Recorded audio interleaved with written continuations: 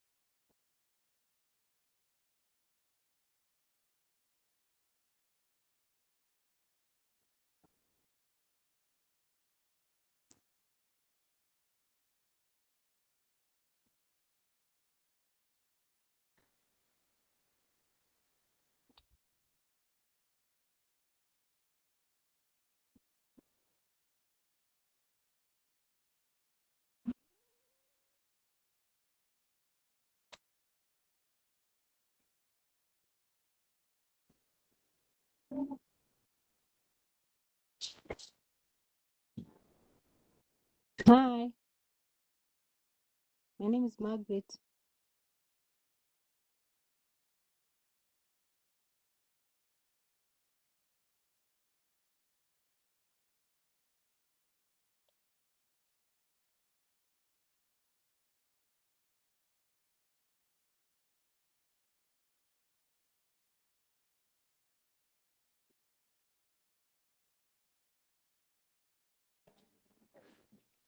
Good morning, ladies and gentlemen, and good afternoon, evening, and morning to those people online. This is the second day of the MAG meeting, just to make sure you're all in the right room.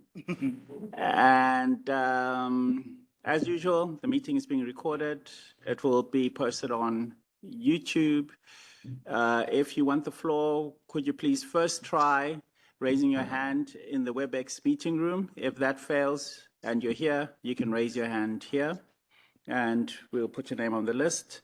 When the chair calls your name, please just state your name slowly and your stakeholder group, and then you can make your intervention. As usual, MAG members have preference today since it's a MAG meeting, but those of you who are not MAG members and are here and want to make an intervention, you can also raise your hands and it will be at the chair's discretion. Thank you. And of course, I'll hand it over to our chair, Carol Roach.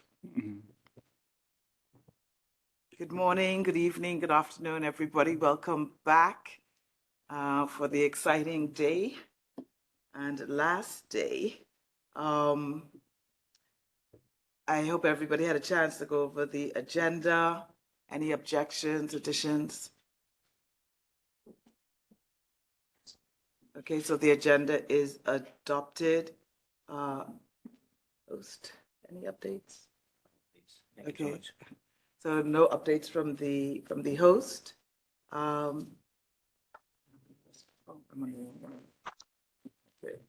Right, wrong day. Okay, so let's jump right into it. And we are continuing with the planning of the main sessions. Everybody had some homework, so hopefully not too many foosball and running around. So we're going to start. We had the initial 4 groups trying to come up with a main session theme, 60 characters or less. And we're going to start off with group 1, which is harnessing innovation and balancing risk.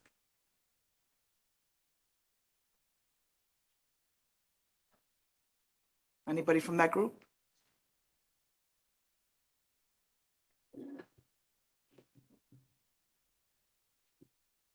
Anybody on that? No?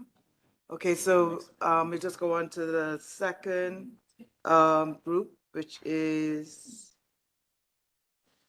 improving digital governance. Oh, no, sorry, that's not 2. Which one is 2? Yes, improving digital governance for the internet we want. Zhao, thank you. Michelle, actually, I think I have an idea came up yesterday. I think it is very important for IGF this year. So maybe this is the last IGF. I mean, maybe next year our mandate will be revised and there could be another name. So we have contributed a lot in the past 19 years. This annual event is so important for us. I'd rather that we have some focus, something common this year on the main stage, not to repeat something already for the different workshops, because they are talking the 4 sub-themes already. There are so many. Why we have the same topics on the main stage? If we have something too broad and no focus, after the main stage, people will easily forget what we have heard. So I won't remember after the main session. So I suggest that because this is very critical to IGF, why we not focus on the main topic, our multi-stake future, or something like that, how the different stakeholders can engage together, how we can have some kind of digital cooperation, I think is very important and critical. Thank you. So I'd rather say do not go too specific and too broadly to different sub-themes. Focus. Thank you.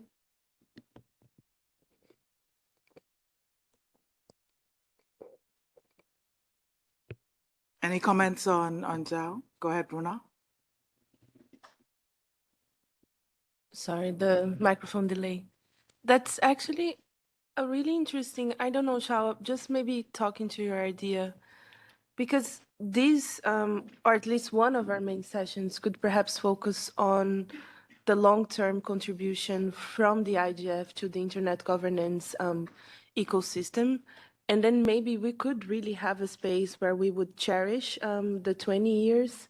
We would cherish the long-term contributions and the IGF really as this fora that would that brings everyone together and brings all stakeholders together in order to evolve on the agenda and so on. So I don't know whether there is an idea necessarily for a main session, but could be perhaps something around an open mic that we were discussing yesterday, or where we would just allow community to come in and say some things and kind of just highlight the role of the fora. And it's somehow connected to the campaign, right, that we're doing around the IGF. So maybe just commenting on that as well. I don't know if for a main session, but it would be interesting to cherish the mandate in some ways.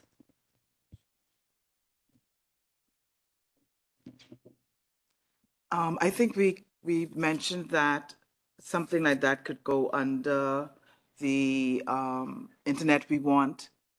So I think we had mentioned that yesterday. I agree we need to think big, think broad. However, I still feel that it's a focused approach. If you say, okay, these are my sub-themes, these are things that are important, that we found important, and then we should set the tone with the main sessions. Jordan, I think, was next. Thanks, Carol. Good morning, everyone. Morning for those in Geneva. I was thinking as Zhao was speaking and Bruna, something around like looking back, looking forward on the IGF's role in internet governance could be quite a nice session, because it connects to those broader debates that we're having in the UN system and more broadly, but it does center the IGF and gives the community a chance to talk about the mandate and its future in a way that's just slightly adjacent to the GDC or the WSIS proceedings.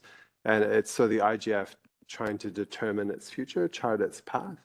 So that could be quite a nice one, maybe. And I don't know whether that's, I think that connects to the sub-theme, improving digital governance for the internet we want, because I think none of us think the IGF is perfect, right? So having showing that we're conscious about improving it is probably a helpful thing for us to do on our own terms to improve.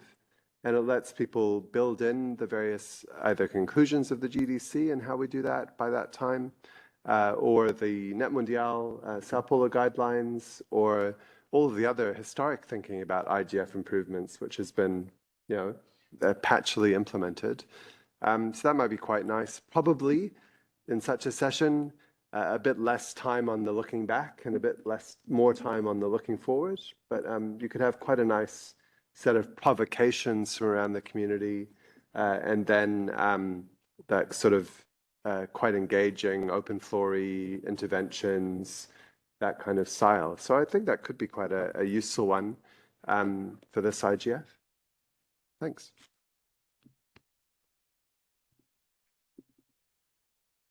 Chris? Thank you, Carol. I basically just want to plus one a lot of what's been said, particularly I think Jordan's point there. Yeah, I agree in thinking about the internet we want themed main session. This is a useful framing maybe, and I think yesterday I was suggesting we use that to talk about the GDC and what role the IGF could have there. I do think this can incorporate that, and I also kind of welcome now thinking about it, maybe not having that very specific or exclusive focus on the GDC, because I think will only be part of what the IGF does and its value. So let's incorporate that into a bigger discussion and use the time to sort of think about the IGF's future a little independent of, but incorporating how that will be related to the GDC.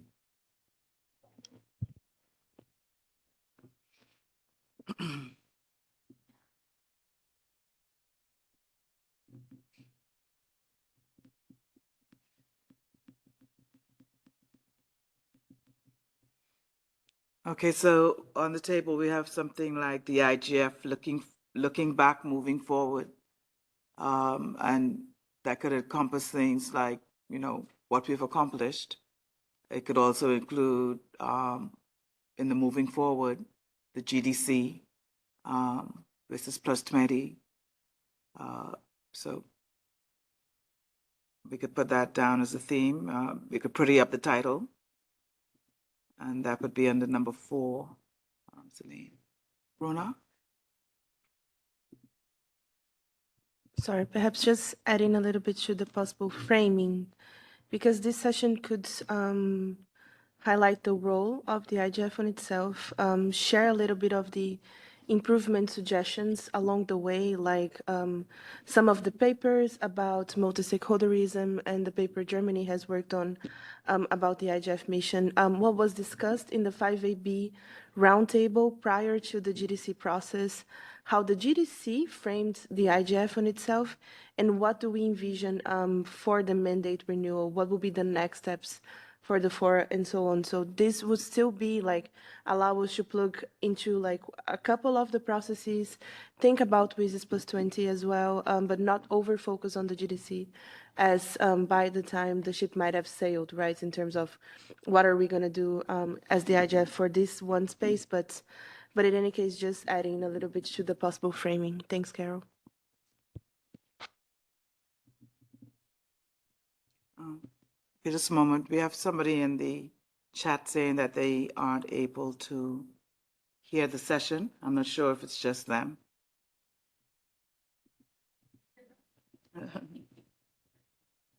Yeah. Yeah, it's just them. Okay. Oh, yeah, it's just them. Okay, good.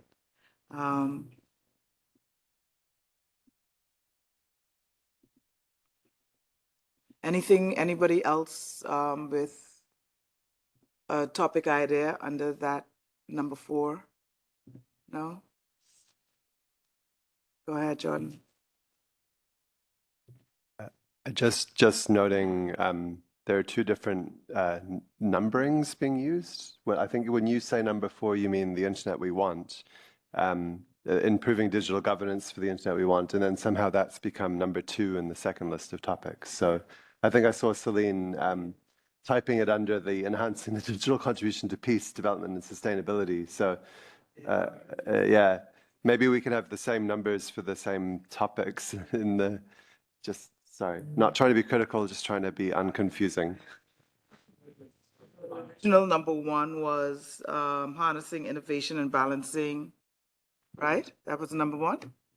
Right. Yeah, just we have this in the doc. Right. And 2, right, number 2 was improving. So, Right. yeah, number 2 Yes, is now improve- number 4. Oh, number 2 is now number 4? Yeah. Okay.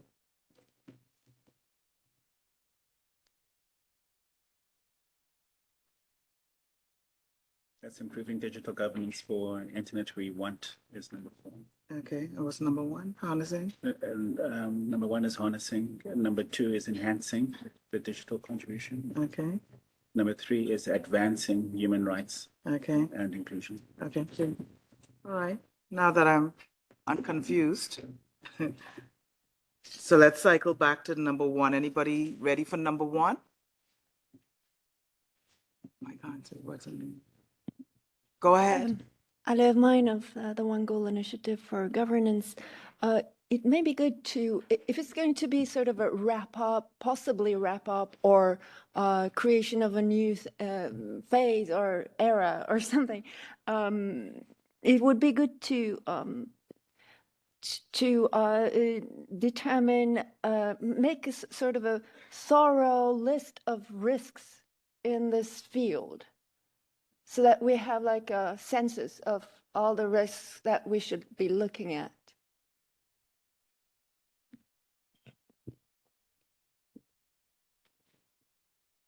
Thank you.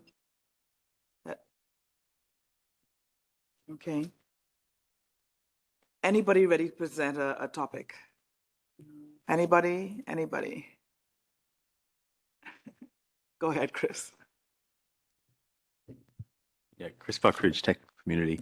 I'm not, sorry, ready to present a topic, but I was just going to say, I think the one key question about this topic and this sort of main session is whether we want to devote this one to AI. And I'm actually don't have a very strong opinion either way, but we do have what's written there now seems to be very related to AI.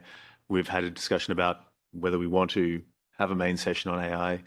I think there's probably then a discussion of how that relates to a main session of the policy network on AI, or whether that's something we just want to have one. I think, like the internet fragmentation discussion, I'd rather see sort of a single session on a topic like that rather than have one from a policy network and one that's a main session, because I think that kind of confuses the issue. So yeah, that to me is just the main question to sort of settle today about this particular topic. Octavia?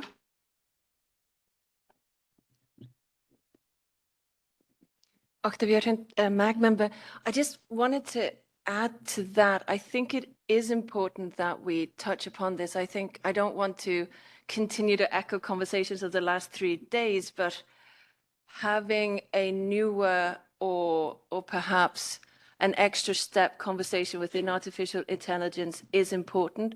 It is all over in all of the sub-themes and in all of the proposals that we diligently went through. It is important. I wanted to highlight that. I think Abdurrahman yesterday or the day before, as a MAG member, said that, he would be very interested in seeing something on accessibility and artificial intelligence. I want to say that in our group, enhancing human rights and inclusion, I hope I'm saying that correctly, we did have several proposals that specifically spoke to language inclusion and artificial intelligence. And I think perhaps that could be a way in. But speaking to Chris's point, sure, I mean, we sort of have to figure out whether we're going to do this or not, and then we have to be swift about it and what angle we're going to take. So I think that's my contribution to this, but I do think it's important that we settle it as soon as possible. Thank you, Chair. Thank you. Go ahead, Bruna, and then I'll comment. No, just about, obviously, I'm going to talk about AI, right? Just asking really, how many sessions are we going to have so far? Because if I'm not mistaken, that's the focus for the youth track as well, right? It was hinted that it could be the focus of the high level track. And honestly, we have been doing the same conversation the last 3 years. So are we changing it right now? Are we doing public interest AI in a rather interesting approach? Are we finding a way of bringing the AI advisory boards to talk about their reports? If we are going to do a session on AI, then we need to discuss what's going to be the approach now, just so it's not repetitive and the same old conversation on how do we govern AI and make sure they respect human rights, because the global majority doesn't know what AI is, because it's always the same kind of approach. So yeah, just maybe a request that if we're going to do that, then we just discuss what's the ideal approach here, and that we're coherent, right? If you're restricting the topics of the intersessional work to just one session, then we shouldn't make the exception just for one of the topics. That should be a streamlined approach for all of them.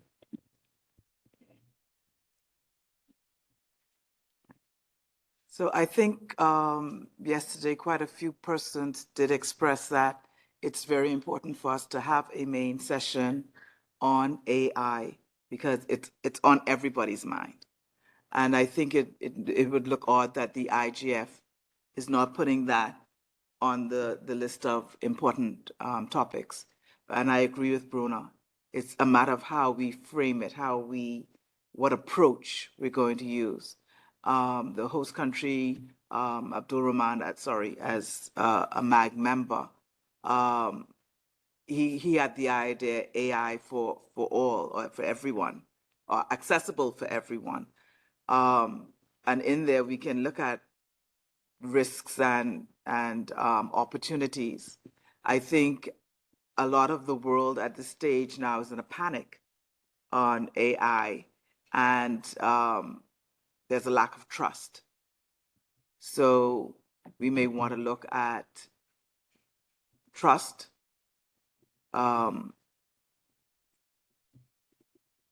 things like that. So since we seem to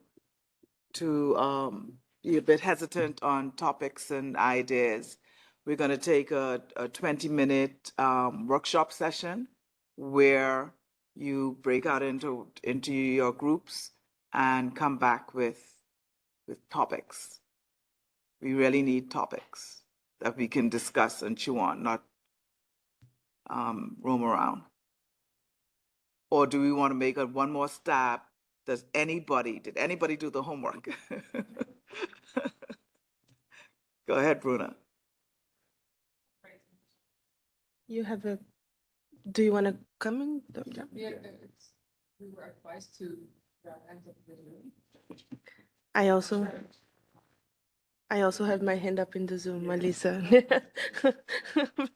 Just, I mean, I'm following the rules.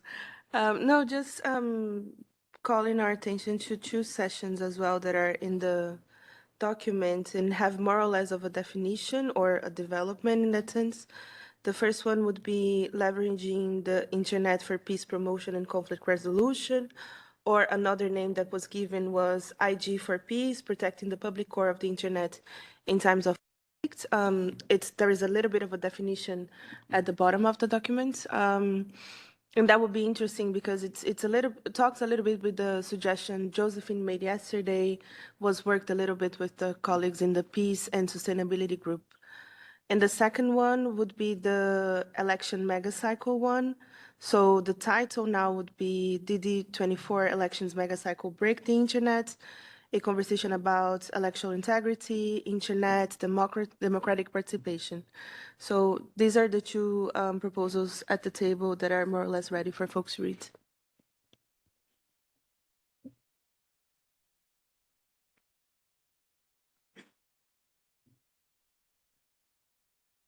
Anybody?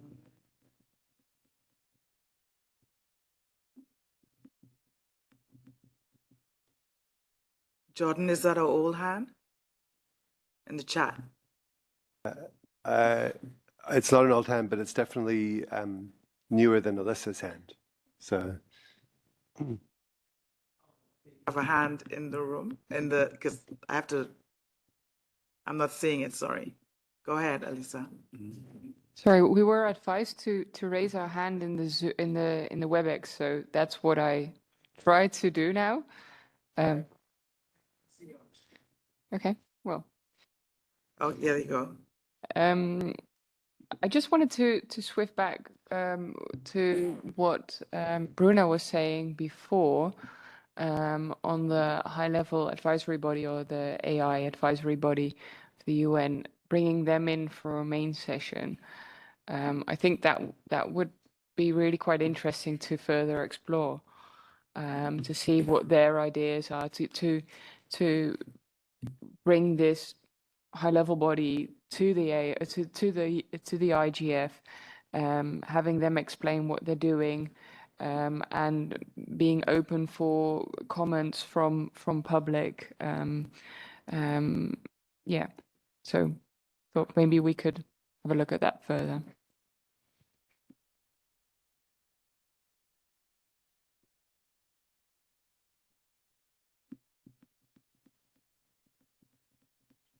Oh, I saw a hand just now. So the main session would be inviting that group to come and have a session at the IGF. Yes, so that they could explain what they've been doing over the last 1.5 years, something like that, and what their prospect is for looking forward, and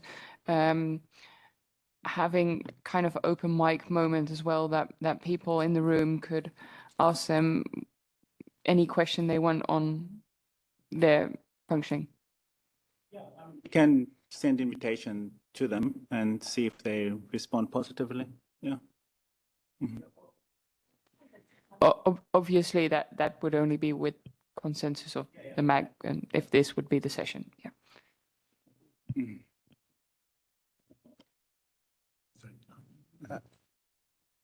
yeah, Okay, Thanks. Just resuming my hand up now that this is gone. I think we shouldn't create a main session for the whatever it's now called AI thing to give us a report back and an engagement.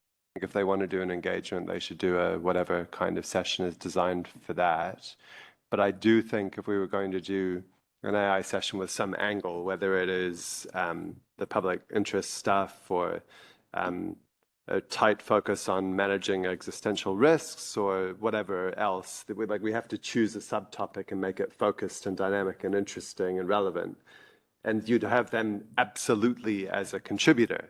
You might also say you absolutely have to have the Council of Europe as a contributor, given it's created this new treaty on AI. So I think whatever it is, they are part of the answer if it's about AI. But a them-sponsored session, I think, would be slightly more problematic. Second point of this intervention, I think it would be probably extremely helpful for us to either know what the high-level sessions are intended to be, so we're not working in a dark paper bag trying to not know whether we're reinventing the wheel or not. So if the host country can share some information about that, even if it's tentative, even if it's not confirmed, even if it's not complete, just like if there's just some info, and also how many high-level sessions there are going to be compared to how many main sessions, because we're still maybe the top table is relying on people having memory or knowledge about this, but even if you already knew, you might have forgotten, and some of us haven't paid that much attention to these distinctions. So I think if we could, and my third point in this intervention is that I think it would be helpful to have a 20-minute break for people to do a bit of wordsmithing and beavering away and so on, and maybe that could give the Secretariat and the leadership and the host country time to work out what they can tell us about high-level sessions and stuff. I just really think it's a bit difficult to carry on trying to work on the topics when we don't know what topics are already being worked on. Thanks. Thanks, John. As I said yesterday, we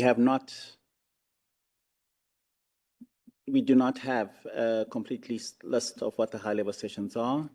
Of the topics that have been discussed, we would most definitely have a session on WSIS plus 20. The rest of the topics, as we said, that since if you're the first mover, then we would try not to clash with you. That's, yeah.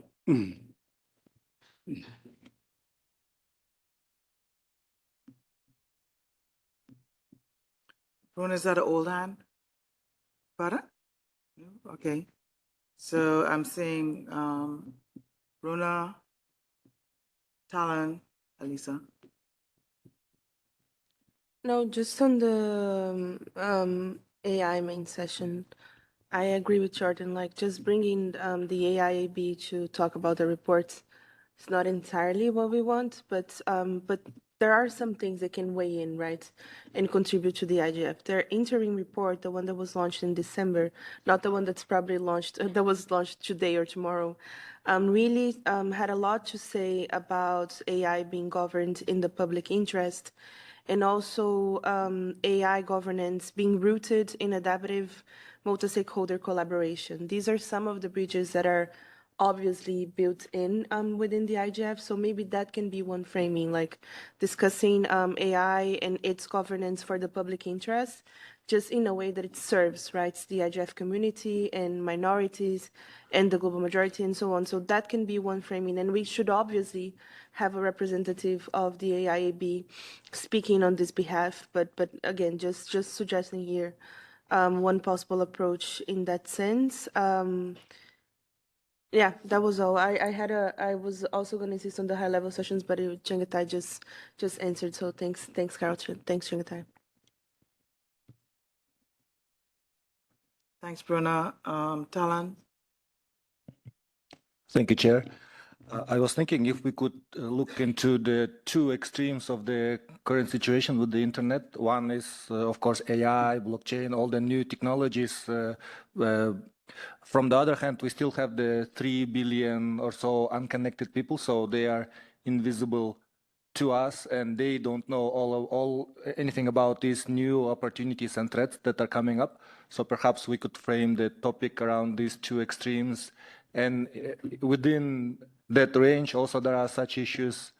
I think in addition to AI, cybersecurity has been very prominent topic in the applications, and environmental, the climate change, how technology is contributing to climate change, and how technology can help resolve the issues with climate. So I guess it can be really broad, but from the other hand, we could try to cover the whole range of the issues. Thank you.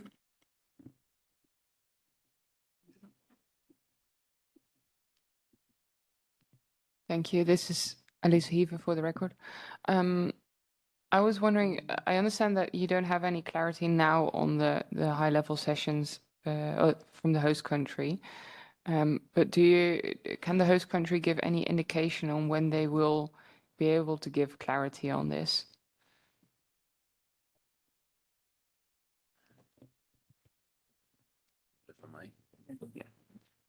Well, thank you for the question, Aliza, and Jordan as well. Well, as Shangata is saying, we're still working on it. Maybe in next 2 months, it will be more clear. Yes, there are work ongoing internally in the technical community and also with the relevant parties. I think there is a benchmark based on the previous IGFs, which is, I think, 4 to 6 sessions. So we're aiming to have 4 to 6 sessions, mainly in day maybe 0 and day 1. It might be distributed on all the 5 days. So it's still we're in this stage, but the topics are not finalized yet, and we'll get back to you in the coming 2 months or 1 month. Thank you.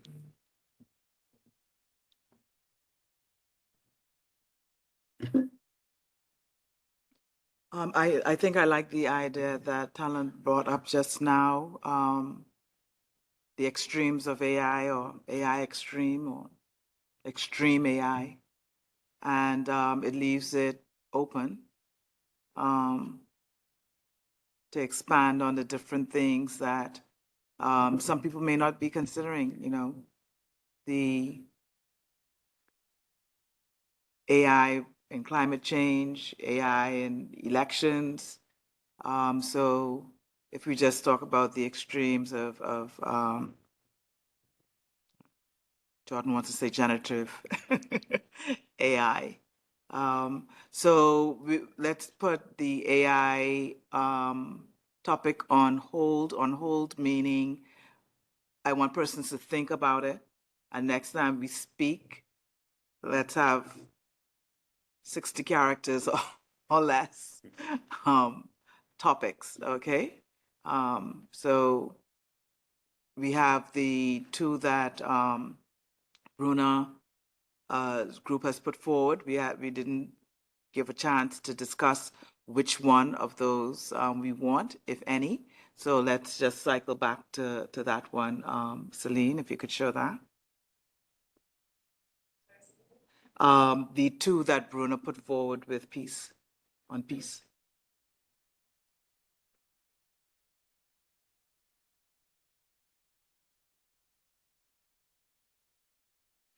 Okay, so we're on the one that says, did the 2024 election mega cycle break the internet? A conversation about information and electoral integrity, or the second topic is internet and democratic participation, an enabler, a disruptor, or both. What are the IG implications?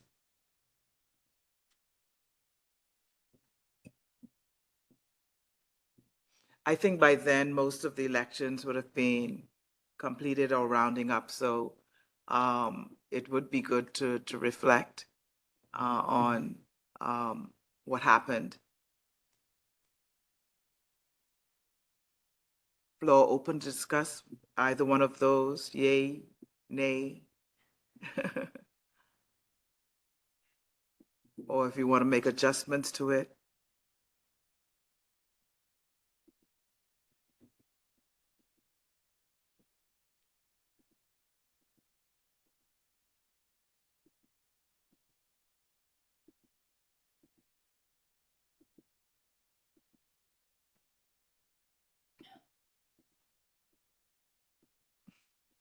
Elisa? This is Elisa Eva for the record.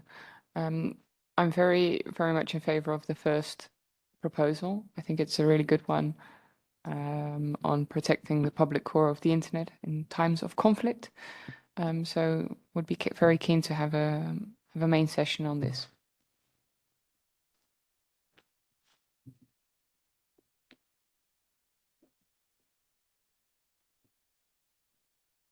Chris? Chris Buckridge. Yeah, I support that. I think the framing of that protecting the public core of the internet in times of conflict is quite deft in that it keeps us to our sort of internet governance remit. It doesn't sort of see us stray too far into geopolitics or other sort of issues, but it's also a necessary recognition of the sort of the challenges that internet governance and digital policy and digital discussions are facing from the geopolitical side of the aisle. So I think this sort of threads the needle quite nicely.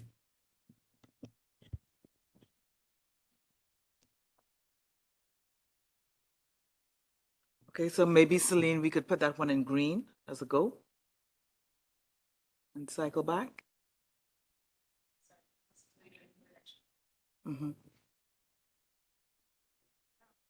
No, sorry, the second one, internet.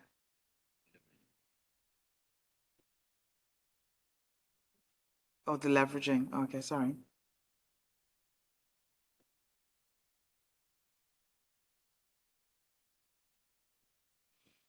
Okay.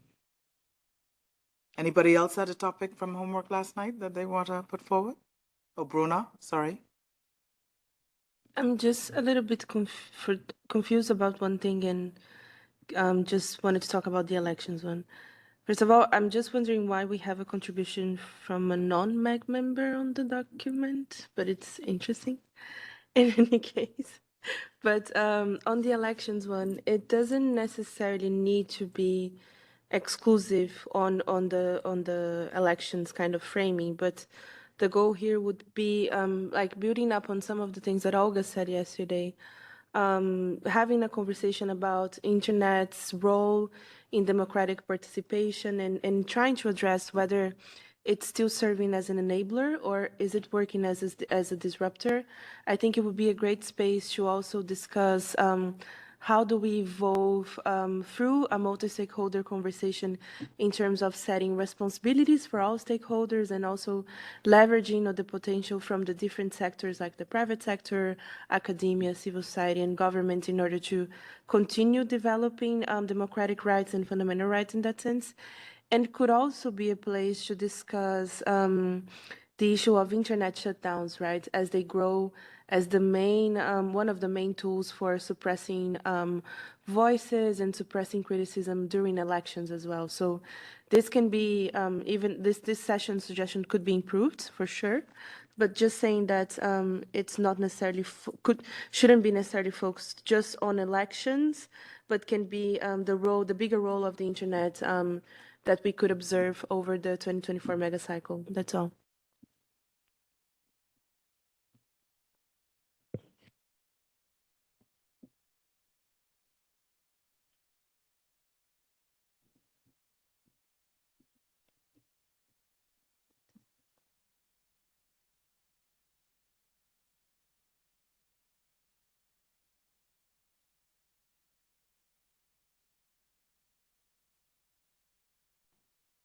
Lido has something in the chat. Oh, it disappeared for me.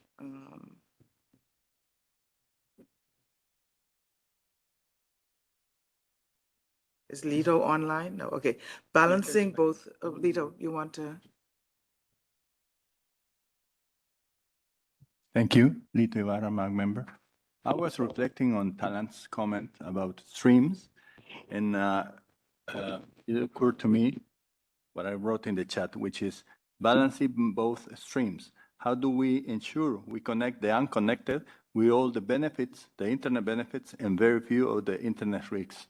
That means how do we work in enhancing trust, enhancing reliability on the internet for the new, the people that we want to connect, the 3 or so billion we want to connect.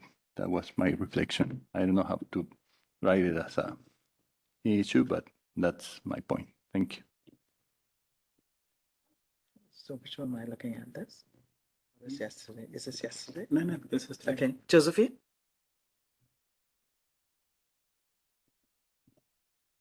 Yeah, it was just a bit of confusion on the document. I had seen the one on leveraging the internet for peace and promotion had been deleted, but I think Selena just moved it to the top of the document, so thank you. Okay. Peace? Thank you, Chair. Peace, civil society, for records. I wanted to just support and say that I really like what Bruna proposed on elections. If you look at this year, we've really had, like for the African region, we're having over 20 elections going on. So I think this is a very important conversation to have, you know, looking at the digital democracy. So I just wanted to really support strongly that, show my support for this conversation happening at the IGF. Thank you.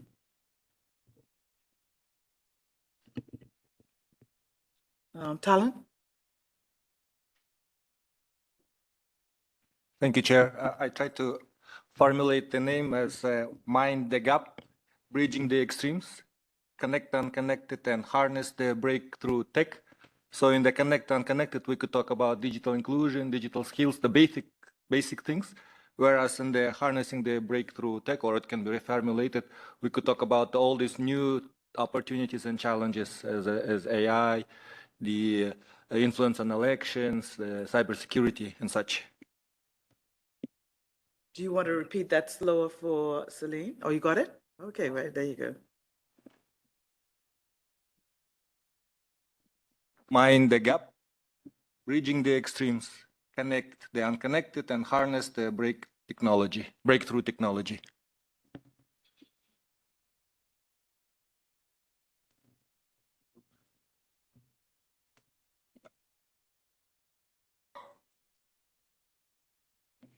Any comments on that one? I think I like that one.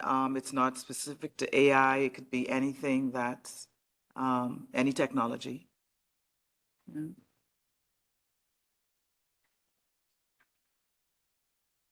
Bruna? Just a question on which basket, which sub-theme would that one fit? Is it the AI one? Okay.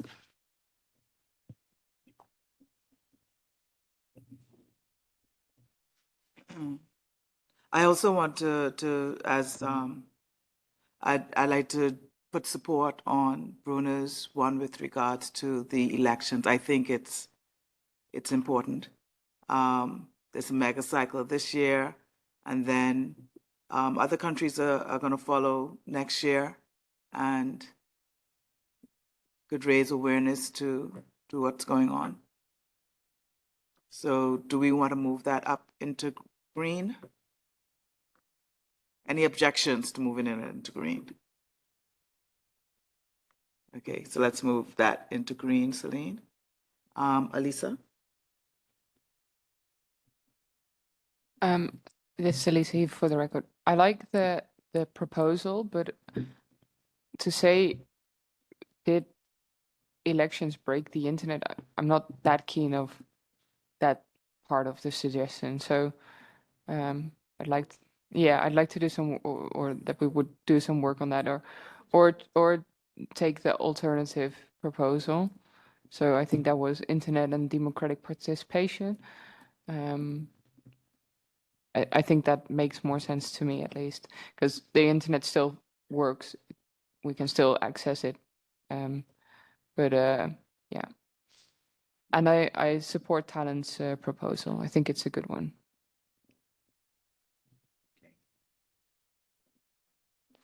Also, do we want talent zone in green as well? Any opposition to talent zone in green? And just because it's green doesn't mean that it's final. We're just trying to sift through. All right, Celine, we could green that and move that up.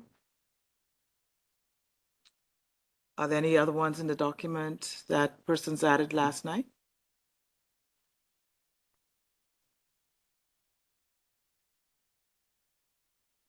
Alaji's hand up. Okay. Yeah, well, that's just hand up. Yeah. Was up. Yeah. It's down. It used to be up. Okay. Alaji, is that a down hand or up hand?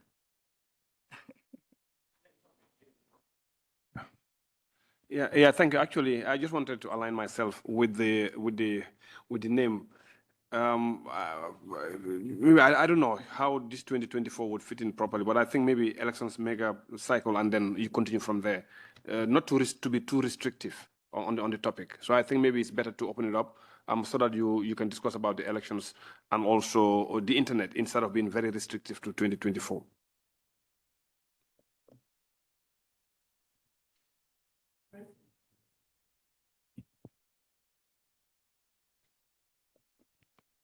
Thanks, Carol. I think Samane also has a hand up. I just wanted to say very briefly, just noting the timing of the event, we probably want to tweak the title of the elections megacycle thing to reflections on. I think it will all be in the past, and it would be good to make sure that we're recognizing that. Yeah, we're going to tweak the topics. We just need a bucket, okay? Samaya? Samana. Okay, oh, sorry. Hi, Samana from Technical Community. I have two comments about the main titles there. About the first one, protecting the core, the public core of the internet in times of conflict.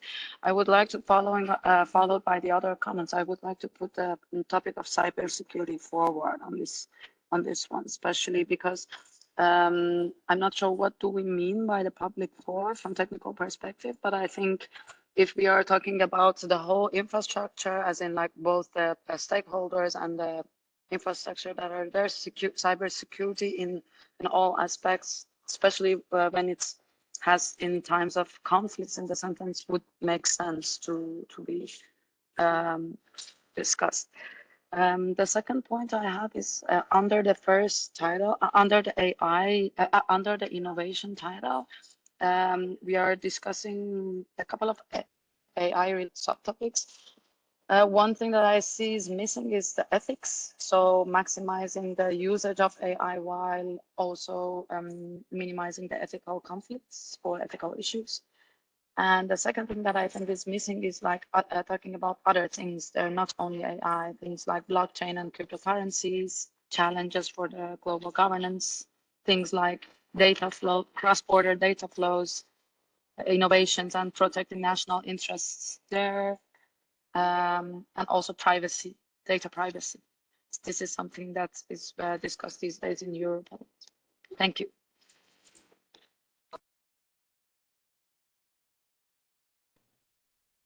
Thank you.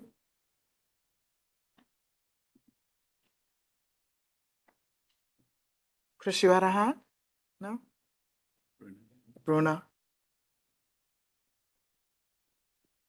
I'm just a little bit concerned with the inclusion of cybersecurity on the peace one, because as soon as we open the cybersecurity box, that's going to become a cybersecurity session and not a peace and conflict resolution. That's the main problem in that. We can, as you were saying, Carol, like we can obviously, there's a lot of space for like tweaks in these proposals. We can improve a lot of those things, but I wouldn't necessarily bring in the cyber aspect, because it would kind of pave the way into a conversation, I don't know, perhaps militarization, some more problematic things on this topic. And here maybe the goal would be to kind of like just have a proper conversation on the role of the internet in conflict resolution and peace solving, peace promotion, and the role of stakeholders in that sense. This is not a conversation about, I don't know, NATO. This is not a conversation about whatever kind of initiatives we have. And my concern here is that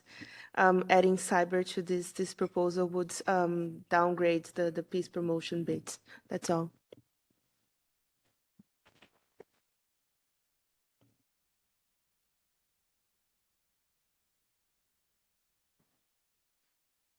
So I just have a question.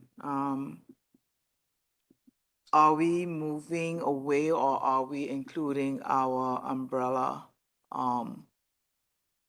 topic? Are we including it? Multi-stakeholder? Mhm.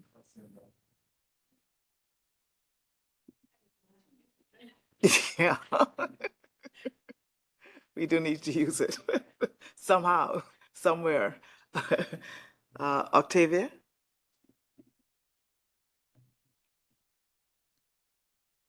Octavia Jones, MAG member. I just want to add to Samane's comment and Bruna's as well. I think there's a lot we can do in the way that we do the session itself, the way that we pick our speakers, the way that we facilitate the conversation, the way that we word these things. And as a cybersecurity or a digital or holistic security professional of 2 decades, I think it is important to have that aspect, that element, and that understanding within that particular session.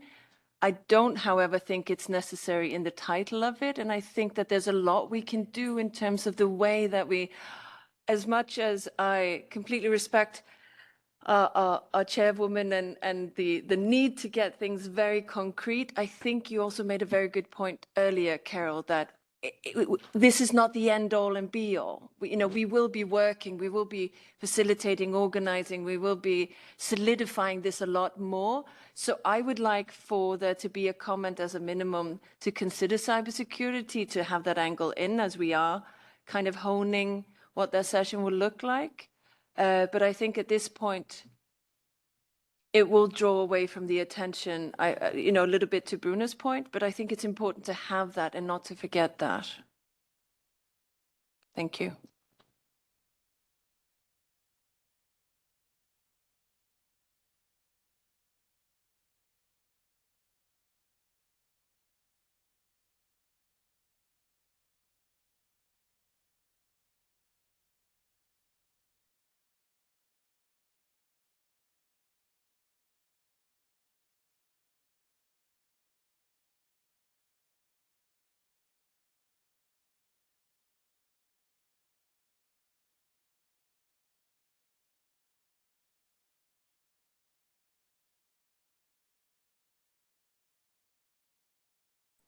Okay, just another question. Do you think what we have so far includes innovation and risks?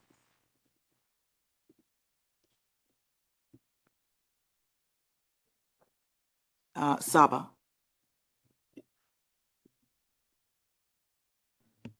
Okay. Thank you, Chair. Saba here, MAG member from the technical community. I just have a suggestion on the title for the MAG to consider, perhaps, and that is leveraging internet for global progress and well-being. So the ideas and descriptions, which is under the leveraging the internet for peace promotion and conflict resolution, can fall under this. Thank you.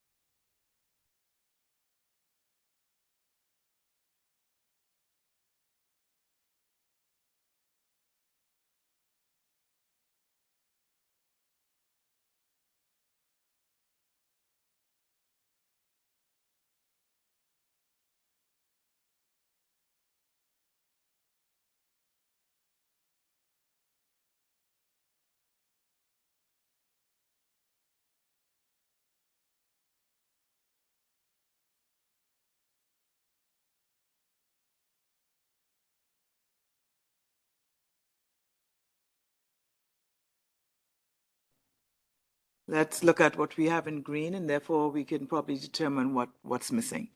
So let's scroll back up.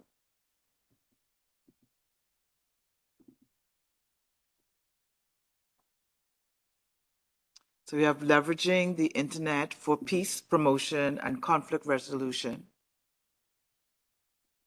or IG for peace, protecting the public core of the internet in times of conflict.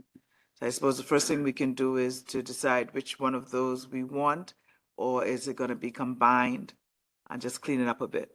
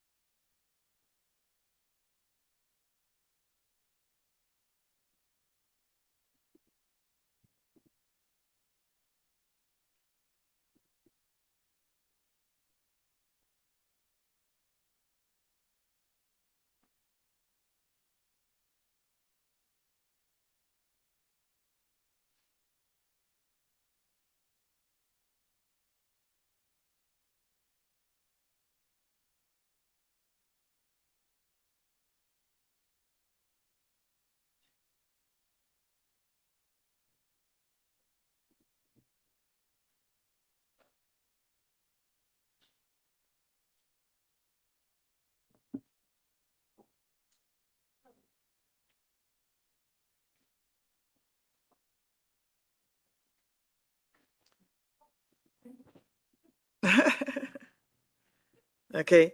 So I just want to make a comment, and then we'll go to, I'll let Chris and Bruno deck it out across there, and whoever survives will speak first. Oh my gosh, look at here. Come. We have a whole line. You want to write those Oh, down? God. Yes. Sorry. I just want to throw in leveraging the internet for peace promotion and conflict resolution towards global progress and well-being. That's a lot. Yeah, I've got Yeah. I'm missing one. Alhaji is there. Saba, Peace, Josephine, Olga. Okay, so Bruna, she's better looking, so.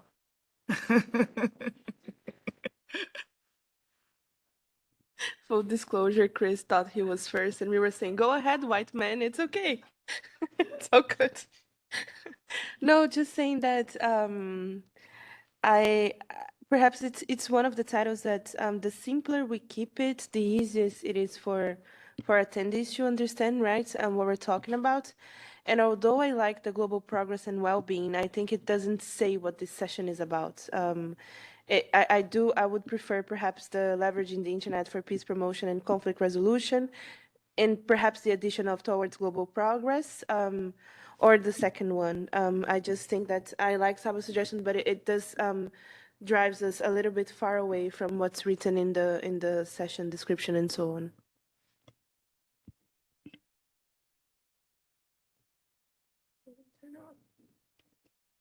Okay, Chris?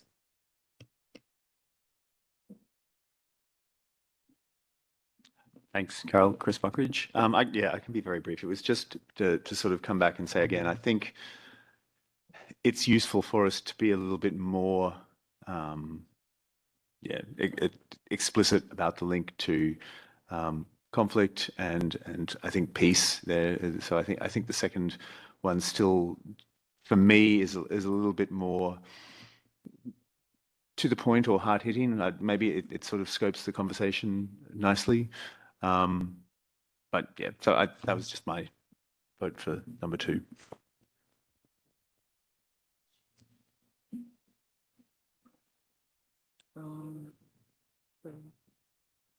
Saba? No? Okay. Olga?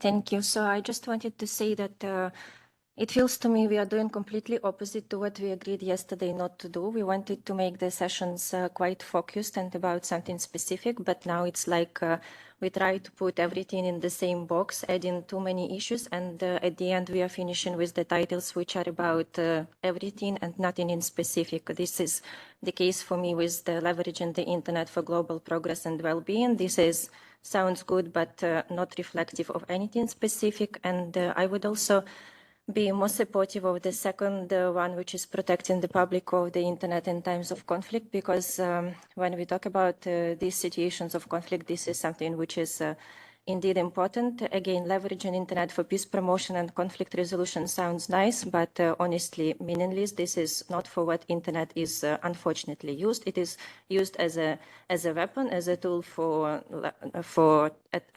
attacking the people in these situations, but it's not used for promoting the peace, unfortunately. So I would better talk about how to deal with the infrastructure destruction in those countries where the infrastructure is destroyed. People don't have access to the internet, they don't have access to the information, and this is what the second title is reflective of for me.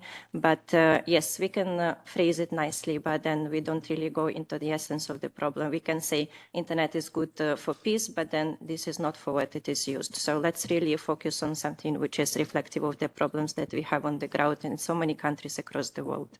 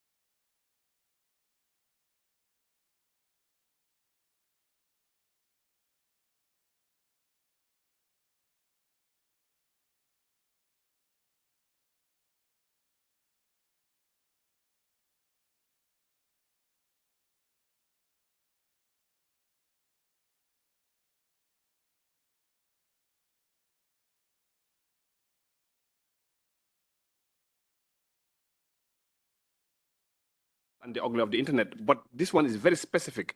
And I think as far as topics are concerned, we need to be very simple and we need to be very specific on those topics. And I think the first one, which is now is going on the second one, leveraging the internet for peace promotion and conflict resolution, full stop. I think that should do it. Thank you.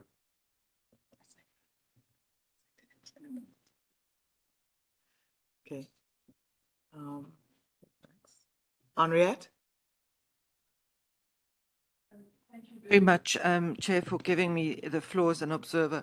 I put my flag down and then Al-Haji spoke.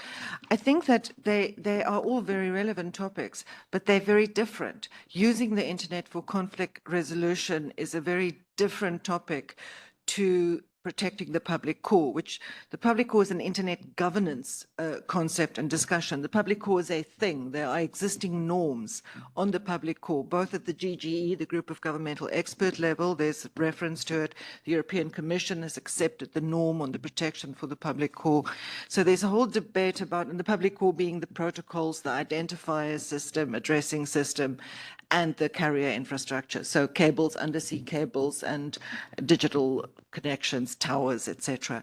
So I think Al-Haji, it's a very important topic, but it's a completely different topic from how internet governance, particularly multi-stakeholder actors, private sector actors, as Octavio was saying, as well as governments, applying these norms in times of conflict or not applying international law, on protecting the public core. I mean, the Dutch government, Alisa can speak to this because they pioneered this concept of the public core and protecting it. So it's very much an internet governance topic, whereas the conflict resolution is more a topic about how can we use the internet to create a more peaceful world.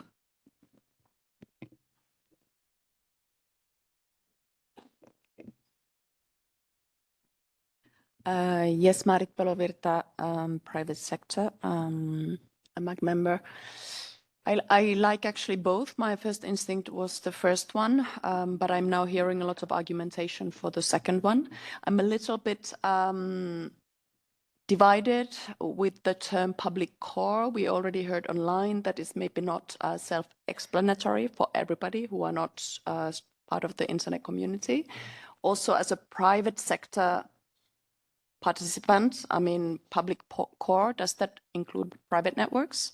And we have seen from recent examples, and I'm building on what Olga said as well, that it is also the private infrastructure that gets destroyed and needs to be repaired in times of conflict. So maybe to work on the term, I don't know if it's internet then infrastructure or just the internet, or how could we capture also the private sector more in this in the second title?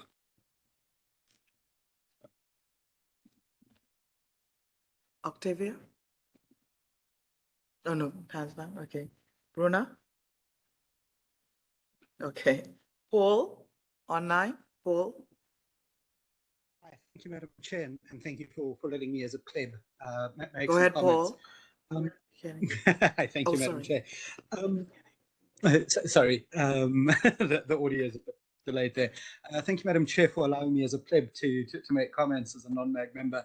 I think the first topic is the more existential topic. I think, you know, if we don't have a protected public core of the internet, even during conflict, the other two, you know, titles can't really be realized. And I think it's a more defined topic. It's gotten easier scope. And so as much as the other two topics, you know, I think would make for very good topics at a global event, I think if you know, it really comes down to it, they may make a better topic at a future IGF rather than, you know, whereas the protecting the public core, I think, is very important. The other thing that I did say earlier in chat is I do think if we want to appear a little bit more optimistic, you know, we could say protecting the public core of the internet even in times of conflict, rather than to believe that we're always in times of conflict. It just has a little bit more of an optimistic ring. So thank you. Thank you, Madam Chair.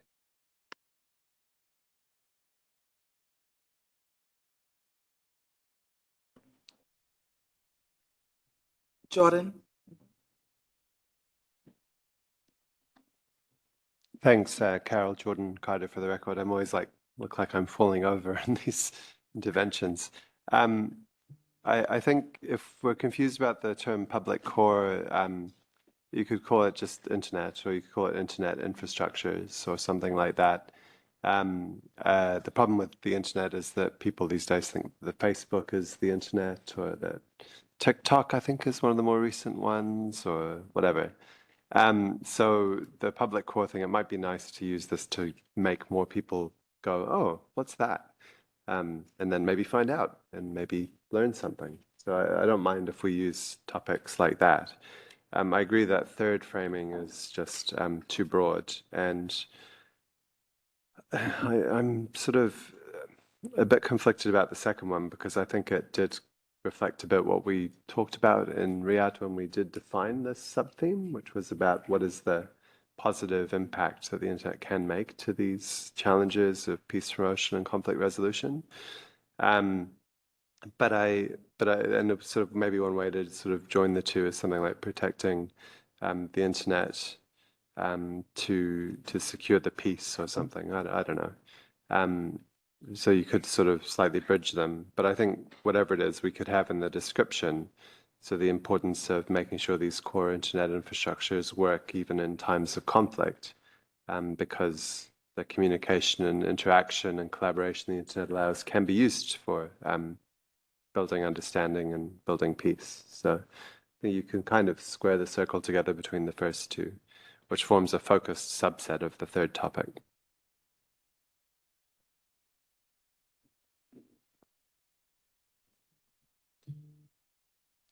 I'm looking at what Henriette had said and Jordan. If you look at the first part of that, it says IG for peace. So what does that mean? Are we saying that if I have internet governance, I have peace? Or are we saying peace will be brought about because of IG? What is that first part really saying? IG for peace. What does that mean?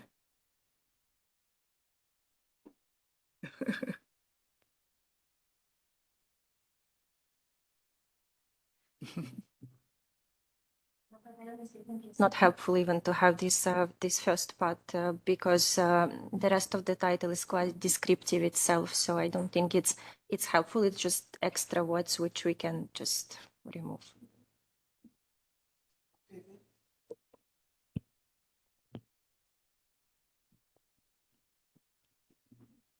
Octavia Jones, MAC member for the record.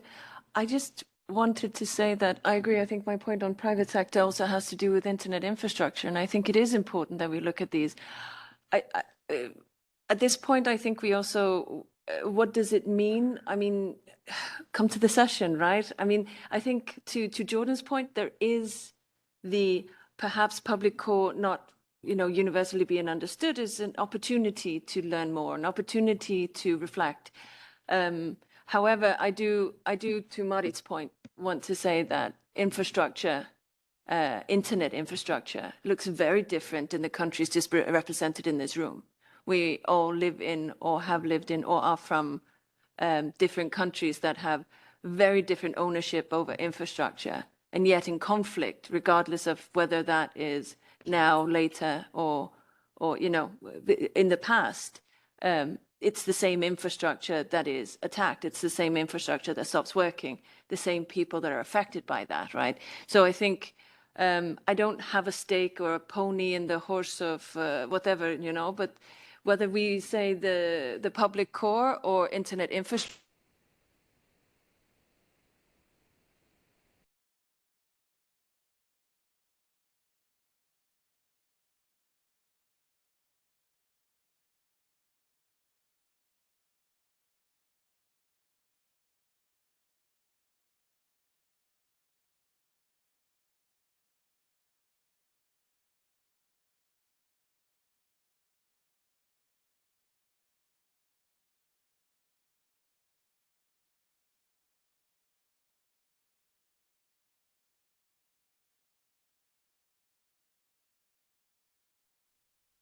Yes.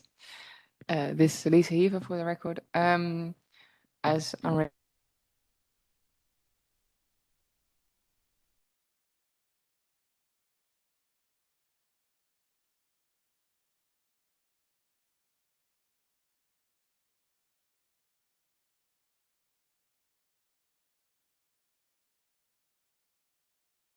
in the open-ended working group and the UN GGE. And indeed, I think it would be a very nice moment to bring this to the IGF to further consult on this and have a discussion on this. It could be a good opportunity to bring in other voices that aren't or are less easily accessing the New York arena, bringing in the comment of Marit on how is the private sector actually involved in the public core of the internet. I'm already seeing a very interesting debate here, and I'd be very happy to work further on this with others on seeing how we can get this main session to be an explanation of what this public core is. I think we could do some very interesting session on this. So I'd be in favor of keeping in the term, but if it's too confusing for everyone, also happy to take it out. But my preference would be the first.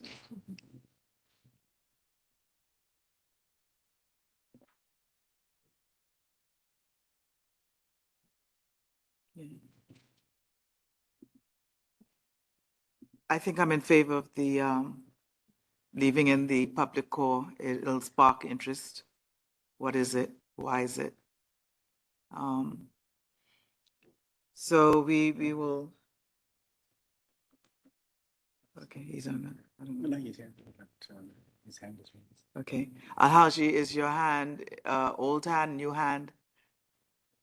Okay. All right. Okay, so I think we can leave number one and cycle back to it. I think we're at a good place on number one. What's the second one? Mind the Gap, Bridging the Internet Governance Extremes, Connecting the Unconnected, and Harnessing the Breakthrough Technology Megatrends. Oof. Is that 60 characters? Including the quotes. So let's discuss this one.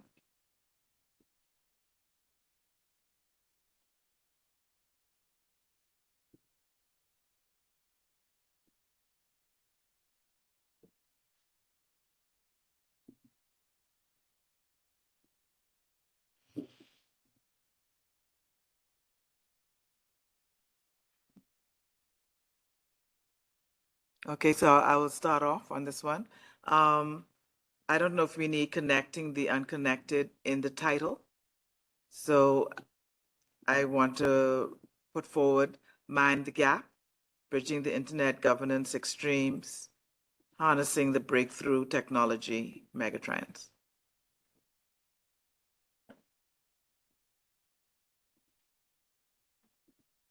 Raise the hand before Chris beats you up. Okay, go ahead, Bruna. I don't know. Did you raise your hand? Okay. No, I'm just a little bit. I think it's the same issue as the title from the previous session as well. It's this session, including the description, to me is a little bit all over the place.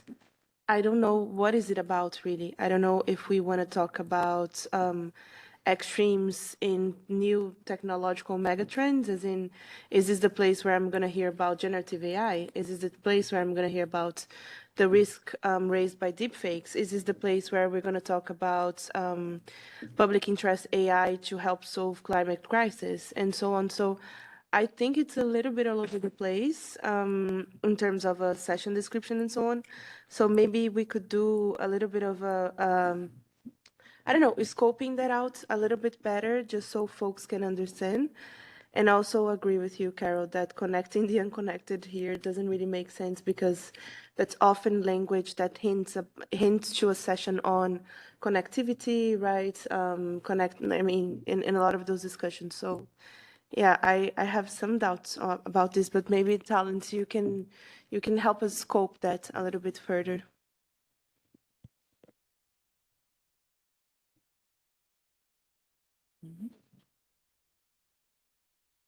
Do you have a suggested edit for it? No? Okay. Okay.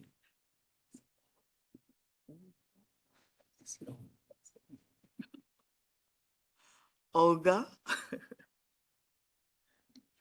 I also largely agree with what Bruna said, because when reading both the title and the description, and I'm thinking of some 60-minute session, I can hardly imagine how we can fit everything that is currently here in these few sentences to go into any kind of meaningful and detailed discussion. So maybe indeed, as Talant was proposing, that maybe he can just pick some of the aspects of these topics, and we can look into that in more details.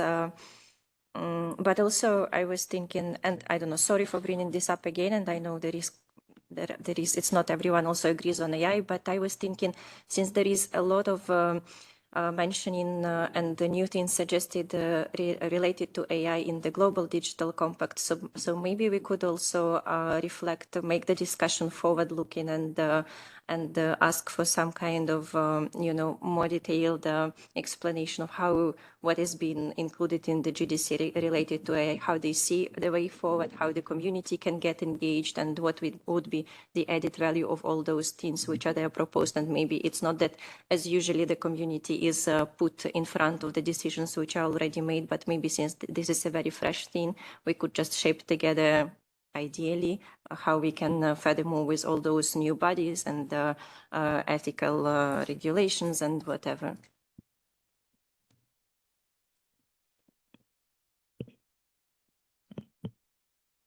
Jordan and then Talent. It was just to kind of ask for a reminder about which of the topics this, which of the subthemes this proposed topic was attached to. If it's the harnessing innovation and balancing risks thing, I think it's almost currently a bit like a rewording of what that theme is. So just adding my voice to agreeing that we would need something more focused, I think.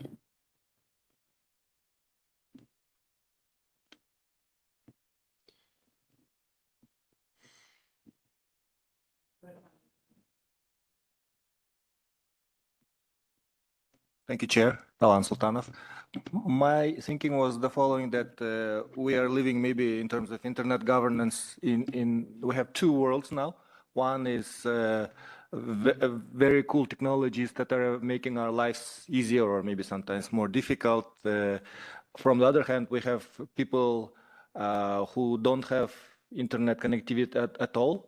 And by bringing these two kind of extreme together, for example, I was visualizing that at the panel, it could be, let's say, NVIDIA CEO or no, Elon Musk or Windsurf talking about space connectivity, and then representatives from small island nations or landlocked mountainous countries talking about the kind of these basic needs. And this could be the convergence of the two extremes, and the two different ends would see each other. So that was kind of the reasoning. Thank you, Chair.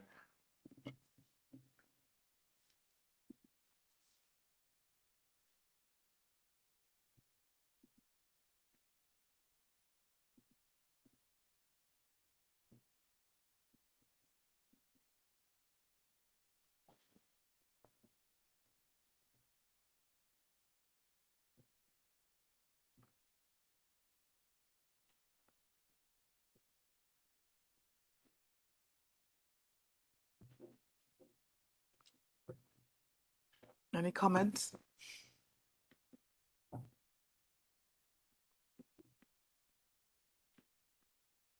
I know after what Talent said, I think I had the wrong idea of what the topic meant. So I'm still cycling through. Chris?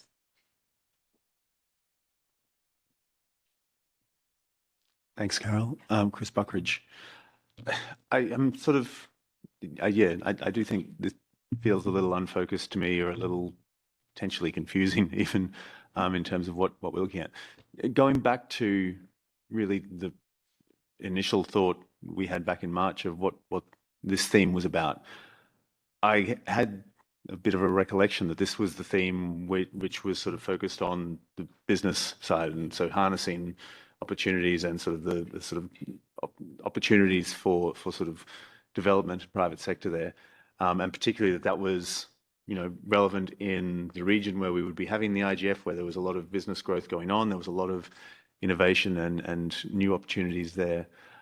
So I would sort of rather see us try to steer this a bit more towards some specificity in that regard. Like use this as the session where we really can talk about the positive opportunities and the development that's going on, and maybe try and pull out some of the sort of governance issues that relate to that in this case. Thanks.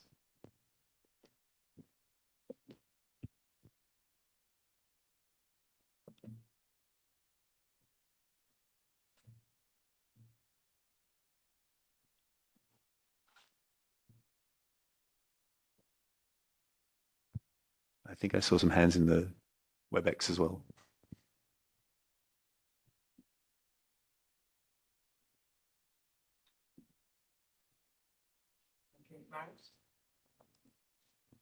Marit Palavirta from the private sector. Yes, I am sorry, I missed Talon's comments earlier, but my understanding was that the session was about talking about trying to the gap between those who are unconnected, who are not able to profit from new technologies such as AI and innovation in that regard. I actually quite like Chris's idea to perhaps steer the discussion a little bit more towards economic development and business opportunities. Why not also opportunities for the government to use emerging technologies and not being able to bring societal benefits through technology in that way? The wording, I think, would have to be clarified a little bit.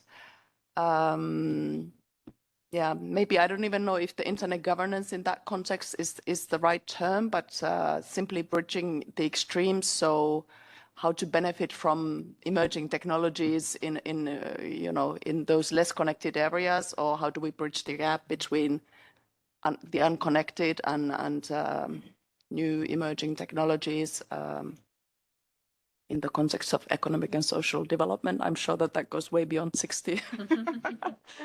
but around those, thank you.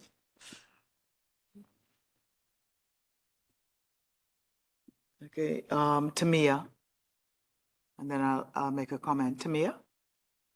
Thank you very much, Chair, and thank you for allowing me to speak. Even though I'm not a MAG member, I'll try to keep it brief. What I wanted to share with you is just a plus one to what Chris and Marit have just said. I think, first of all, we need to, as I said yesterday many times, we need to try and find a way to give the program elements that attract private sector governments who have traditionally been lower represented in the IGF. So we need to think also about finding themes and conversations where they feel they ought to be part of that.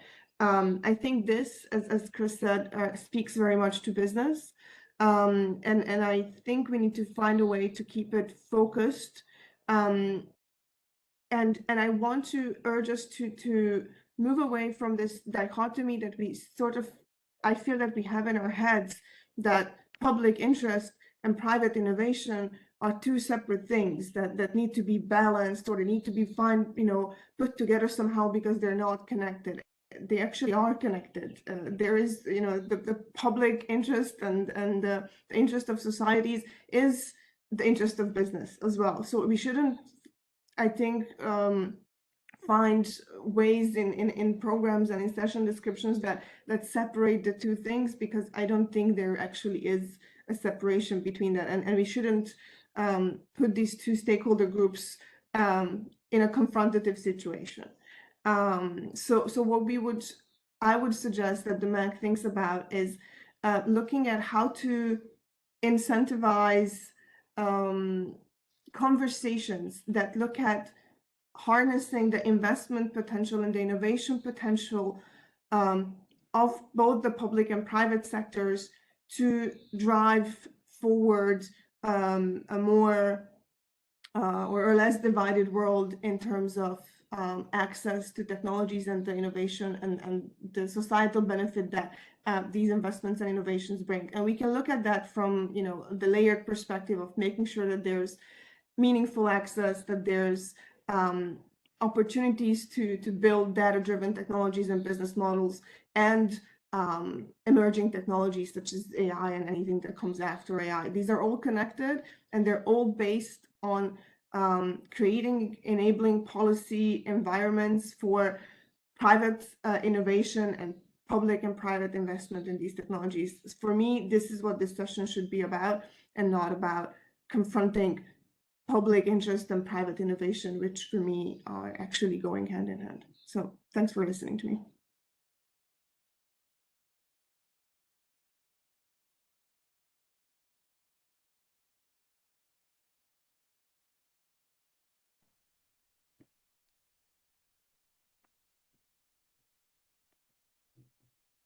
Okay, I just want to suggest, and just to kind of spur some more conversation, mind the gap, bridging economic and societal extremes. and go. Zhao? Right, it's not just only the one who have no access to internet, but also disabled people, minorities, and SMEs or something like that.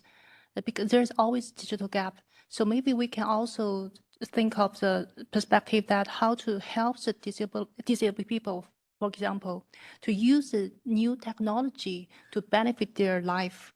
Something like this is a new angle. Thank you.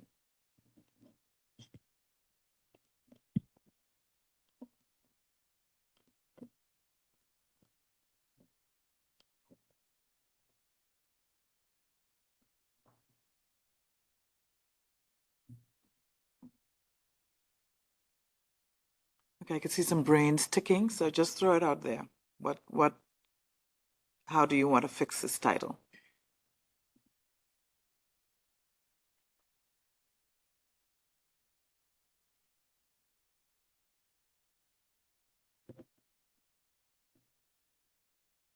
I kind of agree that we need to look at private sector or business because they're the ones that probably could fix this more than governments can surely fix it. Yeah, I'm from the government stakeholder, so I can say that. So fix it, Marriott, fix it.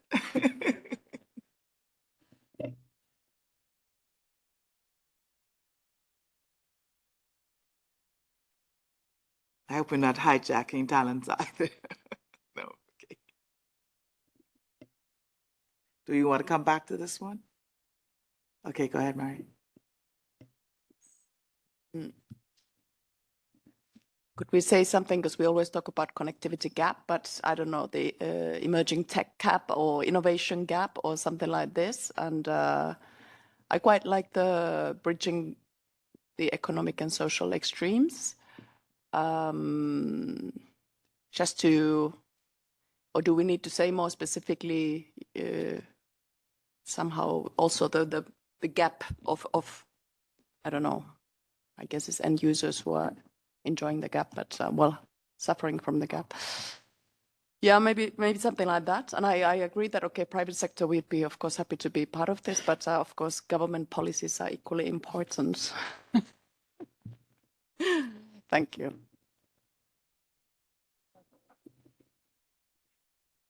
Jordan and Martina.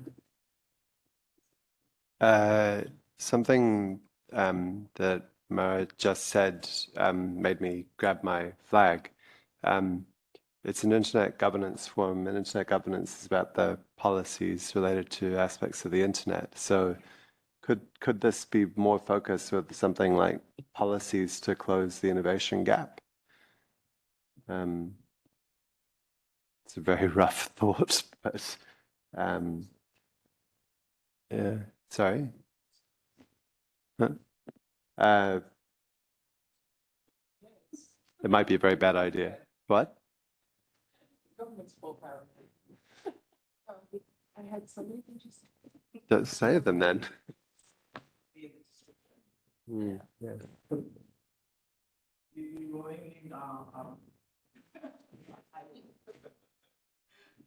No, seriously, but I think that could, something like policies can go in the title. In the description, sorry, thanks.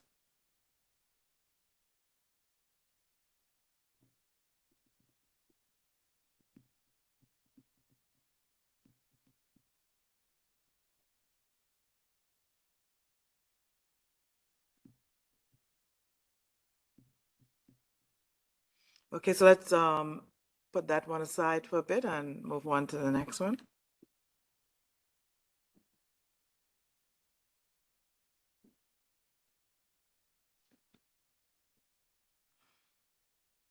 Okay, internet and democratic participation, sorry. Oh, sorry, yes, and I do have you written down here, sorry, Martina.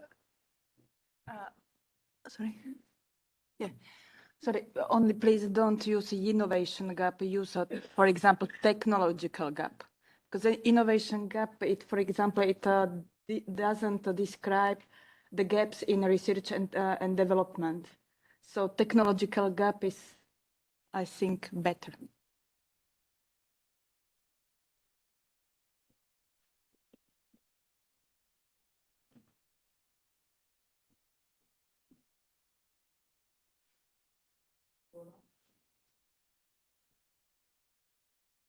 Sorry to rain on this session's parade once more, but I really don't know what's the contribution a session like that would bring to the IGF, like really, because it's such a pivotal year that we should be talking more, even more about cooperation, the role of the IGF in the broader digital cooperation ecosystem. I honestly fail to understand why we would address innovation in such a, I don't know, a positive way without acknowledging that there are differences. There are a lot of countries that just don't have access to innovation in a general sense to be talking about it in the first place. So it's not, I mean, I missed the point on this session to be really honest with you guys. And sure, like bridging the economic and innovation gap, it's interesting as a general topic. I just don't see it necessarily as an internet governance topic that would be relevant enough for us to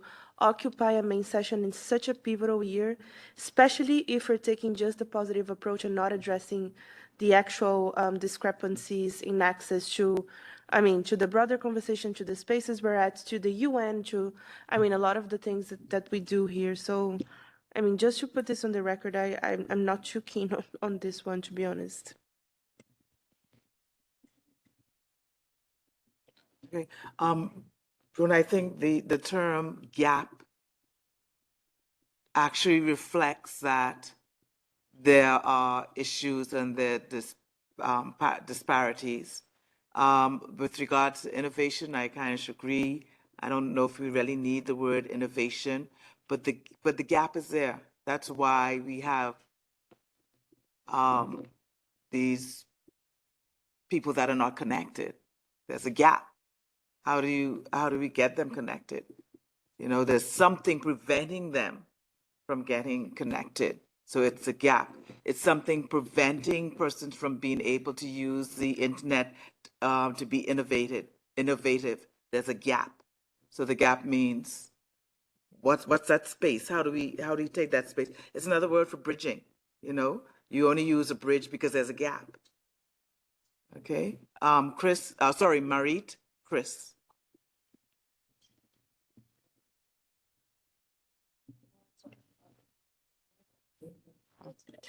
Marit Palavirta, private sector. I agree with Carol that that was the idea. I thought this session was an opportunity to address the connectivity gap, the fact that there are unconnected people. And I think that we don't yet have a main session really on that. And I think this is an effort to give it a new spin. Also, I think that yes, the internet governance discussions, multi-stakeholderism is important, but if you're not connected, it's just not relevant to you. So I think that we do need to have a session that addresses the gap. Maybe the formulation at the minute is not not clear enough, but yeah, I would still support to keep this one. Thank you.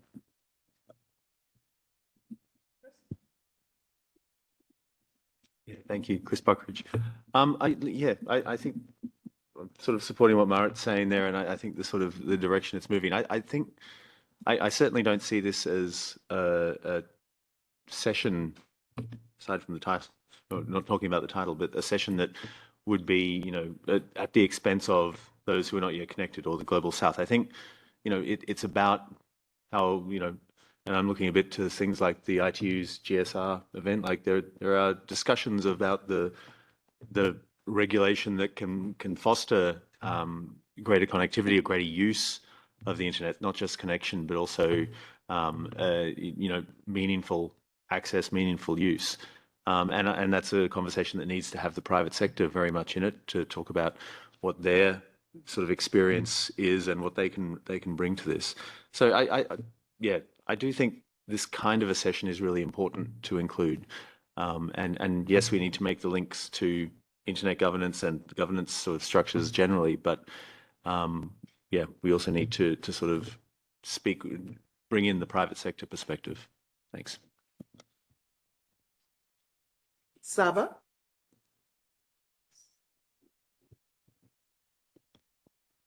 Thank you, Chair. So adding to Bruna's idea earlier, so I mixed the idea of rewards and risks that come up with innovation, especially when it comes to emerging technologies. And of course, there is a gap, and because of that, there are some risks in it. And how do we balance that? And innovation will include AI, broader topics such as AI, IoT, and many other emerging technologies. So we need to sort that out. Thank you. Haji? Yes, thank you, Alhaji, Mike member.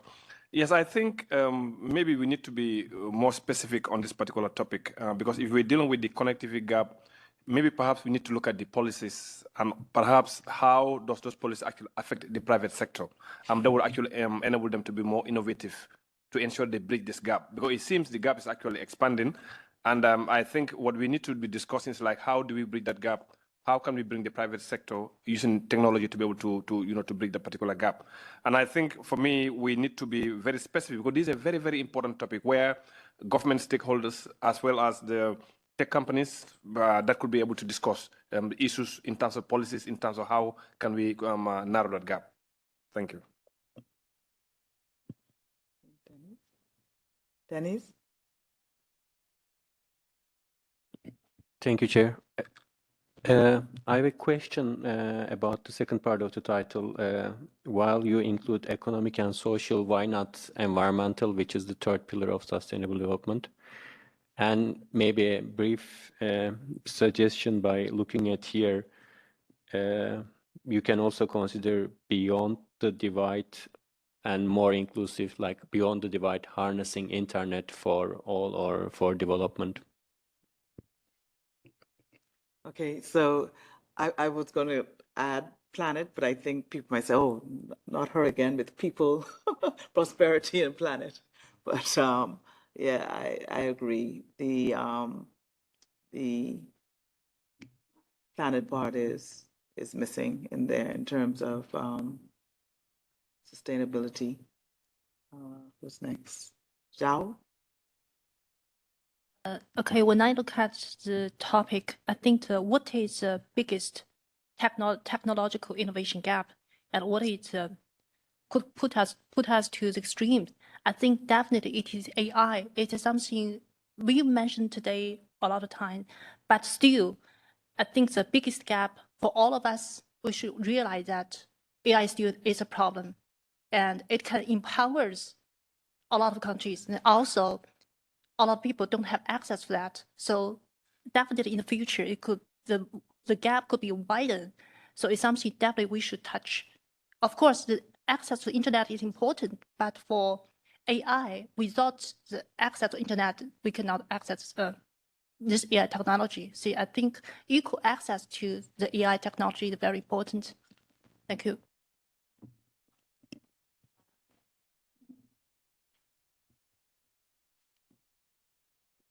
Thank you, Chair. Alan Sultanov. I just wanted to mention why they mind the gap analogy. I think it's very similar to the London Tube, is that there are some people who are in the train and they're going at a very increasing speed into the stratosphere, whereas those who are left on the platform, they are kind of getting more and more behind. And I guess even the bigger problem is they may get hit by the train. And just if they are not prepared by digital skills or not protected by cybersecurity, all these vulnerable people, as Xiao mentioned, the people who have vulnerabilities, they will only be kind of experiencing the negative aspects of the internet connectivity. So I think that's why this session would be important for those people who have no voices at the moment.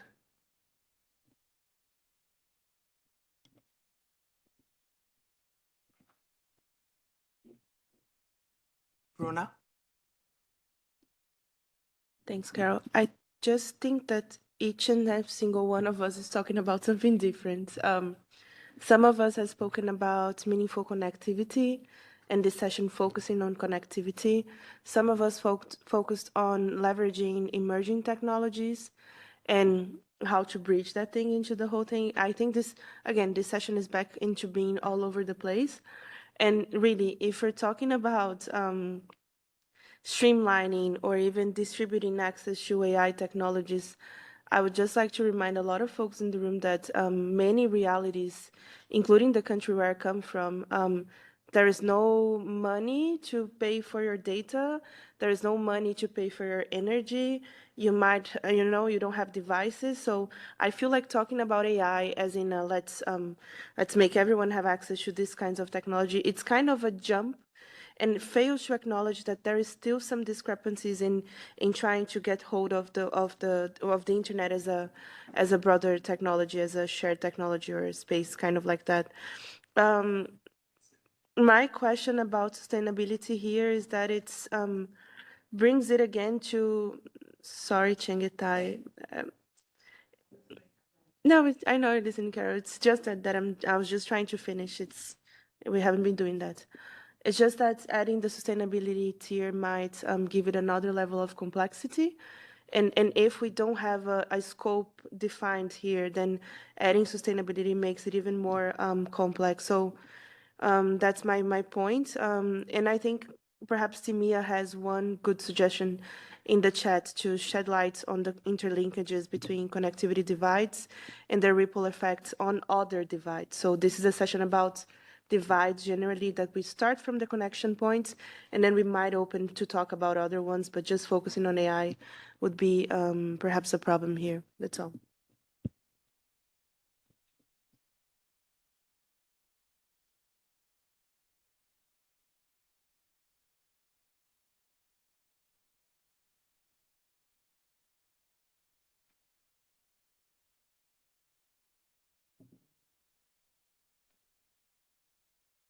Okay, so looking at, listening to what Bruna said and Tamia, if we leave the topic to be broad, and then we also bring in what Jordan was saying, what policies are needed for the gaps. We can't have 3 different gap sessions. So what do you leave out? If as you said, Bruno, in your country, you have these issues. I'm from SIDS. Environmental issues is a gap is a very important thing for me. So what do we leave out, or do we talk about the gap and policies that will look at internet policies, internet governance policies that will help reduce the gap? May not be able to remove it, but at least reduce it.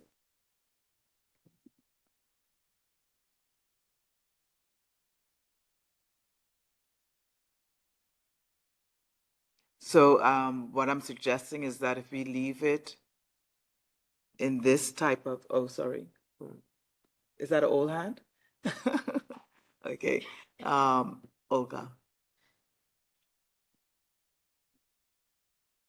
I was thinking if we really want to make it more focused, so let's talk first about the connectivity and meaningful digital inclusion of those underserved communities who are not connected, because we usually, when we talk about these topics, we make these two opposite sides, this amazing world which is connected, and let's ask people from this world talk about those, as we call them, unconnected people, but we never go into the decisions. So why we never talk about how should we connect those people, why we never give the space to some specific case studies and some specific tech solutions, how those rural areas are being connected, mountain areas. So that would be really great to have it reflective in the session like this, instead of just again repeating that there is the huge gap, that there is a large amount of people who are still unconnected. So if we want to talk about that, then let's just reflect the specific case studies. Let's show that there is the technological problem, that people just don't have the very access, they don't have this basic resources with the electricity and everything, so that they just can use the internet. Because if we just keep repeating this is the gap, we are not helping. Let's just showcase what are the good examples of that, how those can be replicated, from where the funding can come, how maybe the satellite solutions can be also used if in some areas the fixed broadband is not an option. We could make it more specific, but instead of that, we again go into like very generic stuff and put everything: skills, connectivity, gender, whatever, environment. And so we will not really have any tangible result after this.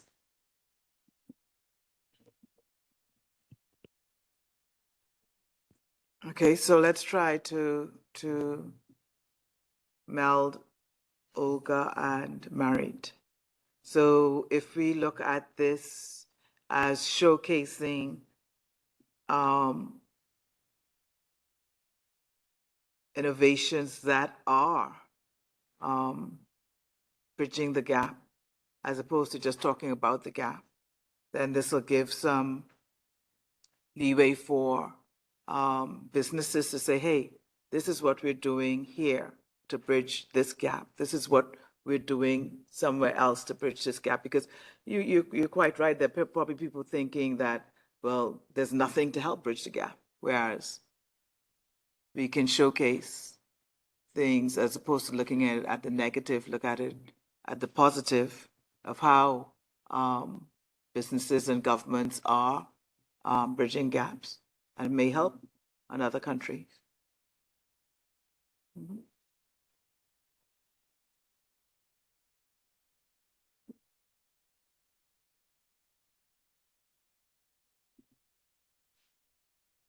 So do you want to throw in Mind the Gap? Who's bridging the social, economic, and environment extremes? And therefore, you could look at people who are doing it and showcase them. Bruna, then Chris. Another thing to add to this session that's completely being forgotten in the conversation is the debate on digital public infrastructure. Might be somehow connected to the debate on the peace session, but it is also somehow connected to this one if you're talking about gaps and actually addressing them instead of highlighting how beautiful technology is. That's all.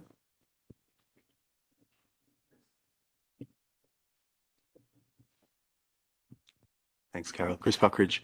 Actually, Bruno made the point there, which I'd like to echo. I think the sort of it'd be good to see us engaging a bit more with the digital public infrastructure discussion, and this seems like quite a useful session. Certainly, I think this is a much more appropriate session for that than the peace one. So I think that would be quite useful. What I was just going to say was a comment that Justin left in the chat, and which was a point that I'd been thinking a little earlier of whether this reference to extremes is a good one to have, because it sort of, well, Justin was saying, and certainly for me as well, it prompts ideas of sort of extremism and sort of particularly when we bring in context of social issues as well. So I don't know, I would be a little wary of using that terminology. Thanks. Okay, Alisa and then Martina. Thank you. This is Elise Heaver for the record. We've been discussing this second topic for quite a long time now. And I'd like to suggest that we will move on at one point, not too long from now, and that we look at the other proposals that are on the table, and maybe the people that would be keen or interested in possibly organizing this session could get together on trying to find the right words for this second session.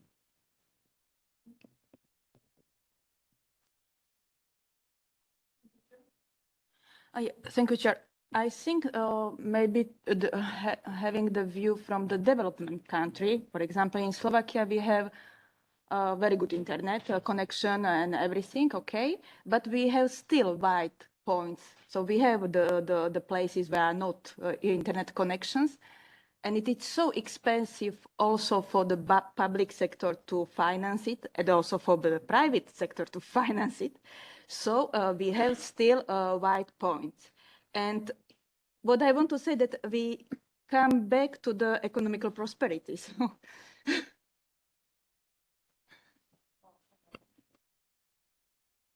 Okay, so we'll move on to the next, next one. Oh, agenda's gone.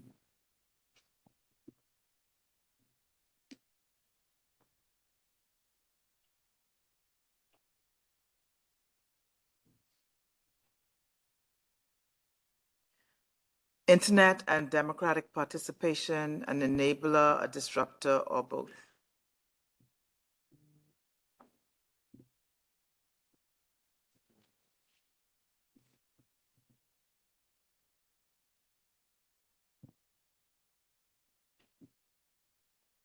No? Y'all just gonna leave it like that, or are we? Pardon?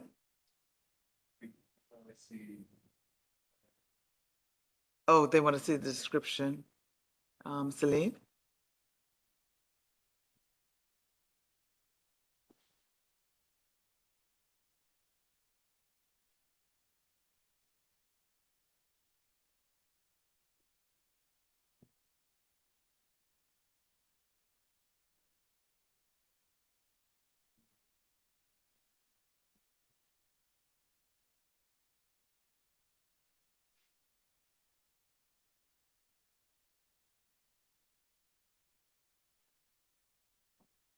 Is the word "and" correct in there? I don't know.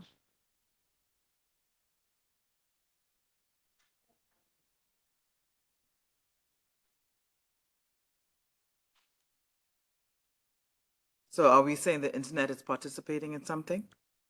That first part, what does that mean? Internet and democratic participation.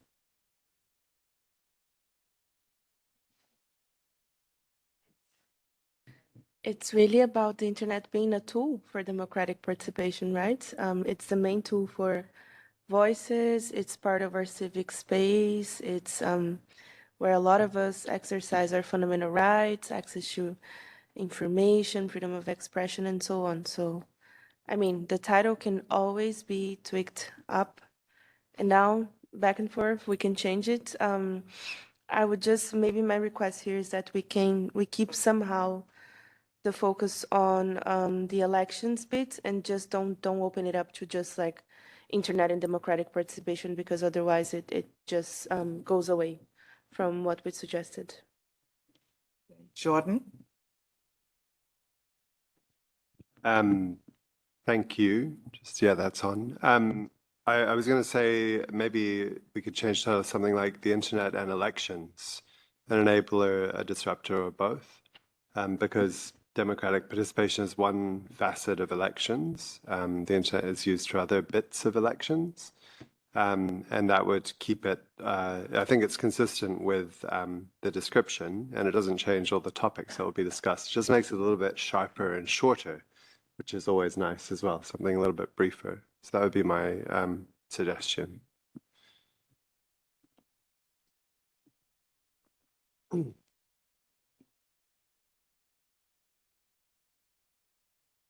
Elisa? To make it maybe a bit more concrete, could also do the impact of the internet on elections. If people find the internet and elections too broad, I'm just trying to think of other options.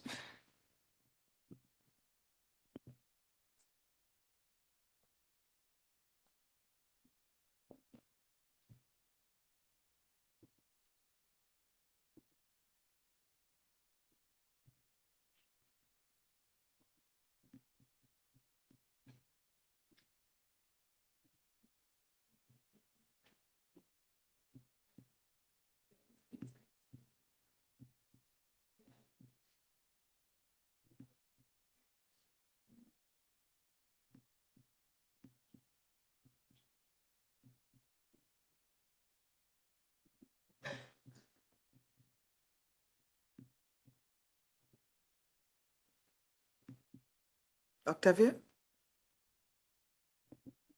Sorry, Chair, I don't mean to be pedantic, which is always something people say before they are. So Octavia, for the record, just a preposition for a preposition change.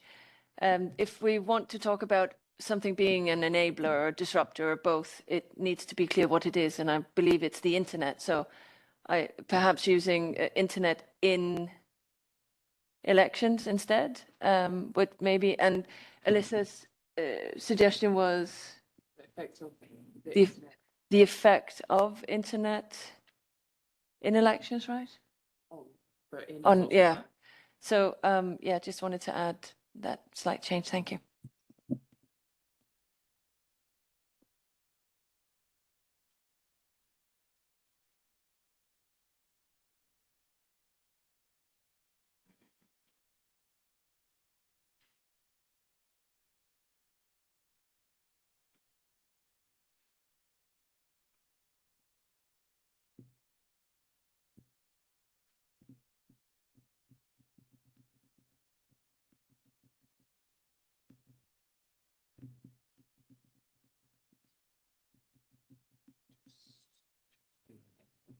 Justin, is it?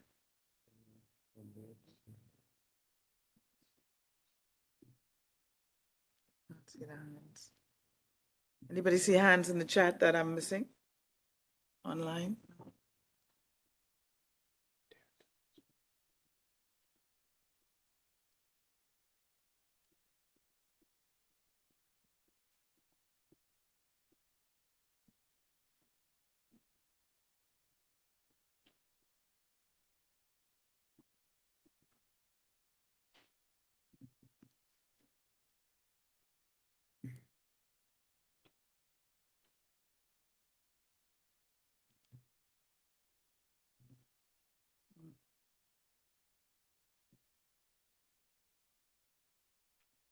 Any suggestions, any further comments on this?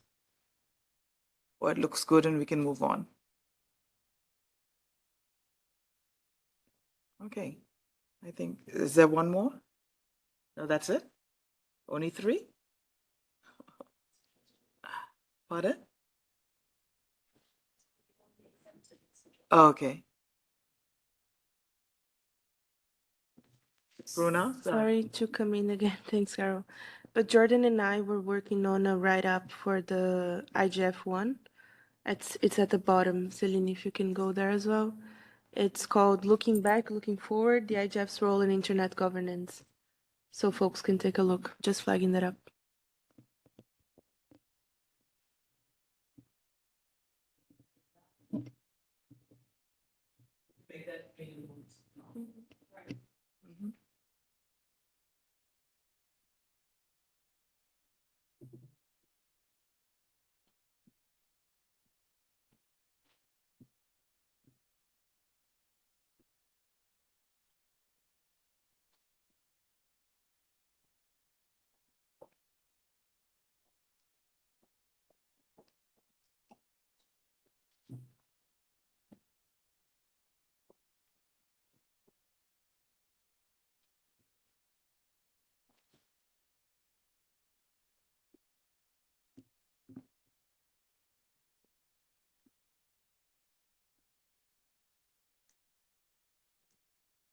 Okay, so we're now on looking back, looking forward, the IGF's role in internet governance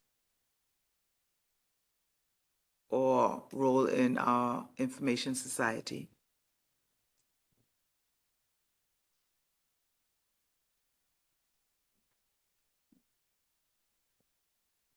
Go ahead, Chris, get us rolling.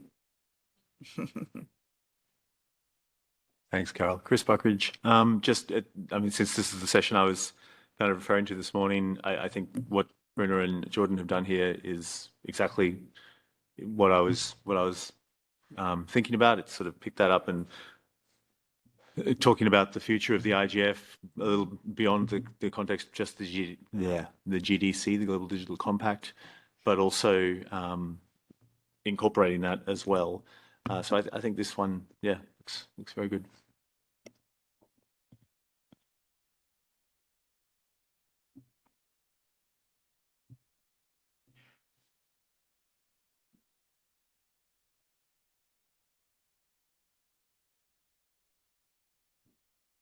Okay, so we'll take a break from this and move to plenary 3, IGF 2024 program elements and updates.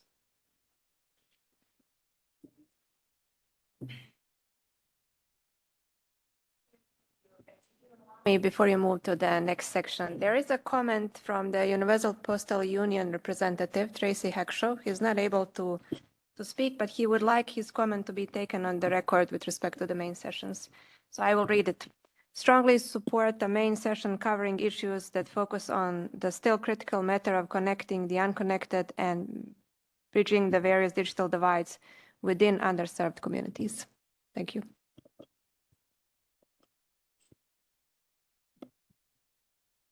Thank you, Tracy.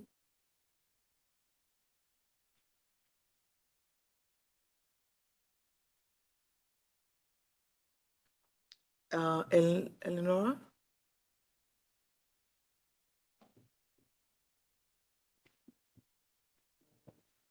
I think we said that we really don't have anything much on that, so maybe we'll move to parliamentary track, followed by youth track, newcomers track, judiciary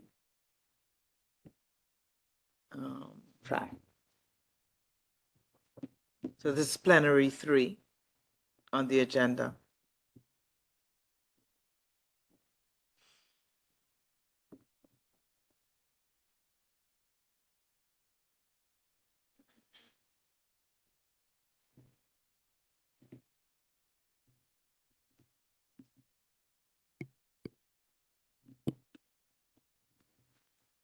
Thank you very much, Carol.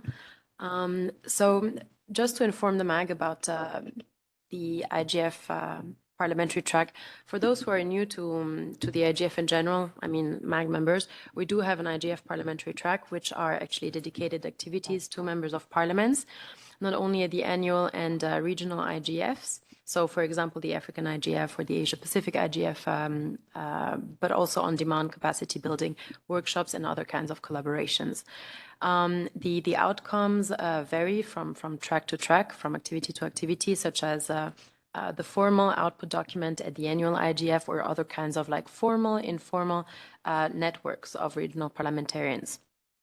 And then we also integrate members of parliaments in established national, regional, and youth IGF initiatives. That was just a very short introduction. So now coming to the program building of this year's annual parliamentary track, we did a call for thematic inputs. It was a pretty short call, 3 weeks of time just to continue with the preparations, but we received responses from 32 members of parliaments and one actually a response from an international organization working with members of parliaments. And this from 28 different countries. They selected up to 93 themes. Just to show you what the selected themes were, artificial intelligence and cybersecurity on the top two, shortly followed by emerging technologies and innovation. And I give you a bit of time to have a look at the other themes that have been selected: data governance, rights and freedoms, digital cooperation, etc. So now we're currently developing the theme. The annual IGF parliamentary track is officially co-organized by the Interparliamentary Union, but also by the Shura Council. So this year's the Saudi Shura Council. Here's a list of the past thematic tracks of the parliamentary activities. Starting with 2019, we had the topic of international cooperation to secure free and safe internet, with a component actually already back at that time of artificial intelligence. The 2020 IGF, it was around the COVID-19 response. And in Ethiopia, for example, it was around cyber security and cyber threats. And last year we had everything around shaping digital trust for the internet we want. I already mentioned the collaboration that we have officially with the Interparliamentary Union and the Saudi Shura Council. We're working together not only to elaborate the program, but also to invite members of parliaments. There's going to be an official invitation letter signed by our Undersecretary General, the IPU Secretary General, and also the Speaker of the Saudi Shura Council. This letter is then sent to all presidents of IPU groups via the IPU channels, but then also sent via our networks of parliamentarians that we've been curating since a couple of years. The topical suggestion for now, it is not 100% fixed, but we're thinking of a theme around digital cooperation, also taking into consideration that this year's overarching theme is building our multi-stakeholder digital future. The dedicated activities are going to take place on 16th and 17th December. Very comparable to what we did last year. There's going to be a roundtable discussion. Most probably around 3 parliamentary sessions that are open, by the way, to everyone. We're just not advertising it as extensively. We will be engaging with the judiciary track, and we're also going to recommend parliamentarians as speakers in other IGF sessions. We've received several times feedback from members of parliament that they would actually also very much like to be involved in other IGF sessions and not only the ones of the parliamentary track. So we're taking this very seriously. And last but not least, we noticed an increase of interest actually to having members of parliaments in other sessions. So what we're going to do this year is to have an annex of all these IGF sessions organized by, various people who are actually targeting members of parliament. So for example, there's a session organized by ICANN that is really targeting members of parliament. And what we're going to do is we're going to have a list of sessions as an annex to the parliamentary track, where we're going to recommend members of parliaments to go to. This is a slide that I wanted to finish, but I did not manage to do so. The regional parliamentary track. So besides the annual one, we're actually also being involved very much in the regional, or this year also sub-regional parliamentary track activities. We noticed that our efforts to also organize something at the regional parliament, at the regional IGFs, is also trickling down to other levels. So for example, next week we're going to have the West African IGF, and it is an initiative from the West African Secretariat to now organize also a parliamentary track at their session. Last week there was the Central Asian IGF. We also had a session dedicated to members of parliaments there. It's a very nice way not only to engage the government because of this interest coming from the government side, but of course also members of parliaments from the region. And I mentioned also the collaboration that we have also in different kinds of ways. And I'm looking at Karina, who has been one of our speakers at regional summits that we had in Argentina together with the Chamber of Deputies earlier this month. So these are the various activities that we're currently doing as part of our IGF efforts to include more parliamentarians in the discussion. So I also encourage you, I'm going to post this presentation anyways on the website, but I also encourage you to visit our dedicated parliamentary track website where you can find more information. And that would actually be it from my side. Feel free to ask some questions if you have any. Thank you.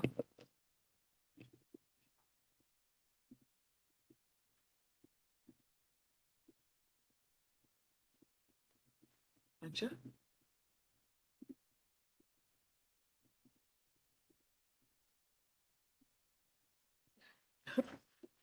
Whichever one wants to go first.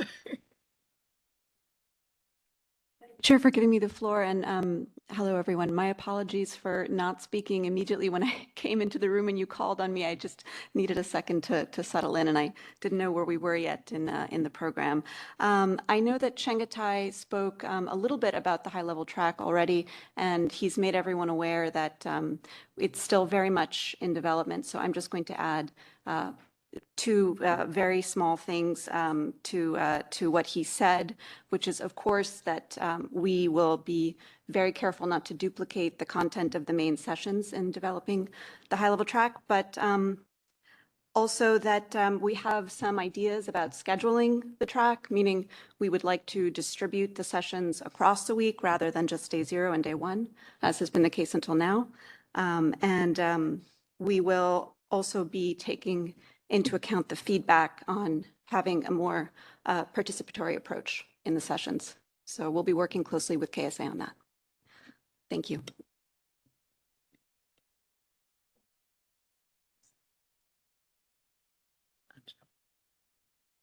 Thank you, Chair. I will say a few words about the youth track and also about the newcomers track. I'll just maybe share the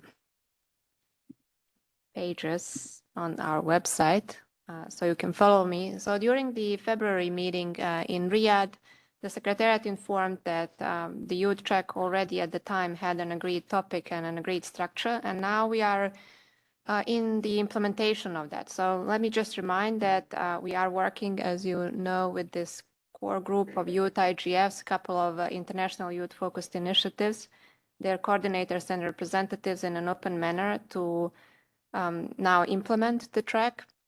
I'm happy to confirm that we also have a delegated representative from the host country side who will work closely with us on preparing the upcoming workshops and the youth summit. So the motto of the youth track is empowering young leaders for trusted AI. We are unpacking various issues related to artificial intelligence governance. For now, we have scheduled 4 capacity development workshops and, of course, the Global Youth Summit. The 4 capacity development workshops are happening, of course, online. They are of international scope, but with an on-site component hosted at the regional IGFs. And the very first one, which also marked the launch of the youth track, was hosted at Eurodig just last week in Lithuania. And it was very successful. The report is on the website, some photos, other records, recording. So you can take a look and see what are the messages from this discussion that was looking at the deepfakes and how they impact democracies. We are now in preparations for the second workshop, which will look at the use of ChatGPT in schools and overall AI capacity development. It is hosted on 20th of August at the APR IGF and online. And then we are preparing to host the 2 following workshops at the Latin American and the Caribbean IGF, which will be in Chile, in Santiago de Chile, and also at the African IGF. The location and the date will be soon confirmed to us. But we know that we will be looking at the human rights implications of AI governance and also at ways of building a responsible AI ecosystem.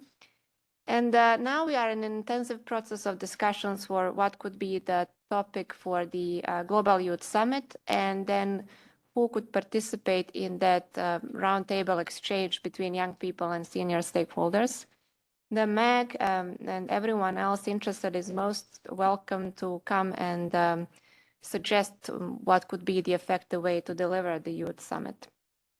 Just also to note that this page that I'm sharing with you contains a list of youth IGF coordinators with their interest or expertise in internet governance. The purpose of this list is to put it at the disposal to all session organizers who would like to engage young people into their sessions in some capacity. And there is also a mini repository of useful materials that we use to inform preparations of all these workshops and the Global Youth Summit. So that would be for the youth track. And let me just say briefly a few words about the newcomers track. So the purpose of the newcomers track is, as I'm sure you know, to help the first-time participants at the IGF, focusing on the annual meeting precisely, to navigate meaningfully the robust program of the IGF meeting. And in that sense, we suggest retaining the structure as in past years. It's proven to be simple but effective, which is to, first of all, monitor the registration system as soon as we open and to engage and liaise with those who register for the IGF as newcomers, meaning as participants who did not have previous experience in participating at the annual meeting. And then to organize one webinar a few weeks before the start of the annual meeting with the goal to introduce the IGF as a concept, its structure, and tips for effective engagement in its program. And then during the IGF, we would host the traditional 1-hour orientation session for the newcomers, everyone else who feel they would benefit from some tips how to participate in the annual meeting. Of course, this is designed and implemented in close communication with the MAG, and we really welcome your input in that sense. And I think that would be also on the newcomers track. Happy to respond to any questions. Thank you.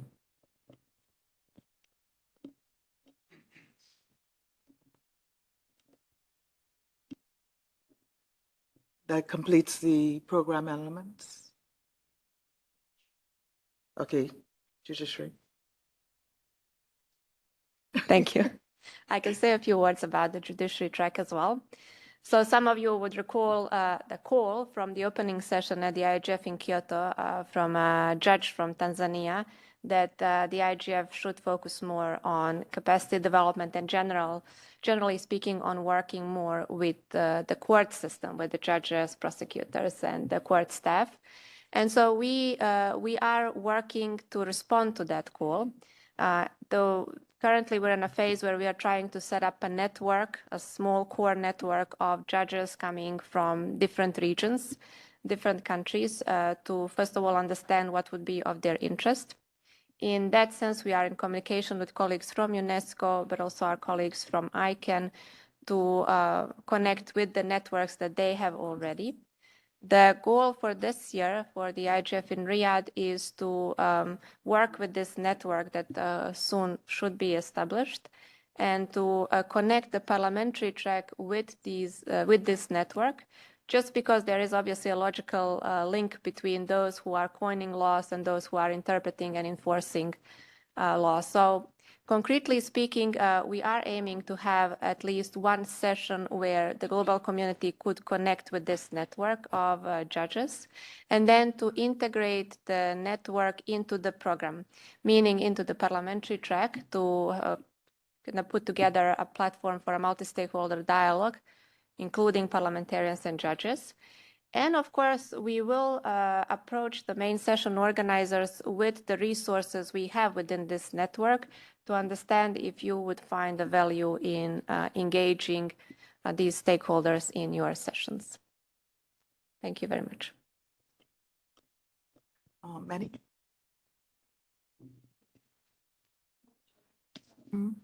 Hopefully you can hear me.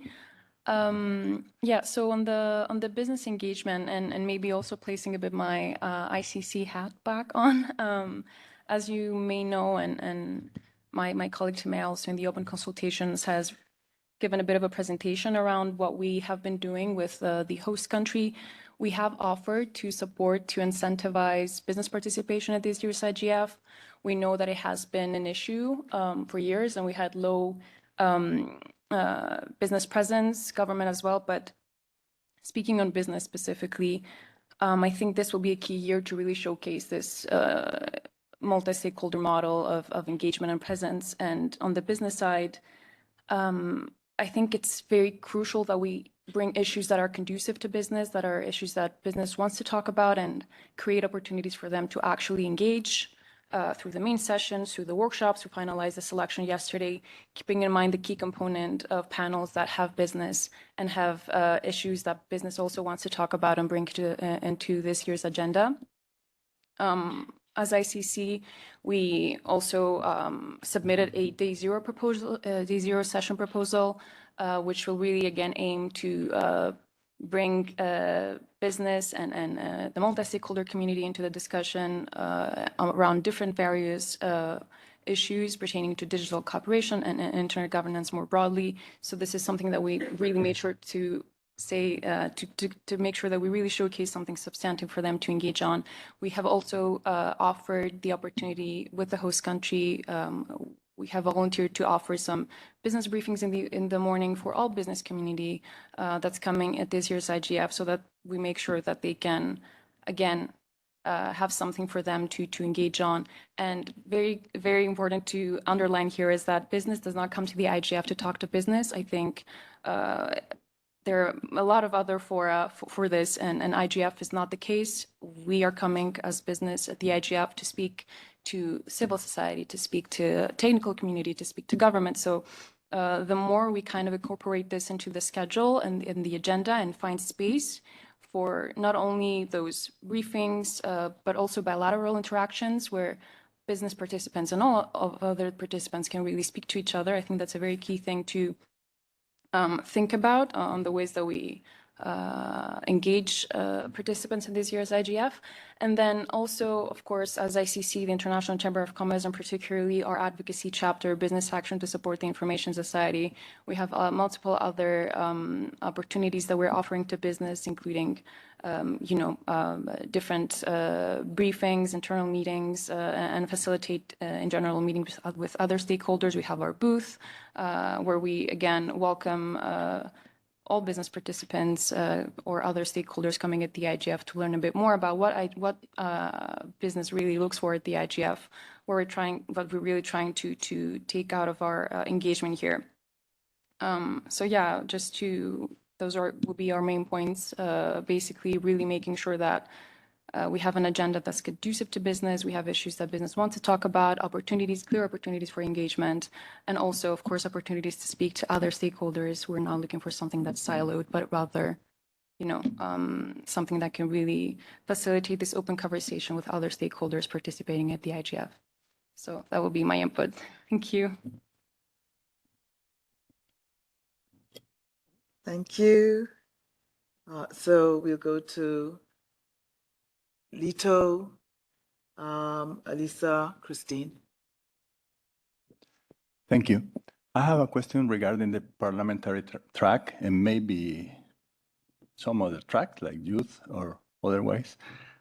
Towards the end of the IGF event, have we ever had some session on reporting from the parliamentaries about what they found out or what they learned in their track? I mean, that will serve, in my mind, as a type of sort of a public commitment from them to go to their countries and work on issues once they have listened to positions. So I was wondering if that could be something like a session, public session for the audience to listen to the parliamentaries after their week experience there. Thank you. Thank you, Lito. So actually, there hasn't been such a dedicated session. What we've been doing, but this is more logistics, is a feedback survey.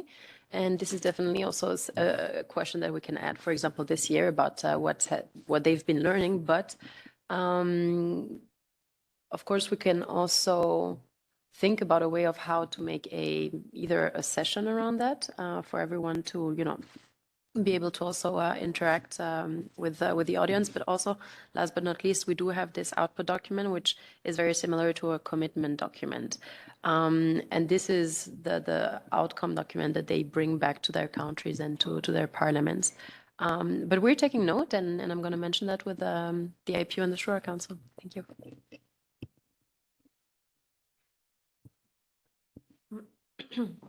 Elisa? Thank you. This is Elisa Heaver. I asked a question in the chat. If you, Celine, you could, if you have any figures about the regional diversity of the countries that handed in proposals for the parliamentary track. That's the first question. And I may sound a bit hesitant or grumpy about the judiciary track, but it sounds to me like a judge pleaded to have a venue to come together with other judges and to talk about, well, internet-related stuff. And all of a sudden, a track is being created. To me, it didn't really. I haven't heard any big debates about this, whether we should do that or shouldn't do that. We haven't discussed it amongst the MAG, for that matter. At least, or I have been skipping those meetings. I don't know. Yes? Oh, okay. No, then did we fully? I can't recall that we had a full discussion on this. But if we have, then I'm making a big mistake here. It's been brought up several times, and actually it wasn't a judge that brought it up. Through the parliamentary track, the ministers felt that they're the ones that would present legislation and regulations, but they're not the ones that create. So it's no sense having just them without also increasing the capacity of the judiciary. The third branch of government, basically. Yeah, and they are another branch of government. But we've mentioned this from, it was part of the follow-up from out of last year's IGF. And we've been mentioning it quite often whenever we talk about the tracks. So I don't know how it was missed. I don't know. Okay, no problem. Christine? Christine? Yes, thank you. This is Christina Aguida from Egypt. Actually, I was going to speak in favor of the judiciary track because I feel there are synergies, and I was going to propose that in addition to the networks that Anya has mentioned, that actually we reached out to, that we actually also reach out to governmental members, I mean, members of governments within the MAG, because I know for a fact from where I come from, and I'm sure maybe there are similar synergies in other countries, there's a lot of capacity development that is happening through the relevant ministries and government agencies with respect to digital within the legal application. So, and I think that is very, very important and relevant as internet governance matures into new eras and new dimensions, in my view. So please do reach out to governments. I think they could be very useful in bringing in their own respective networks to that track. Thank you.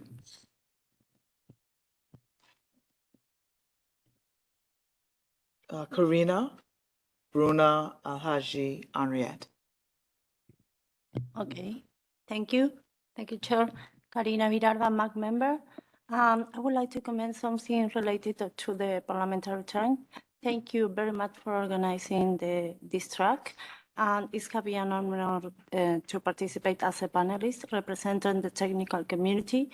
I would like especially to mention Agustina Ordóñez and Celine. Thank you very much. And it has been a great meeting where we have addressed the cross-cutting issue of cybersecurity and artificial intelligence. It could be very helpful. Thank you very much.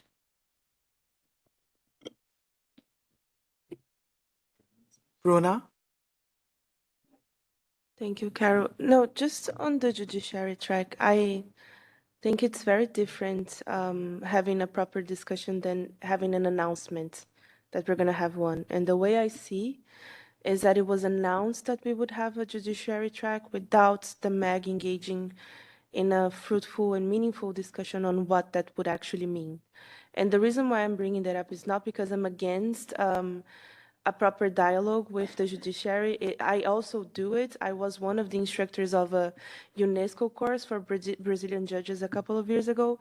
But the problem is that we're creating silos and silos and silos within our own space. And we already have a high-level track. We already have a parliamentary track. And now we're going to have a judiciary track. Why don't we fold all of that up into a governmental track if that's the case? And I'm just kind of wondering whether, and this is a conversation we had at the working group strategy, what are the criteria for creating those tracks and what do they mean to the IGF model and to the event and so on? Because in the end of the day, again, the risk that we're creating more silos based on those demands is much higher, and it would be much more meaningful to have one dedicated judiciary discussion within the parliamentary track, perhaps as they're the ones responsible for implementing the laws and Parliament is responsible for writing the law. So it's part of one kind of time dialogue, but I just wanted to flag that up because I don't think we had too many meaningful discussions on what that would actually mean to us. Thank you. No, thanks for your comments, and we'll take note of them.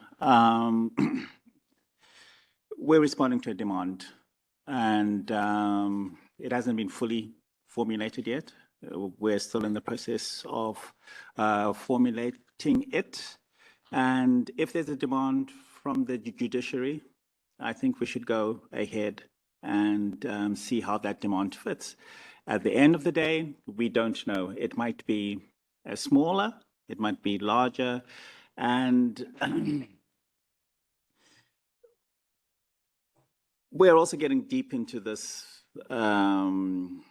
discussion as well. I mean, the GDC and all these other discussions that have been going on around have shown that we do need to adapt. We do need to be more inclusive. So how can we be more inclusive? I mean, it's a larger discussion, which we're not going to have today. But this is part of the thing that we are dealing with. But the bottom line is that if there is interest and if there is a call for it, then we'll see if we can accommodate it. And we, of course, we will listen to input from all sides on how to go about it. Sure. Alhaji, followed by Henriette, Chris, Jordan. Yes, thank you very much. Yes, I was just going to say a few things about the parliamentary track. Normally, at the end of the session, we have an output document that has recommendations. And you can clearly see that on the side of the African Parliament, that has led to the signing of the AU Convention on the Cybersecurity and Personal Data Protection. And now, now actually has come into force. And it was during the IGF Ethiopia that we highlighted. In fact, my own country signed it during the IGF in Ethiopia. So there's a lot of sensitization, and in fact, it's paying dividends as we speak, because countries actually have submitted to their parliament cybersecurity laws and also taking a look at the policies. So as far as the African continent is concerned, I think we are right on track in ensuring that members actually understand their role in the IGF ecosystem and then what they need to do to ensure that they support their governments. Now, the only thing I wanted to also add is like some of these policies, because of some countries actually are dualist states, meaning if they sign a convention, it has to be ratified at the level of the parliament. So while some others actually, no, they don't have to go through that route. So these are some of the things that that members actually are becoming very familiar with, and I think is the track is actually paying a lot of dividends. In fact, I've even sent a email to Chengetai like 30 minutes ago, because the Pan-African Parliament is making a request for an invitation to attend the Riyadh session, because it was very, very good for them to attend during in Addis, and would like to come back again so that we can continue our work as far as the IGF ecosystem is concerned. Thank you.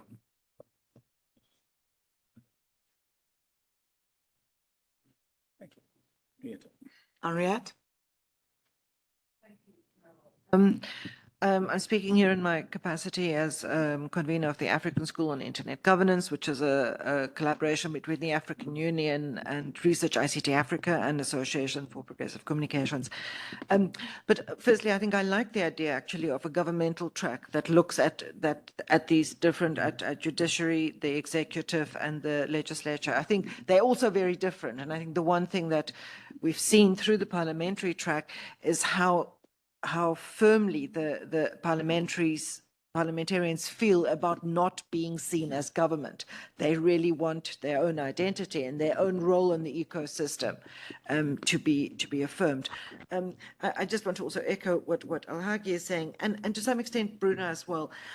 My sense after the experience of last year, where we had a collaboration and we had around 8 to 10 parliamentarians at the African School, was that there's a need for more depth, that a lot of the capacity building and orientation that the parliamentarians have been getting through the parliamentary track is actually just scratching the surface. But I think it's getting better and deeper every year. And I think that continuity is essential. And I think there's some tensions here that need to be addressed. How do you balance continuity with also bringing more parliamentarians and different parliamentarians in? So I think there's a need for some strategic thinking. The other tension is between, are you focusing on strengthening the capacity of parliamentarians to operate at the national level, which generally is the role of a parliamentarian, unless yes, they're on the Foreign Affairs Portfolio Committee. So I think that also is what are you trying to prioritize? Bringing in that global link, or actually building more depth and capacity to respond effectively to national challenges? Even in the case of cybersecurity, are you looking at cybersecurity at a national level, or you're looking at it at the GGE open-ended working group level?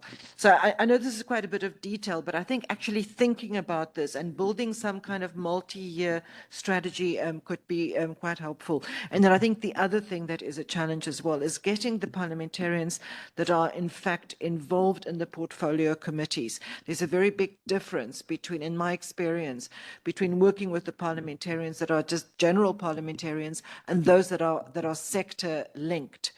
And I think trying to make an effort with the outreach to the IPU and other bodies to really prioritizing getting those that are involved in committees that deal with communications and internet-related issues makes a huge difference in my view. So I think maybe, Celine, at some point, just having maybe a short sort of a 3-page document on what the scope is, what the goals are, and being able to look at that from a sort of longer-term strategic perspective. But I want to commend the Secretariat and commend Celine and the parliamentarians who participated.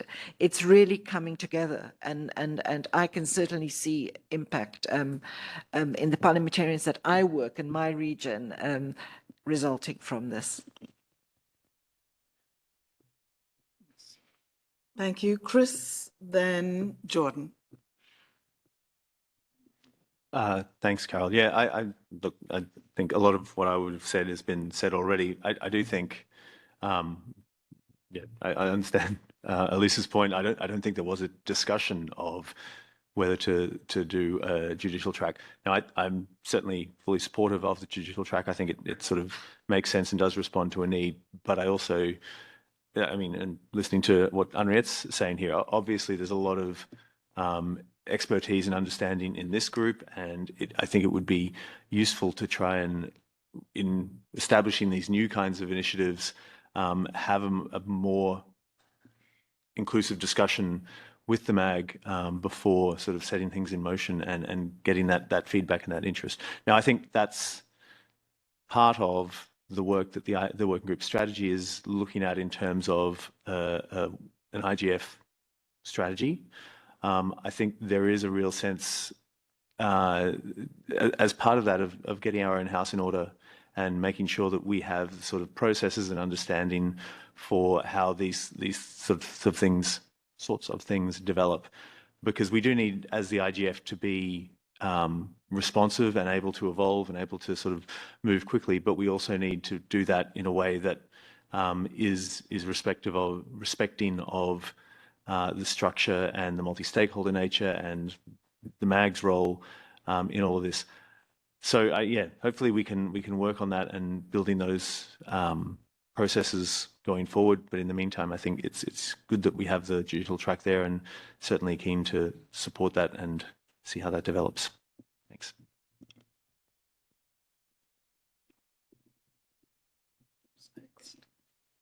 Jordan.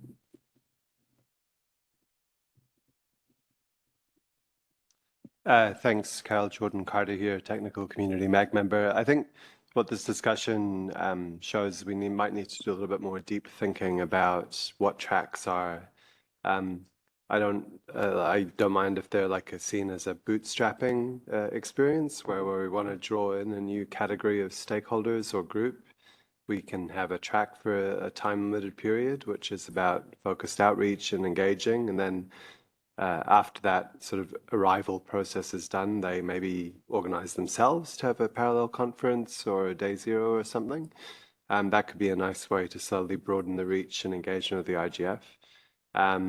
But you know, what is a track? You know, is a question that we probably all have different answers to. And so if the strategy working group is going to do some thinking about that for us to reflect on as a MAG, I think that would be quite helpful.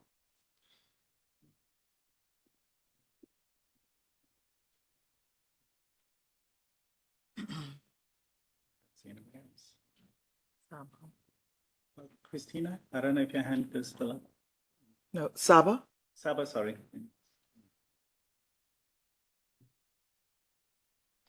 Thank you, Chair. Saba here, MAG member from the technical community. I would like to give a big appreciation to Anya, first of all, on the coordination of the youth track. As we talked about cross-cutting issues on the governance of AI last week during the first workshop at the Eurodig. And I'm part of the organizing team for the Use IGF in my country, and I'm very looking forward to the rest of the workshops and the Global Youth Summit as well. And we do support this, and we are supporting this as a MAG working group on youth engagement. So I'm using this moment to encourage MAG members to be part of this discussion. And as Anya said, we do have a repository of Use IGF coordinators from around the world with each of their expertise, skills, and interests. So we can leverage this and their experience as well by including them in the either to be speakers or rapporteurs in the main sessions. Thank you.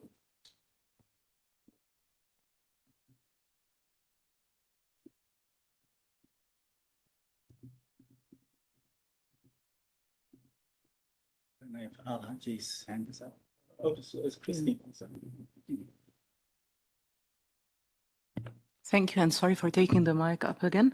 I just wanted to acknowledge what Chris was saying, that we have to maybe give some thinking to what a track is, but I hope that the MAG would really consider thinking about how to integrate whatever tracks we have into the overall program.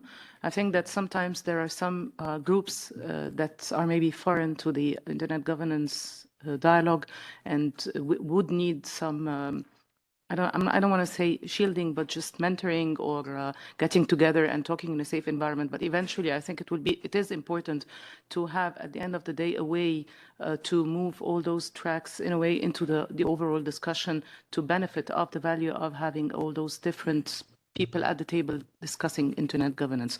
So just wanted to mention that because I think that applies pretty much to the parliamentarian track, to the judicial track, also to the youth track. We've made the experience, and we've had a similar discussion about the NRIs ways back, and I think we've passed that now, and NRIs are very well integrated. So let's just look at what we've been doing and apply that for how we be flexible and move along with new experiments. We shouldn't shy away from that. Thank you.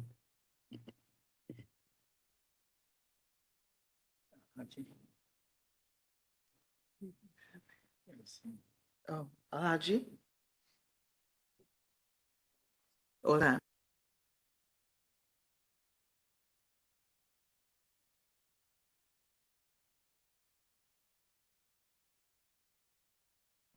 Yes. Okay, so I guess my question did spark an interesting debate about tracks and how many tracks do we need. Almost sounds like we're working for a railway company here. But the thing with all these separate tracks is that the MAG doesn't have a lot of involvement in all those tracks. It's all it's under the mostly of the discretion of the secretary, and we get back and forth some reporting about it. But on the other hand, one could also say if the judiciary people want to come together, why not hand in a proposal, a workshop proposal, and have a round table together with each other, discuss things amongst each other. We could also invite them to do it that way. But instead, we've created now a whole separate track for this group. And I kind of feel what are the terms of reference, so to say, to start a track, and how do we end a track if we feel there is enough people from this group coming to an IGF? Do you still need this separate track? And well, I think this example of the judiciary track is a very very interesting example to that we're now getting these questions at the table and wondering what are those terms of reference. I hope I'm making any sense because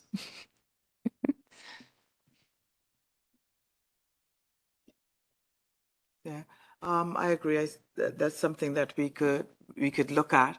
However, the idea of it being just a proposal put forward, it's not a session. It's a capacity building exercise, and you would find that you would want persons that are of a certain like mind to be in the room, to be comfortable to discuss to their area of expertise. And it's I think it's a way of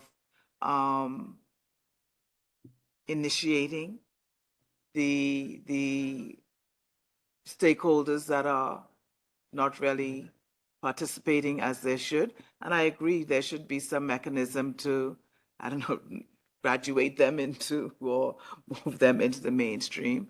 And that's something that we can look at. So I agree. But the proposal type workshop, no, I don't think it's a fit for what we're trying to achieve for the group or any group. Bruna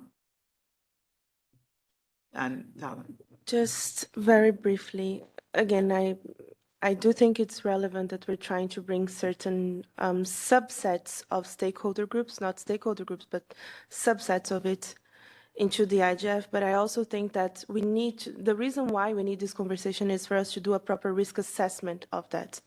Because you might attract some like-minded judges and some like-minded members of the judiciary that actually understand that the internet is a public shared resource. But this is also an invitation for judges to learn how to rule an internet shutdown or to rule content blocking, and how does all of those ideas sit in the broader conversation.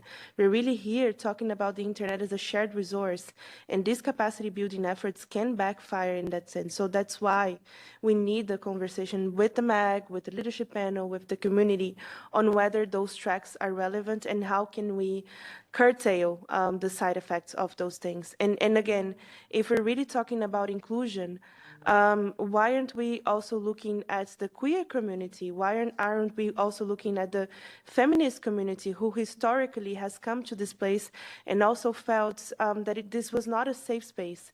We're not hosting conversations about whether this is a safe space for some subsets of our communities, but we're more likely looking at the tracks as a way of attracting decision makers. And I don't necessarily think that's the only approach possible. There's a space for more things, and I just hope you guys were listening to what I was saying.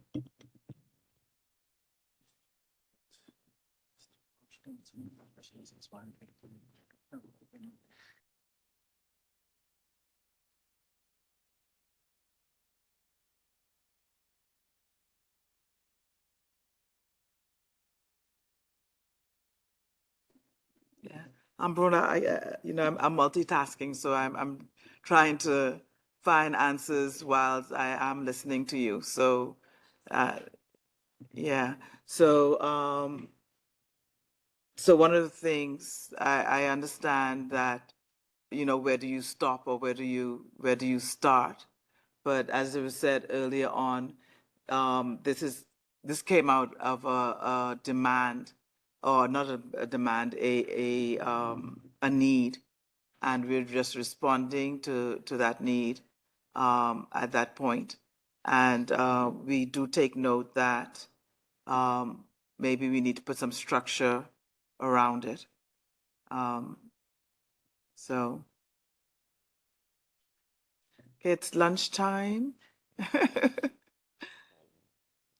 Oh, sorry, yes, Paul. That's right. One hand in the chat. Oh, and Talon. Okay. Yeah, so Talon, then Paul. And then we'll break. Thank you, Chair. Talan Sultanov. Just a quick question. Speaking of tracks, maybe it has been discussed. I should know if there was a discussion about media track or some kind of way of involving more mass media representatives, and this way we would raise capacity among the journalists and have a kind of a way to amplify our messages in the communities where these, especially in developing countries, where these journalists could then raise capacity of the people in those countries. Thank you. Paul? Thank you, Madam Chair. Paul, again, a non-MAG member, so thank you for allowing this intervention. I think a lot of the concerns, that are being expressed really are matters that are better, sort of looked at it at the holistic renewal of the IGF process. I think there's a need for a clear understanding of, what is a track, who gets to create a track, whether it's primarily within the MAG or whether the Secretariat plays point on it. But I think for present purposes, it's quite clear that there is a very clear and solid demand from within the community for certain of the tracks. Certain of the tracks are working; they're serving a particular function. I don't think we should let the perfect be the enemy of the good. And I think at this stage, it's very good as to why the parliamentary track is serving its purpose and why a judicial track for this IGF is a good idea. But I think it would probably be best to sort of adopt the stance of tracks and what the future of tracks are in future IGFs is an open question, but not an open question in this room at this time, but rather one that will come together and that there'll be a broader understanding of what the conditions are to create a track, how long a track exists for before it's subject to review. In other words, if you do a track 1 year, will it run for 3 years? Because I think that's a more healthy way of doing it, and that will allow tracks to graduate, as it were, away from being a track and into just being part of the general trend. But I think tracks are a good way of achieving some exclusivity, some inclusivity through creating a space. And I don't think that the fact that tracks are exclusive quite yet bears the problem that it can become. And I think we can avoid that problem by better defining what a track is and so on. But I honestly think that's a problem for another day. And isn't an existential one at this time. Thank you.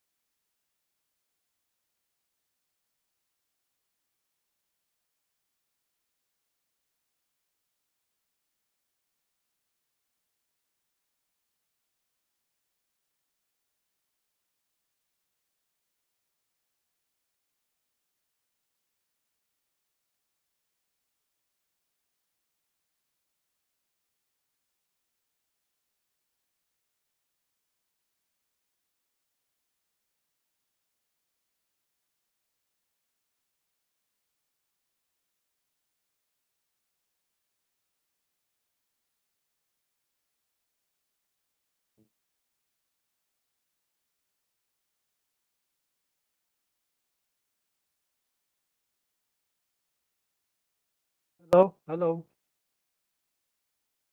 እግዚአብሔር ይመስገን። አዎ ነኝ። እሺ እሺ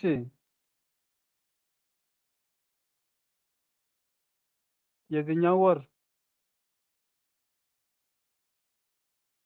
የግንቦትና ሰኔ ኦኬ እኔ ልክ ያለው ኦልሬዲ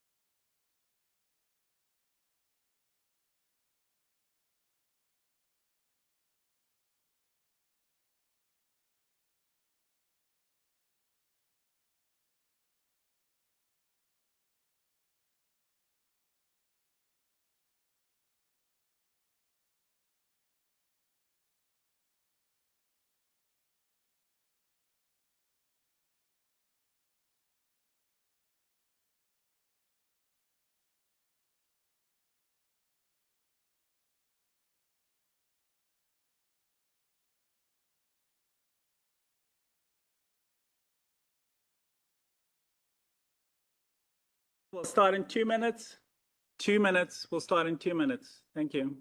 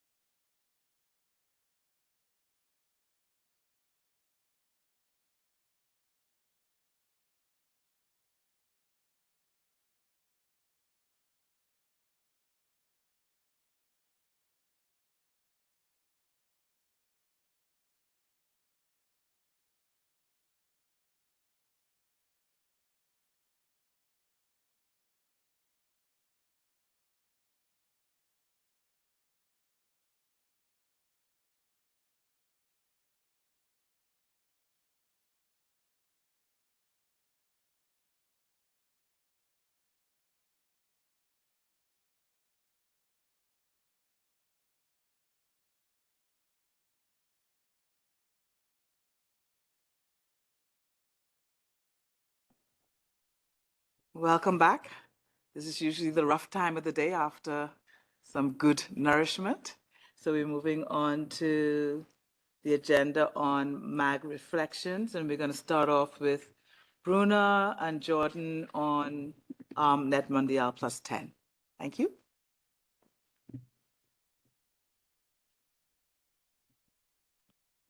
It's the second time.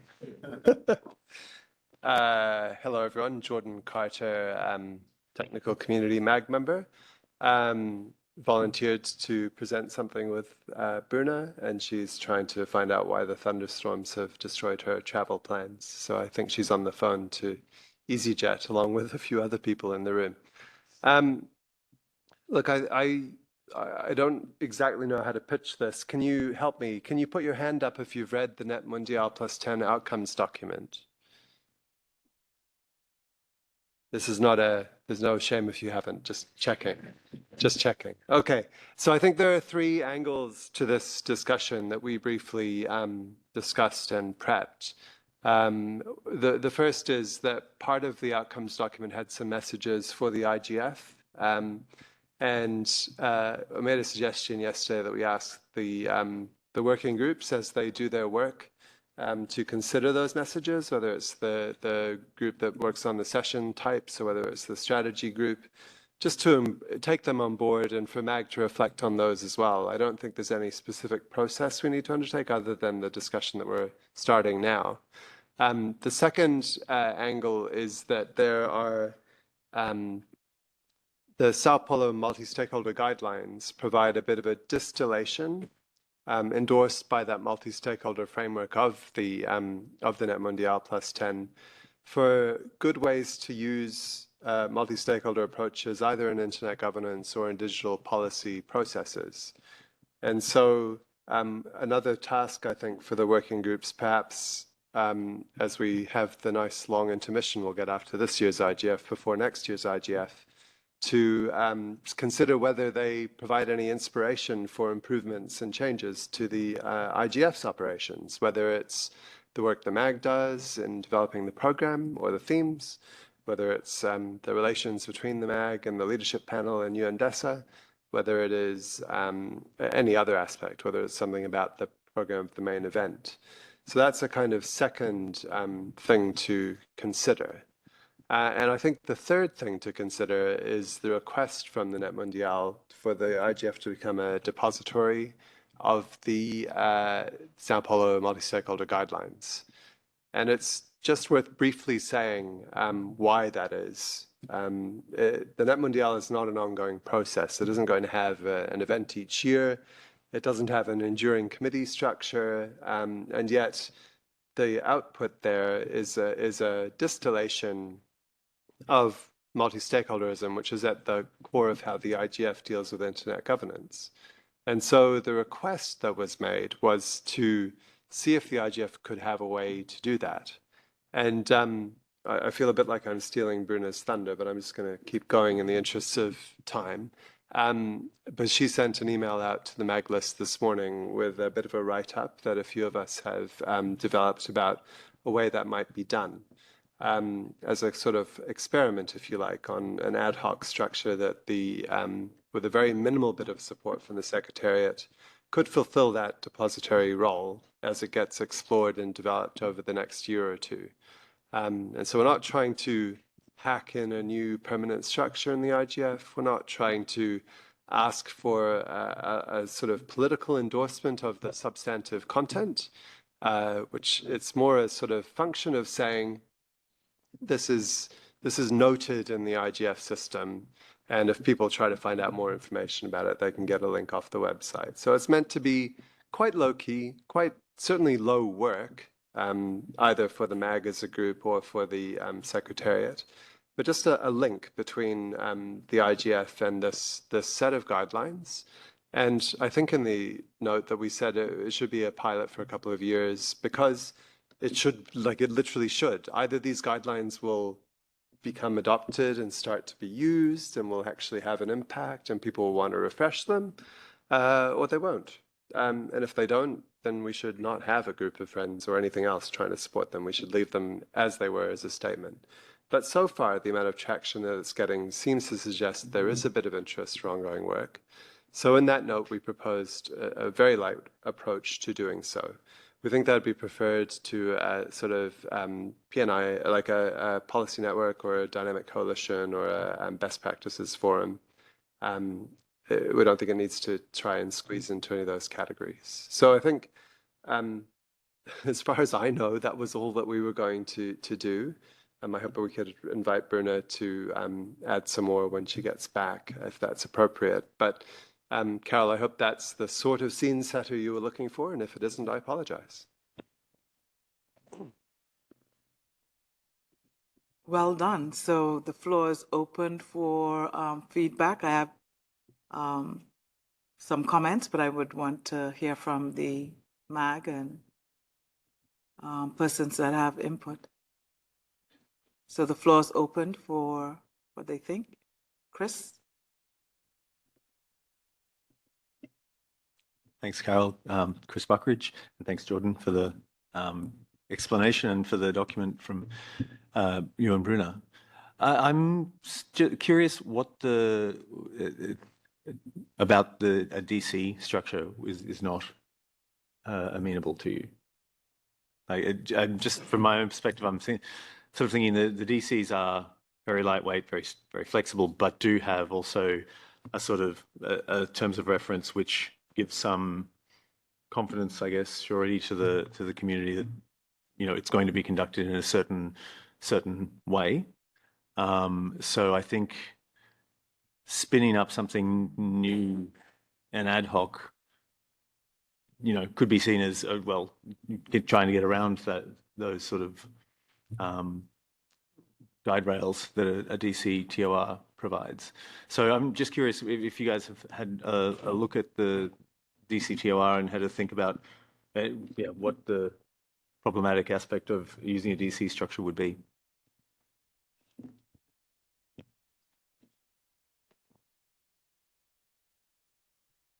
I just have a question based on that, Chris. With the dynamic coalition, it's discussions and ideas and outcomes. So if it's a DC, are you thinking that persons would join in order to see how to adapt, to operationalize, to improve? What's the idea? Oh, maybe we could ask Celine to. Okay, go ahead. Well, I don't want to speak for the proposers of this, but just looking at the document in terms of the activities laid out, it looks to me remarkably close to what the Dynamic Coalition TOR asked for, which I've been looking a bit at the Dynamic Coalition's terms of reference for other reasons, so I have it somewhat fresh in mind. But yeah, so it was really just a sort of question as to is there a specific reason why the Dynamic Coalition wouldn't be seen as a possible structure for this?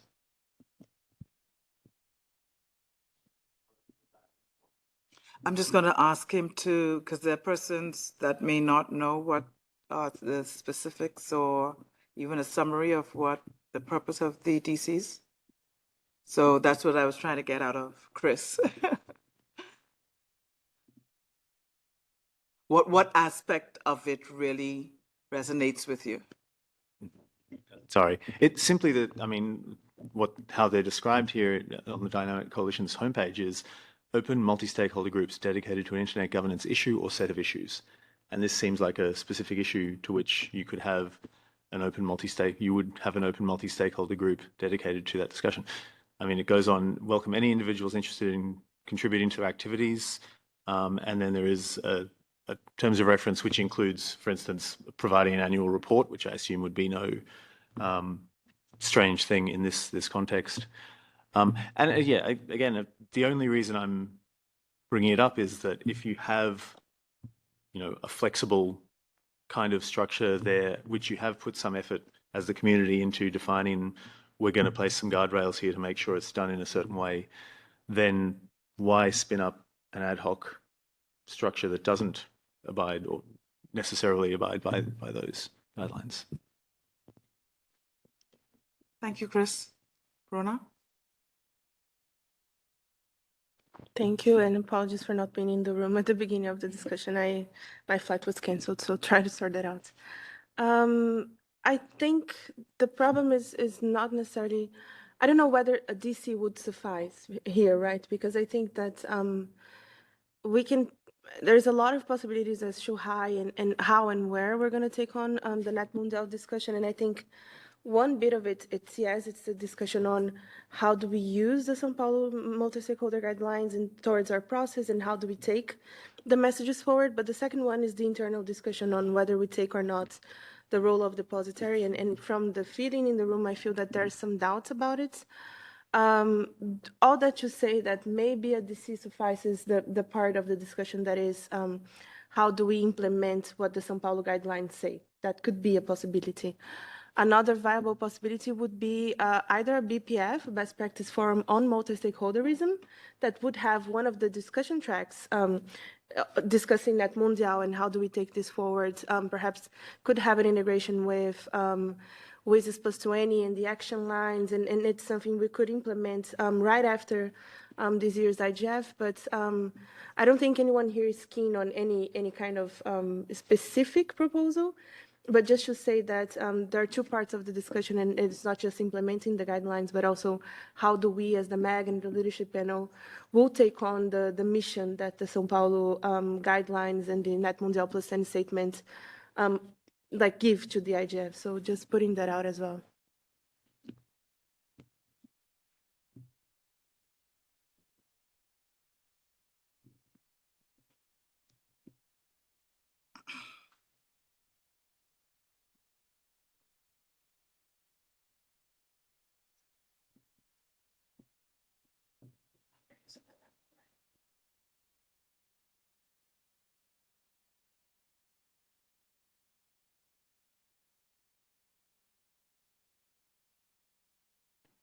Avery?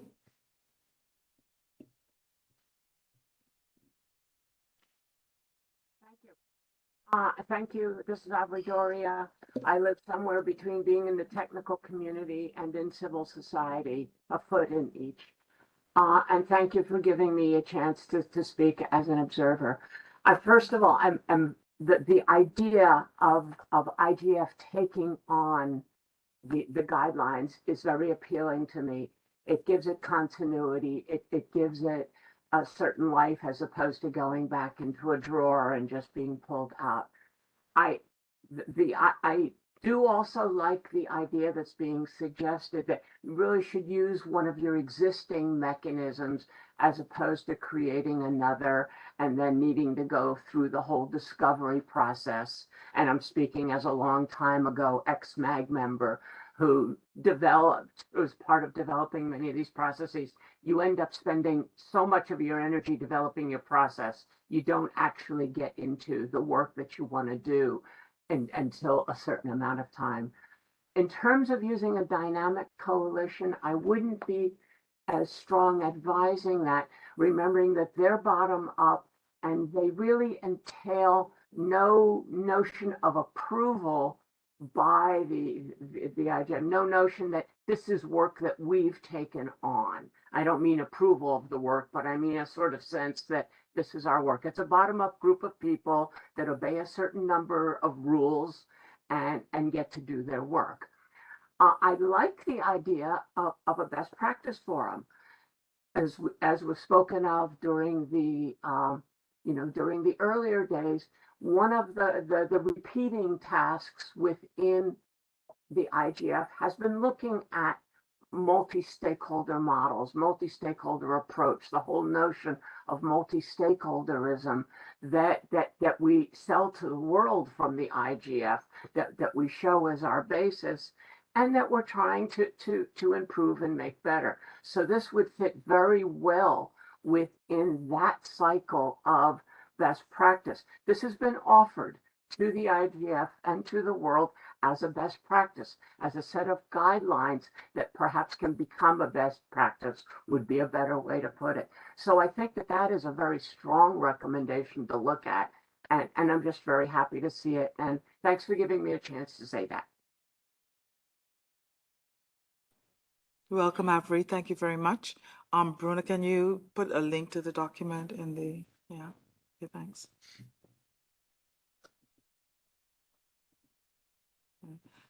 I think the BPF has some merit. Yeah. Mhm. A lot of merit.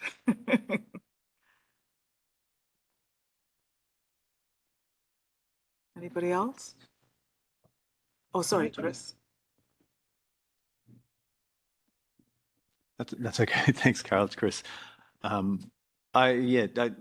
other structure that would be possible to consider here is a MAG working group, and that's sort of building on as Bruna and I think Avery also mentioned. It's sort of a link to the MAG, demonstrating the MAG's commitment to this, and keeping in mind that MAG working groups are open to non-MAG members traditionally, and that could be the case for this as well.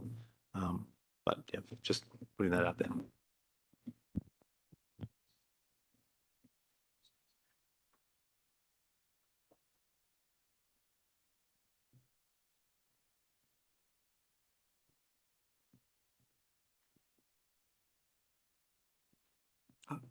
Sorry, I thought it was an old hand. Sorry, Bruna. No. Go ahead.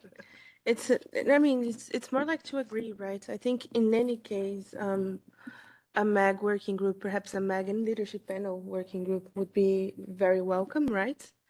Or have someone representing you, Carol, as a representative of the leadership panel doing the midfield between the two groups. But really, because I think, again, it's not just a once in a lifetime kind of discussion or process, right? And the point is that a lot of the principles, like a lot of the São Paulo guidelines will talk about transparency, agility, improving participation in the process, and a lot of like implementable and action-oriented kind of guidelines for the IGF in itself, right? So it would be interesting to have the MAG diving into that a little bit further. I don't know whether we create something new, whether we take a little bit, start at the WG strategy and then merge, change into something else afterwards, but just flagging that a MAG working group would be also welcome in that sense.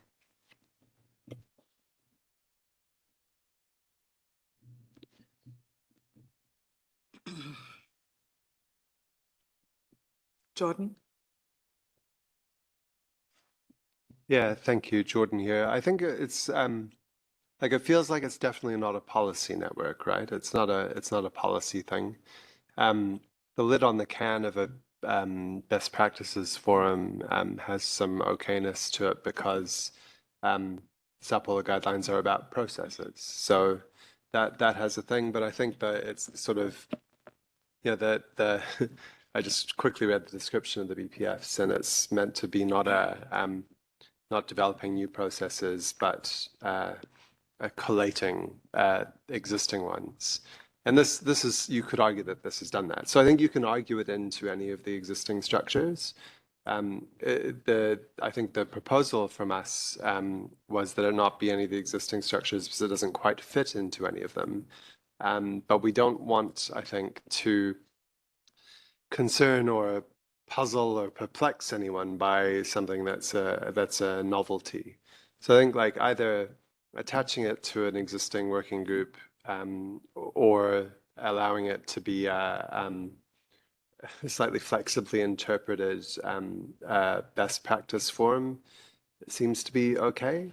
The other point being that it's meant to just be a small group holding the thing and evaluating ways to go rather than a very big, very energetic, open sort of access coalition where we're trying to get lots and lots of people involved.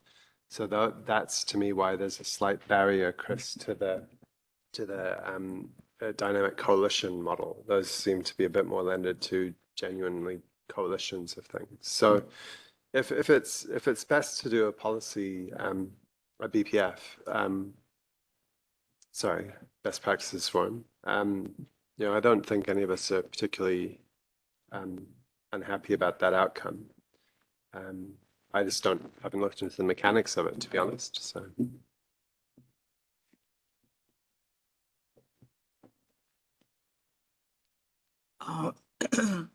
I think what we could probably do is to look at the format of the BPF. There's a proposal guideline and see if it fits. And if that's where we really want to head. We are at a funny junction with regards to IGF. Does adopting the principles mean that it's a change in our current TOR? There are a lot of considerations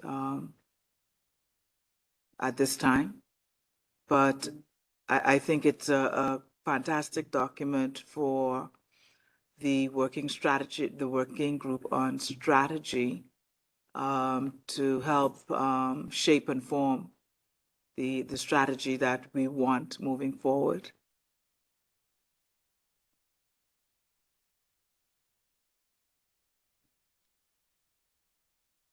Peace.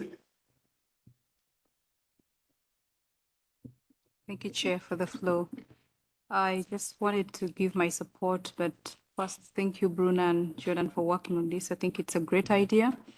And I think I support very much the idea that the idea of IGF playing a role in this. And I would just like to say that whatever modalities or structure that we end up choosing to use, I just want to give my support for it. Thank you.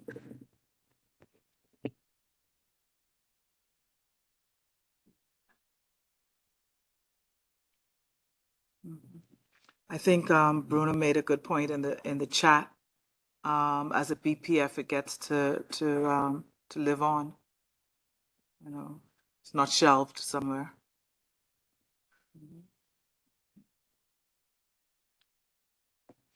Chris, sorry. No, not at all. No, but just I'm responding a little to your comment because I think one of the discussions we've had about BPFs in recent years is whether they should just sort of be ongoing or whether how the MAG has to decide annually whether this is going to continue to be, something which resources are dedicated to. So I think in that sense, for my thinking, the DC doesn't have that constraint. The DC can live on as long as there is enthusiasm and volunteer commitment. So you're not sort of at the behest of the MAG each year deciding what it's going to prioritize and give resources to. And Jordan comes with a counter. Getting there. Not looking for any resources. So if it had, other than perhaps a mailing list and a note on the website. So if there can be a BPF without some kind of contest of labels or contest of resources, not looking for consulting time, not looking for any of that. So, but that nomenclature feels a little bit better for this work than a DC nomenclature, but it's not a desire to get into a pool for funding or try and any of that kind of stuff. So. Yeah, so it's not just about the nuclear job, but everything else. No. Oh, sorry, Bruna? No, I mean, I feel like we can spend another afternoon in this room trying to adapt the São Paulo guidelines to either a DC or a BPF.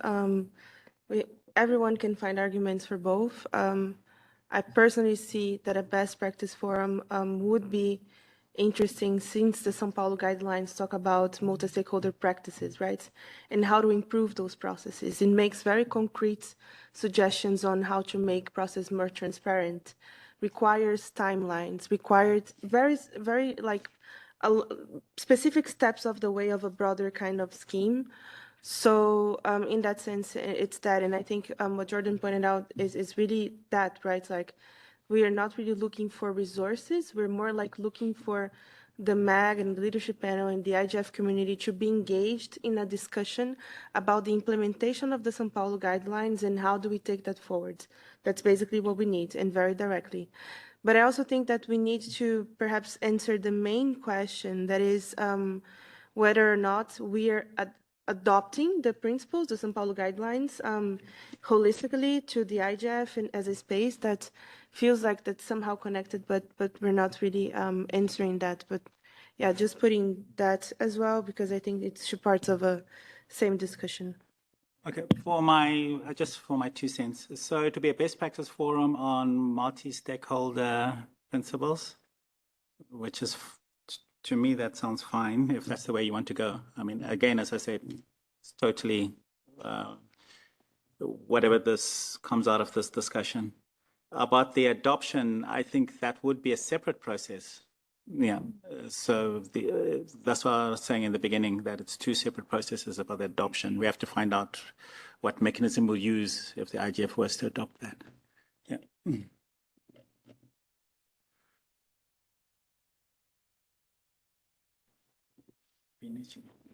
Okay.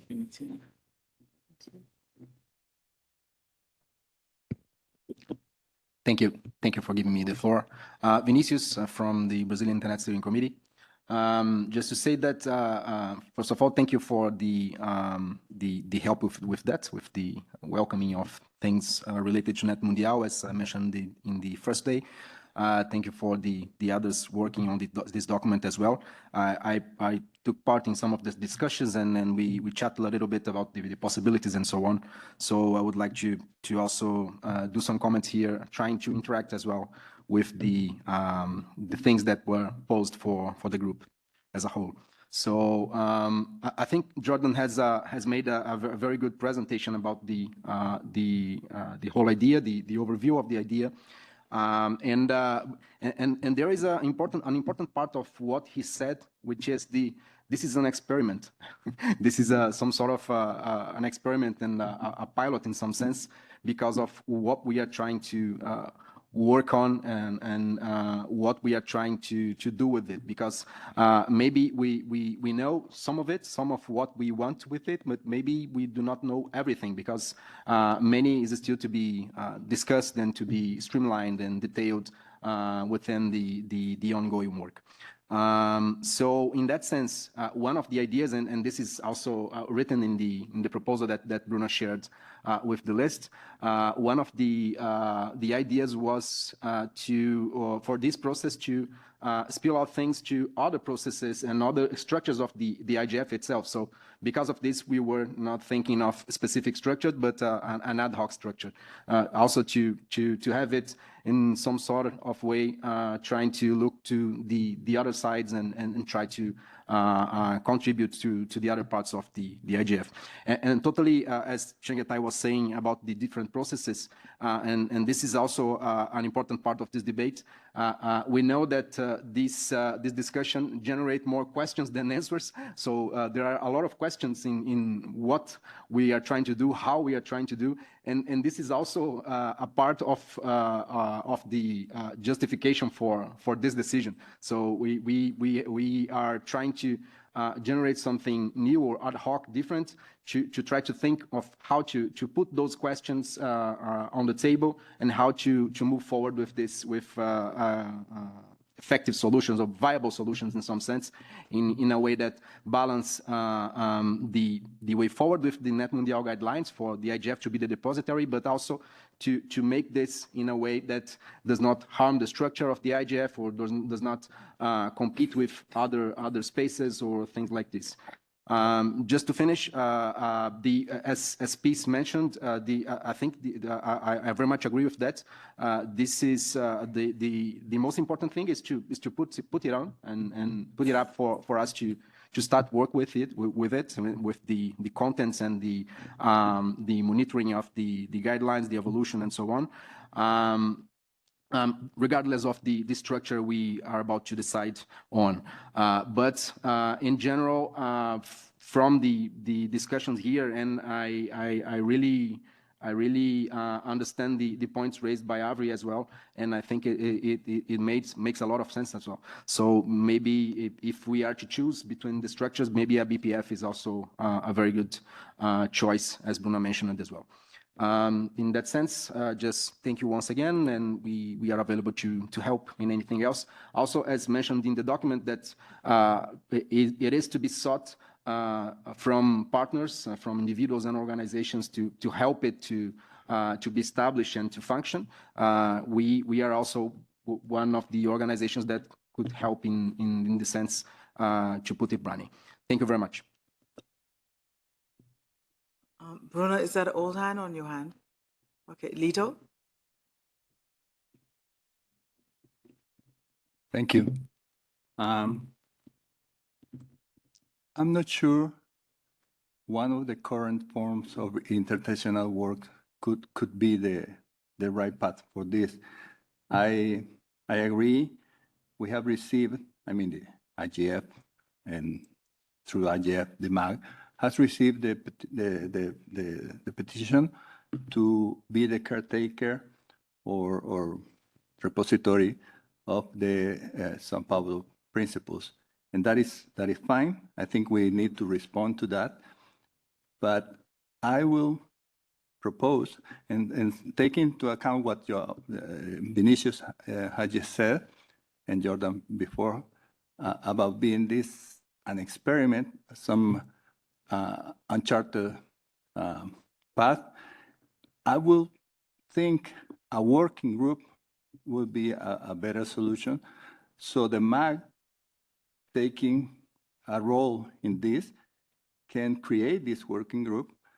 As somebody said, the working group may be composed of people not only from the MAG, but also guests from outside. Whoever wants, maybe not whoever, but some people that want to be part of it, as we read, Avri was offering herself. And in this way, a working group can, during the process, define their own role and the ways this potential working group, MAG working group, could interact and could make sure the principles, the guidelines are included in our work. For instance, maybe at some point, this working group will propose to include into the workshop proposal form something related to the principles. I don't know, that could be one of the things this working group will be in charge of, and some other aspects. But since it is an uncharted experience, I think a working group could define and could experiment in a more open and free way. Instead, if we select best practice or dynamic collision or whatever, we will need to stick to the policies, to the rules, if you may, of this intersectional work, in order not to create a special best practices, something, or a special dynamic coalition. So that's why I think a working group could be a better suited form of implementing this. Thank you. Thank you, Lito. Olga and Dennis. I wanted to speak in support of the best practice forum, because I think this is also how it is being presented in this initial form as an experiment or a pilot project. So I think this very well corresponds with the BPF, and then it also somehow again talks to the original proposal where they wanted to have the renew, I think, every second year. So that's also what BPFs are offering. So, and I think that's how the Net Mundial principles are also presented, a kind of as a best practice. So that even corresponds to the title.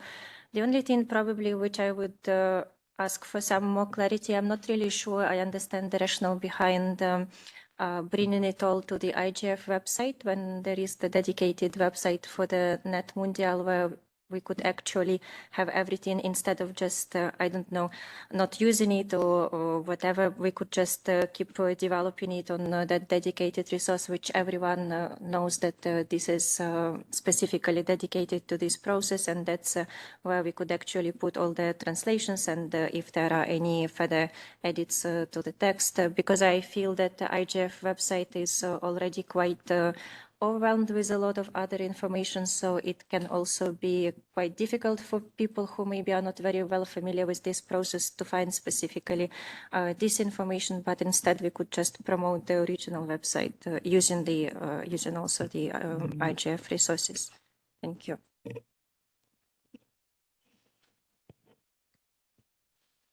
Thank you, Olga. Dennis? Thank you so much for the document which I just saw, the framework proposal. And also, I think this discussion is very helpful. I can see that I will get some questions about this when I go back, especially some wording, so depository or caretaker, especially with the overall review of the IGF coming. But I see that the MAG members here are considering all options. So I just want to say that like we may come up with more questions as well from you and DESA. That's it for now.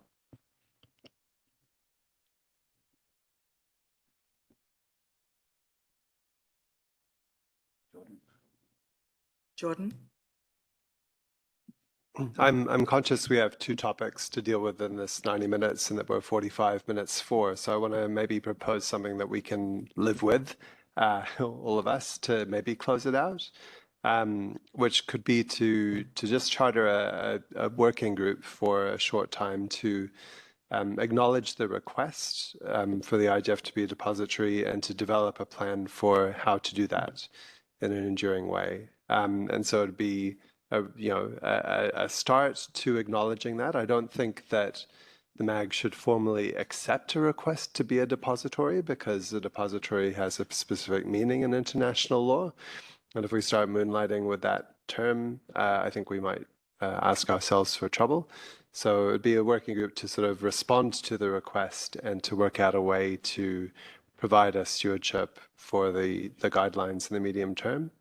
I'm sure we could prep a light terms of reference for such a MAG working group and present it to the next online meeting after this, and then could have the group calling for volunteers, getting on with the work. We don't then have to make a decision between the sort of practical aspects of the two. We sort of reiterate the point, there's no ask for consulting resources or anything like this. I think the key thing around the IGF website is just having an acknowledgement of this process, and the details can presumably be held on the Net Mundial website for as long as CGI.br is happy to keep hosting it. So I think that's not too much of a problem. But maybe that's just a way through to let us draw this dialogue to a close. Then we can come back to it with a draft TOR in front of us online in a few weeks. About the website as well, just to say that in the past we've had at the IGF Secretariat on the website a page that points to related activities and related documents as well. So it's not that much of a leap to point to the Net Mundial. Bruna? Thank you, Carol. I think just building up on some things that Jordan said, I do believe that regardless of what's the model, what we need is some sort of an answer to the request that the Net Mundial community has put forward to the IGF, right? Whether it's a DC or a BPF, we can perhaps start with a BPF and then that would phase out into a DC as a continuation of the discussions. Perhaps it doesn't need to be for more than 1 year as a BPF, then we can discuss in that sense. But what we need for now is a rather focused discussion on how do we implement the São Paulo guidelines to the IGF space. That's basically what we need. So, and then I'm putting this very clear kind of way, just so that as we go into the next IGF next year, and then it would be even possible to have some sort of a report or a look into the IGF and analysis, taking the São Paulo guidelines and just going through our processes and kind of like highlighting what is good, what should be improved, what we do in terms of improving the mandate and so on. Like what we're trying to do besides the focus space is it's really using the São Paulo guidelines as a contribution to the mandate renewal and to possible reviews the community might have into our model as we lead up to the mandate renewal. So that's just a couple of the things that we have also been thinking about. Okay, I think Benicio, go ahead. Now, just to respond to Jordan's request, as long as we exist, yes, we can maintain that on the website, and also facilitate any sort of exchange of information to the section of the IGF website that will put these things and maintain the updated things related to the guidelines. Just to briefly mention that, building on what Bruno just said about the focus discussion. Yes, if there is this possibility that Lito mentioned, maybe this is the focus discussion, the focus space that we could have for now, for example. Sorry. And then this group could just decide on the other things and present a more specific proposal. Thank you. Thank you. So I think Jordan's input was a good way to, I suppose, put some kind of closure today on this. Because if, let's say, UNDESA comes back and say, well, what do we mean?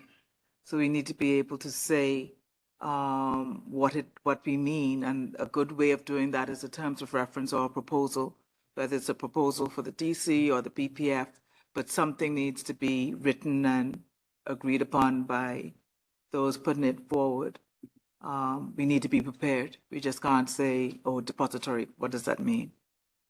So I think that's the takeaway on this, and we can bring it up in further meetings.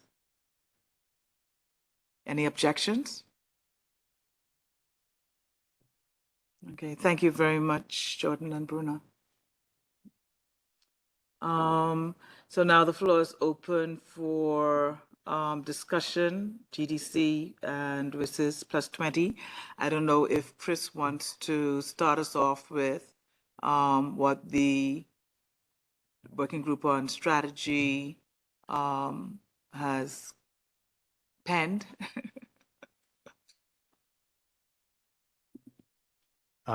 Thanks, Carol. I can give a little background on the IGF, on the working group strategies, discussions and activities in this area. Obviously, we've been following very closely the GDC preparation and development, and have had interventions or helped pen and develop interventions in a number of the consultations, including following the zero draft. We did an intervention, and Maria Ressa also did one on behalf of the leadership panel. At the most recent consultation on the Rev 1, which took place a couple of weeks ago, I think Vint gave an intervention on behalf of the IGF, and I see that's now on the IGF YouTube. So thank you for that. That's good to have that available there. So now we're sort of in a situation looking at the latest Rev 2, which came out yesterday. There will be a discussion of that by member states on Monday, and I'm not actually sure if there's a consultation planned or intended beyond that.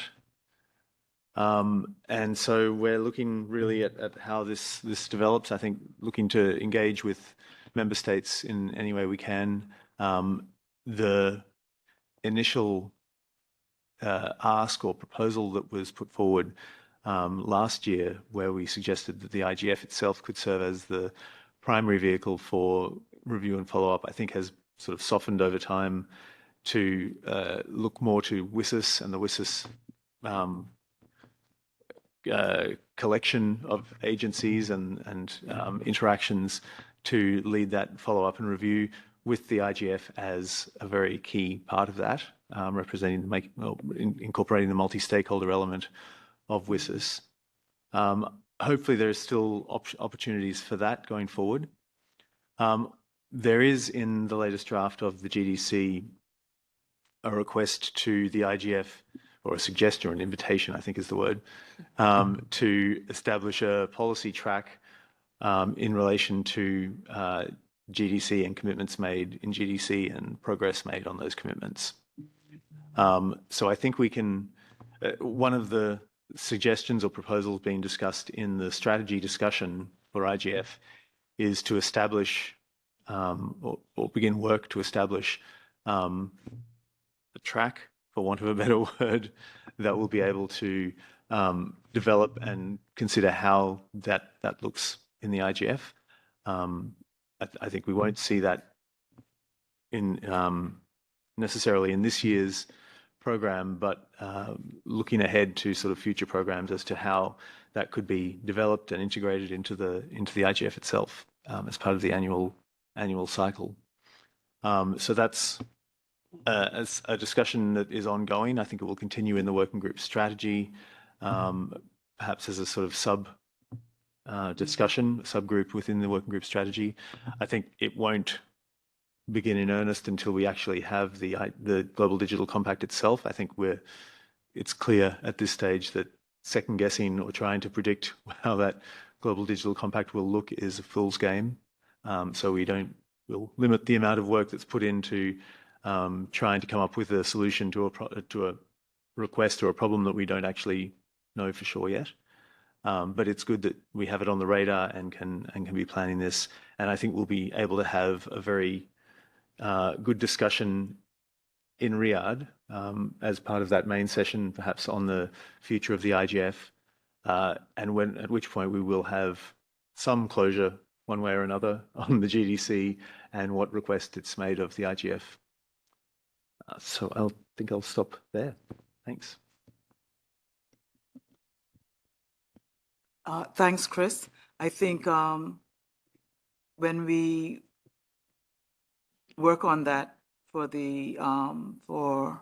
Riyadh, we need to make sure that we have sufficient time for Q&A, because I'm sure persons would want to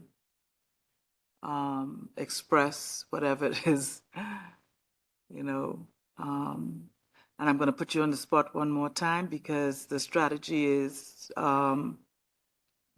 you're working on is a look ahead for IGF, and that's related to WSIS. So if you want to speak to that,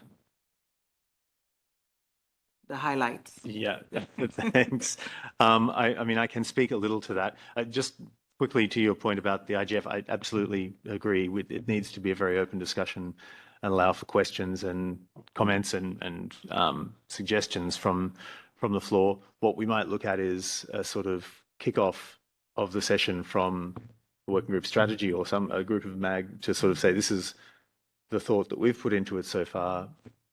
Now we're presenting it to you and get feedback. So I think that could be a good approach. On WSIS, we've had certainly discussions and keeping tabs and track of the discussion that's going on in the CSTD. And I know taking part, obviously, in the WSIS +20 Forum high-level event that took place here a couple of weeks ago. We've had further discussions in the working group, and I know APC has sent through some very useful ideas on WSIS +20 engagement that the MAG and the working group strategy could develop. So I think this is now the point at which we'll have more discussions around that. I think using Riyadh as a venue for a lot of this discussion will definitely be useful. I think also keeping an eye on opportunities around the Summit of the Future where there might be a chance to engage and where we can direct some of the discussions to the WSIS +20 review process will be something we're doing. I think that's probably all I have on that right now.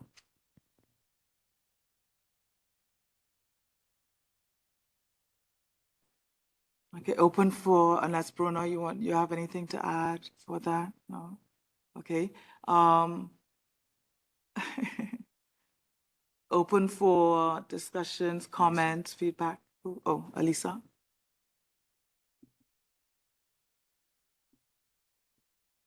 Yes. This is Elisa Hiva. So this is kind of a call to everyone here that isn't part of, well, if you are part of the government, but maybe for those who aren't part of the government stakeholder group. There are governments now in this room listening. If you have any thoughts, ideas on Rev 2, what is good, what isn't good, please put them in the chat, put them on the record.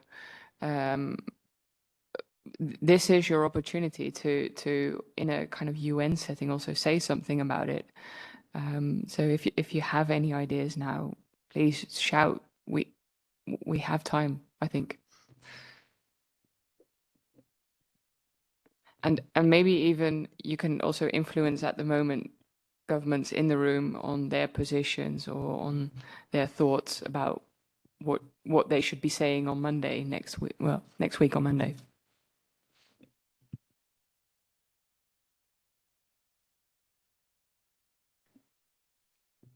Okay, I'll make a comment based on being a government stakeholder. It's a bit an odd position to be able to make a statement because you know how governments run. If you're not from that particular ministry or whoever's actually going to put forward the statement, and if your government has not made that statement public and known, it's going to be difficult for you to say as the government of the Bahamas. You can say as Cal Roach, but you know it's not possible for most, I would say.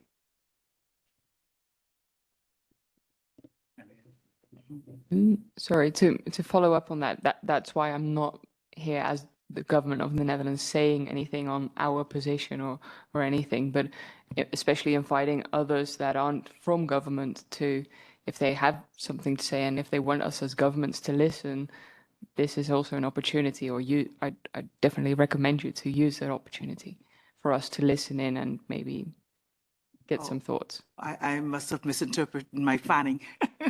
Some of the words might have disappeared. Henriette, sorry about that, Elisa.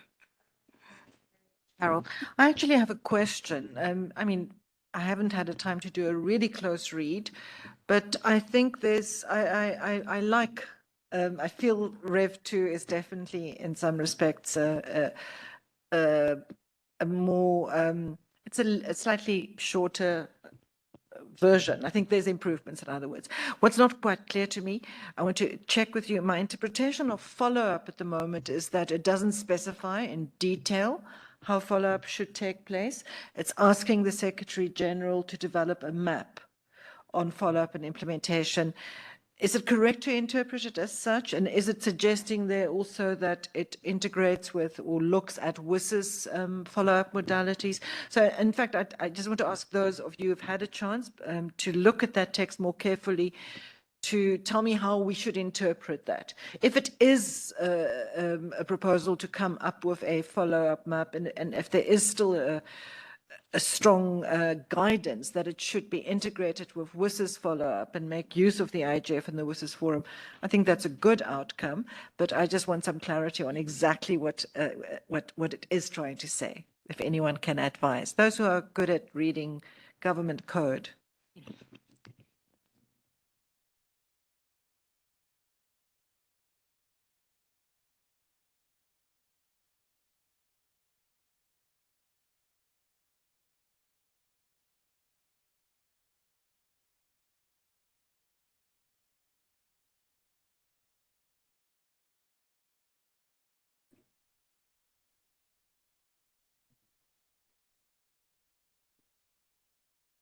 Somebody, anybody. I think it's evolving. I think it's shaping up. I don't know if there was enough time to really put meat on the bone in terms of saying this is how the measurements will be done. This is, And I think after all the input and the interventions, they are, treading a bit lightly and leaving room to wiggle. So that's my opinion as Carol. Okay. I think that it is, I think there's a clear reference to the use of the IGF and the request to the IGF to establish track, the new favorite word. But it also still seems to be wanting to concentrate coordination of follow-up in New York. So in response to Alisa's question, I would say from my experience, working from an African perspective, and then also APC's experience with civil society, New York is still, we retain our position that's been consistent throughout the process, that New York is not an easy place for Global South participants or civil society participants. Geneva is more conducive, and it has the added benefit of missions that have personnel that follow the ITU, that follow WIPO, and also the WTO, not part of the UN, but similar topics. So we still retain that. Aside from that, I have nothing else to add at this point.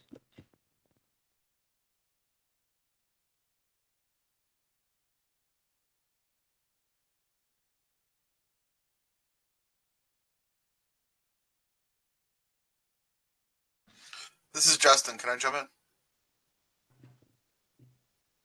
And then Chris. Or is that an old hand, Chris? No. Okay. Roz, then Justin, then Chris.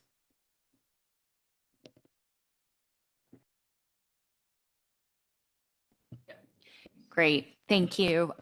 Just coming in for invitation to governments to speak. I mean, I've been reading through this over the past 24 hours, as have many, so please forgive any rough comments, but I really just wanted to support what Henriette has said about the expertise and central role of Geneva and really the need to promote that. And perhaps there's a lesson for us here too, looking beyond the compact about how we can promote Geneva's work in New York as well, and really make sure we're signposting and highlighting that important work to delegates and member states and offices in New York. I would flag that there are some positive references in this document to the Internet Governance Forum. Good to see Net Mondial +10 referenced, but we also shouldn't lose sight of some of the duplication still taking place.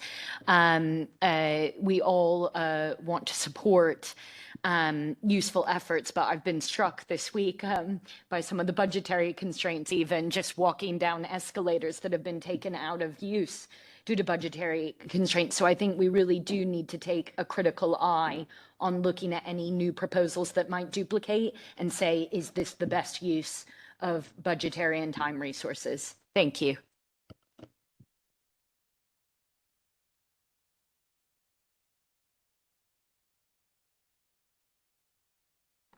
Justin?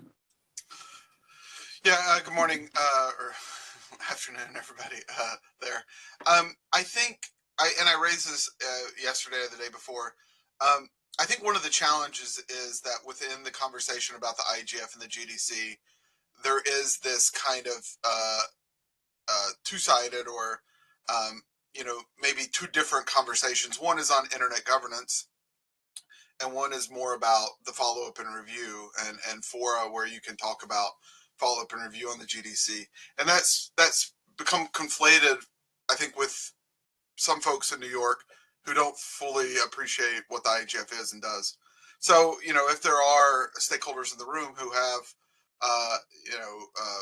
contacts in different governments, I would say to make sure that it's recognized, or to encourage folks to support the role of the IGF as a UN fora for follow-up and review, separate from the internet governance conversation and how it relates to enhanced cooperation and multi-stakeholder versus multilateral. That's earlier in the document and a separate conversation. When you look at the last section, the follow-up and review, making sure that the IGF is seen as a very legitimate and very important for within the UN system for to have discussions on these and other issues. So that would be one. To answer the question though, on the follow-up and review, I think that the approach taken in this latest draft was just yes, like to all the feedback, yes. Like it seems to take what was already there and then just take any proposals and pile on top of it. And so what you have is, I think, some duplication and some additional things on top of recognizing the work of existing institutions. So within that, there's a clear recognition, a call for the CSTD to do follow-up interview, a call for the IGF and the WSIS Forum to do follow-up interview, a call for UN agencies like ITU and UNESCO and UNDP and OHCHR and others to support this work. But then it also calls for a policy dialogue or a follow-on UN meeting in a couple years to review implementation of the GDC. And so, you know, in the duplication, now what we're looking at is, yeah, GDC this year, then you have WSIS plus 20 next year, then you have the GDC review the following year or something like that. And then there's other proposals related specifically to AI, data governance, and other things that could impact that as well. So it does seem to kind of just add additional meetings and processes onto what is already there. And I would also say isn't very clear on, you know, where some of this work would happen. Some of that's just based on trying to thread the needle of member state views in the room who, you know, have different views on this. One other thing I will say is I think there is recognition in the room, and this is a shared view, developed countries, developing countries, different blocks, that a lot of these issues are really appropriate to be integrated more into the WSIS framework and the WSIS conversation. And so a real look to, okay, how do you pivot from a GDC this year into WSIS plus 20 next year? And that could be an opening for the IGF in Riyadh this fall to kind of help bridge that from GDC to WSIS plus 20. How do you integrate things like AI into a WSIS framework? I mean, that's just going to be a conversation that folks are going to want to have. And so it's, you know, some of that is unclear, but I think that there is a recognition that WSIS plus 20 will probably pick up where GDC ultimately leaves off, and a lot of these things would be integrated into WSIS plus 20 in some way. Hope that helps. Thanks.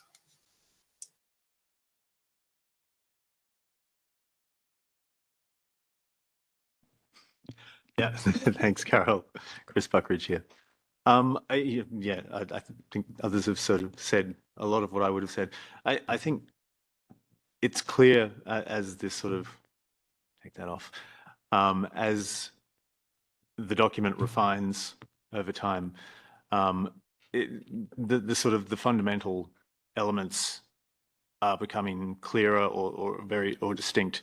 And I mean, it's clear that there is recognition of WSIS, there is recognition of the IGF, but I mean, I'm sure I'm oversimplifying here, but if you look at the current document and the formatting of it, the follow-up and review section starts at paragraph 63 and goes through to paragraph 71 on one page. And much of that is about WSIS, it's about the IGF, it's about Geneva-based functions. It then goes across the page for paragraph 72 to 76, where it's really all about the Secretary General leading the UN system-wide collaboration, the Secretary General's compact implementation map, etc., the high-level meeting to be held. So it really is sort of separating that idea of, okay, there is the WSIS Geneva-based processes, and they are good and valuable, but a fundamental element of this is the feeling or the sense that there needs to be a new set of New York-based structures or processes or approaches in place to, I guess, hopefully complement what's going on with the WSIS. So I think working out how the role we can play in ensuring that that's all complementary is probably the priority for us. And I agree with Justin that, yeah, there'll be probably an opportunity to do that in Riyadh once people actually have a clear sense of what the GDC is and what the Summit of the Future has produced. Thanks.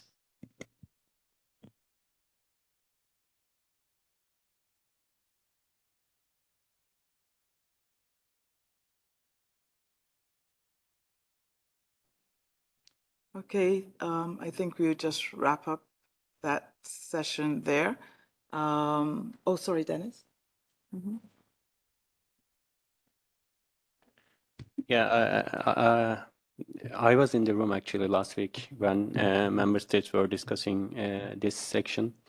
I heard also some views about, I think it's paragraph 71, if the GDC should be integrated in the VISIS or vice versa. So there were some views on that. And also in paragraph 72, many member states were asking about the financial implications. So I think someone already mentioned it's still early days. The ambassadors will meet on Monday. This document will still be changing, so we should wait. Right.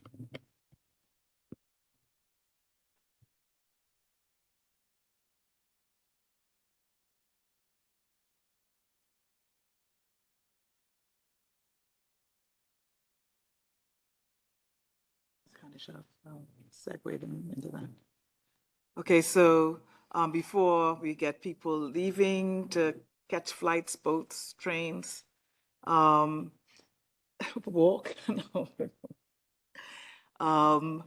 I've been reminded that we really didn't say what was the next steps when it came to the main sessions. So we're going to create the lists based on the 4 that we have, unless somebody thinks that maybe we need to think about a 5, but we won't hold up waiting on a 5th. So we'll create the list for the 4 topics that we have so far. People are encouraged to please join the list so that you can really clean it up, flesh it out, and put some meat on it. So please get involved, be involved. This is very important work for the MAG. So just ending on that, and we'll discuss again in a virtual meeting. We'll decide what that is. Bruna? Just for the cleaning up of the proposals, are we already gathering volunteers for leading those proposals, or are we waiting? So once you're in the list, you can, oh, sorry. I am? Okay, I'm on, right. Yeah, I think once you're on the list, you can decide, because we don't know, or people may not have decided as yet what they want to be on, and therefore, I don't know, we could leave it up to you. Do we want to choose persons to lead the list now, the list, to lead the session, the main sessions now, or do you want to wait until the list is populated? I don't know.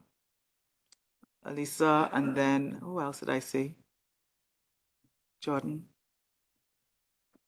Just a practical question. How do you get on the list?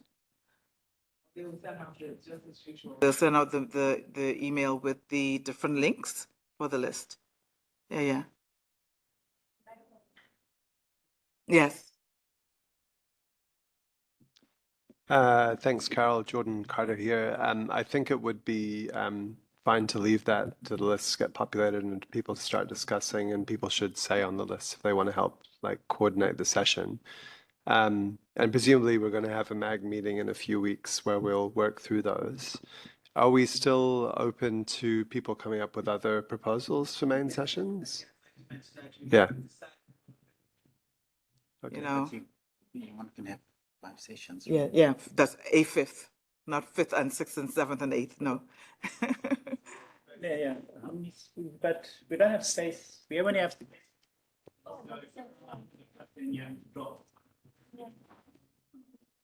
Okay, because if that was discussed earlier today, I missed that fact. That's helpful to know. Thanks.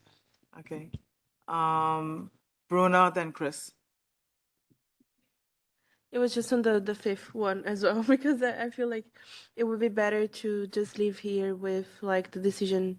Are we doing 4? Then these are the 4 we're doing. If someone disagrees a lot in one of those, then we discuss on the mailing list, but perhaps adding a 5th one through the mailing list might get a little bit too messy if we're doing that. So yeah.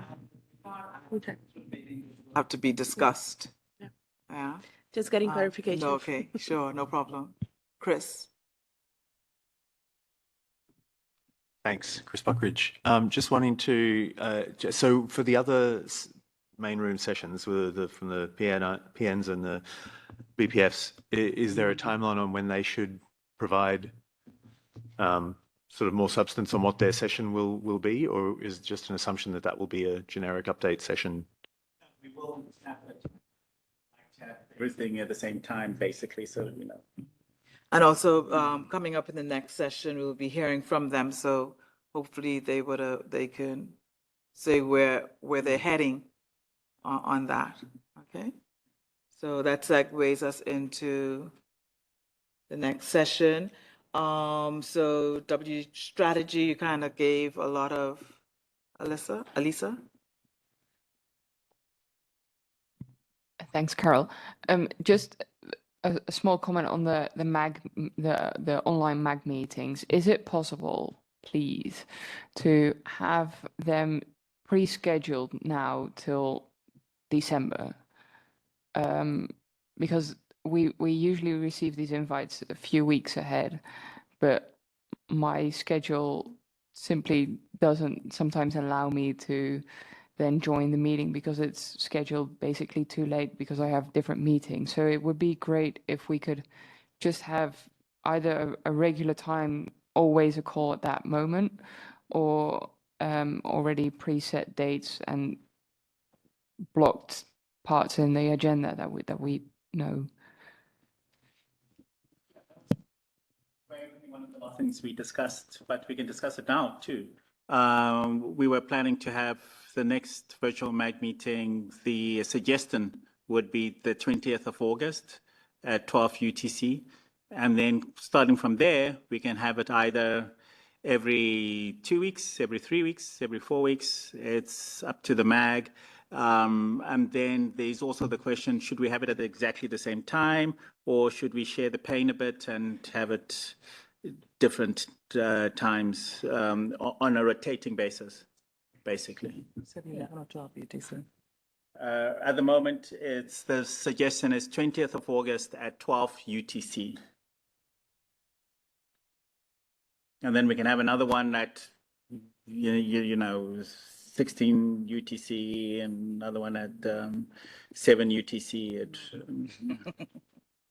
We did have a formula. What was the formula again? The 3 times?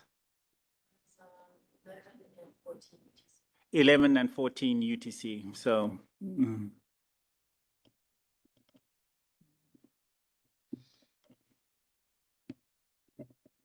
Okay, so working group on strategy, do you have anything to add other than what was already done? No? Okay, thank you. Moving on to WG workshop process. Peace, Lito.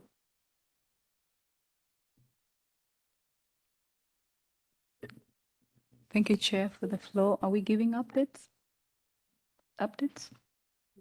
Okay. Yes. Okay. So yes, well, the working group was able to pull through with the proposals, the criteria, the manual. We reviewed it, and so we are at this level where now we have the selected workshops for IGF 2024. So that was, I think, work well done, and thank you, Celine, for your support to the working group and all the other MAG members that were part of this. And the next steps, one of the things that came up yesterday was the evaluation of the IGF.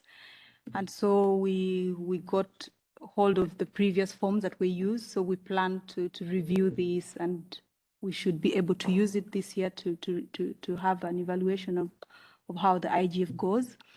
Another thing that we are also looking at, so we will have a call on this. We will look at it with Lito and then share with the MAG and have a call to discuss it. Something else that Lito and I also discussed and we thought we should share with you is, I think we've done a great job in trying to ensure that we have a good conversation. The formats and the conversations happening at the IGF should really be participatory and should be something that we envision but we don't know how that will happen. You know, sometimes selecting the workshop, ensuring that there is diversity and all that does not work well at the end. So we're thinking that we need to come together and kind of brainstorm on the format of the sessions, not only looking at the workshop sessions, but also like main sessions. How do we ensure that still these conversations go well as the engagements still go well as we envision? And so we thought about having a call and coming together and brainstorming and coming up with some ideas. Maybe how do we engage the organizers? You know, maybe we need to have some prior engagement with them, you know, maybe have some guidelines on how should the sessions go, you know, prior to IGF. So that's something that we thought about, but Lito, please, if you'd like to add on. Thank you. Thank you, Lito Ibarra. Just to add a little bit to what Piz just said, we are trying or thinking about taking advantage of all of us having a fresh mind on what could we have done better regarding all the process workshop evaluation. So that is the call we want to have in a few weeks, to ask all of you, like we did one of these days, some brainstorming on what can we do better, if possible, in the whole process. So that's part of our plans for next steps. Thank you.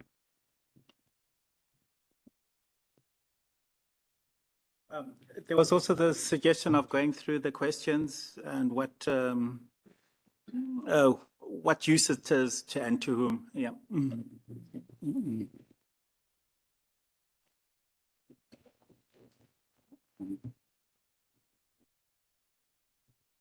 Any questions or comments? Please feel free to also join that working group if you feel that you can be of use. Okay, youth, working group on youth, Saba and Bram. Is Bram on? Thank you very much, Chair. Yeah, so from our side, there are some activities that we've been working on after being approved by the MAG last February. We had a couple of meetings to discuss what could be our specific activities to focus this year, and the discussions were quite fruitful. But now I would like to present and share with you all one activity that we are still working on in order to seek the advice of the MAG in general. Celine, if you can share your screen.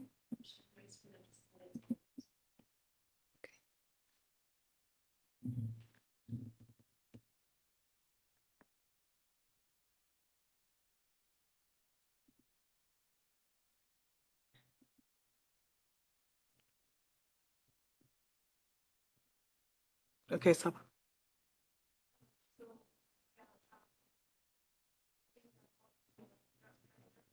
Mike. Okay, thank you, Celine. So it's a draft proposal for a mentorship program. First of all, the purpose of this program is to advance and grow youth leaders who are already engaged in the IG space, enabling them to advance their knowledge, to advance their skills, and their careers in a professional way. And the program will also establish a long-lasting, ongoing connections between those young leaders and experienced or seniors experts, fostering a supportive as well as a collaborative environment within the internet governance community. And it will also provide a platform for a dialogue and for a collaboration between youth leaders and current members, as well as MAG alumni members, by leveraging their experience. So some of our objectives listed here is, first of all, to establish a long-lasting and cooperative and professional relationship that offers insights into a career development. And second is that promoting development and upskilling and capacity building for youth involved who are already involved in the internet governance issues. And lastly, guidance on effective participation in the IGF in particular, and then the IGF community in general. So some of our key elements of the mentorship program it is still in draft. We're still developing it, but first is for a call for the MAG to support the program as mentors. While the Youth IGF network can be leveraged as to identify the mentees. And second, there will be an arrangement of a virtual meeting between the mentor and all the mentees. And lastly, to also have this kind of monthly one-on-one meeting to starting from September until the IGF 2024 in Riyadh. So just to describe some of the things here, we all know that this is a strategic year for IGF itself and the IGF community with its renewal next year, right? So we believe that it's very crucial to equip those young leaders and to guide them with the skills they need to advance in their professional career. So this mentorship program or this initiative, can be seen as a response and support from the MAG to the continuous calls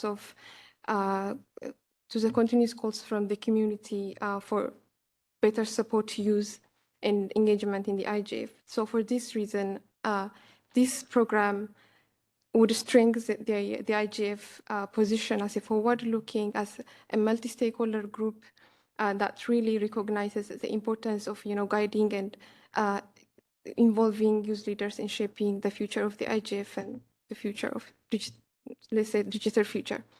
So this is also one of the most requests that we got from the stock-taking process as well from the young people. And this activity is not like specified within our working group. I mean, it's to be taken as the MAG's work in general, and this is also a long term, not only for this year. So we want this to be continued and continue to equip the next generation of young leaders within the IGF community. And just to add something, we also had this discussion broadly within our working community and within our working group. And this is something that young people are very interested in, looking forward to learning from the knowledge and to learn from the experience of the MAG members as well as the MAG alumni. So the need is there. So we started developing this proposal, though it's not yet, it's yet to be completed because we need the advice and ideas from the MAG if the MAG are to be mentors. So looking forward to your ideas. Thank you. Thank you, Saba. Floor open for comments. Octavia?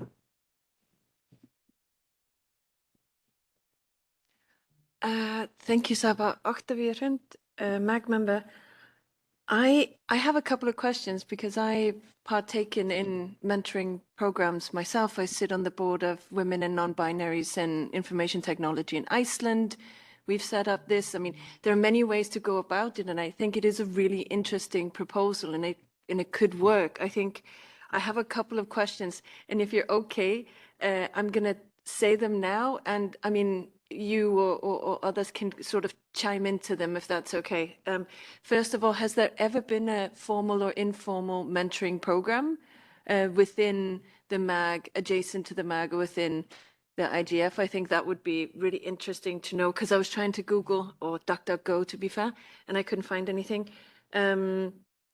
Well, does this tie into the youth track? Did you envision this being a part of the youth track as this is what's happening in between, this is how we tie into the work, these are the results, or coming together, having lessons learned as a mentee of a mentor? Like, how do you envision it tying into the youth track as it looks right now? And so the third one is like connecting it to former and present MAGAs, I think is a really good idea. And I was just wondering, how would you want to do that? Would that be by stakeholder group, best practice forums? Would it be by the dynamic coalitions, or would it more be a sign up for this and then someone in a committee, organization, formal, informal, would then do the pairing? Or would you be able to sort of pick, you know, I want Carol as a mentor, or I want, you know, whoever it is to come, Chengetai maybe, you know, so, because some of those things are important, not just for as you form this idea, and I think it's important, it's not that, but the survival, I've been such a Debbie Downer today, I'm so sorry. The survival rate of mentoring programs is really dependent on ownership and engagement, and how you connect it in this manner right now. I think thinking about that really will come down, the success will depend on it. And so that's why I'd really love thoughts on these three points. Thank you.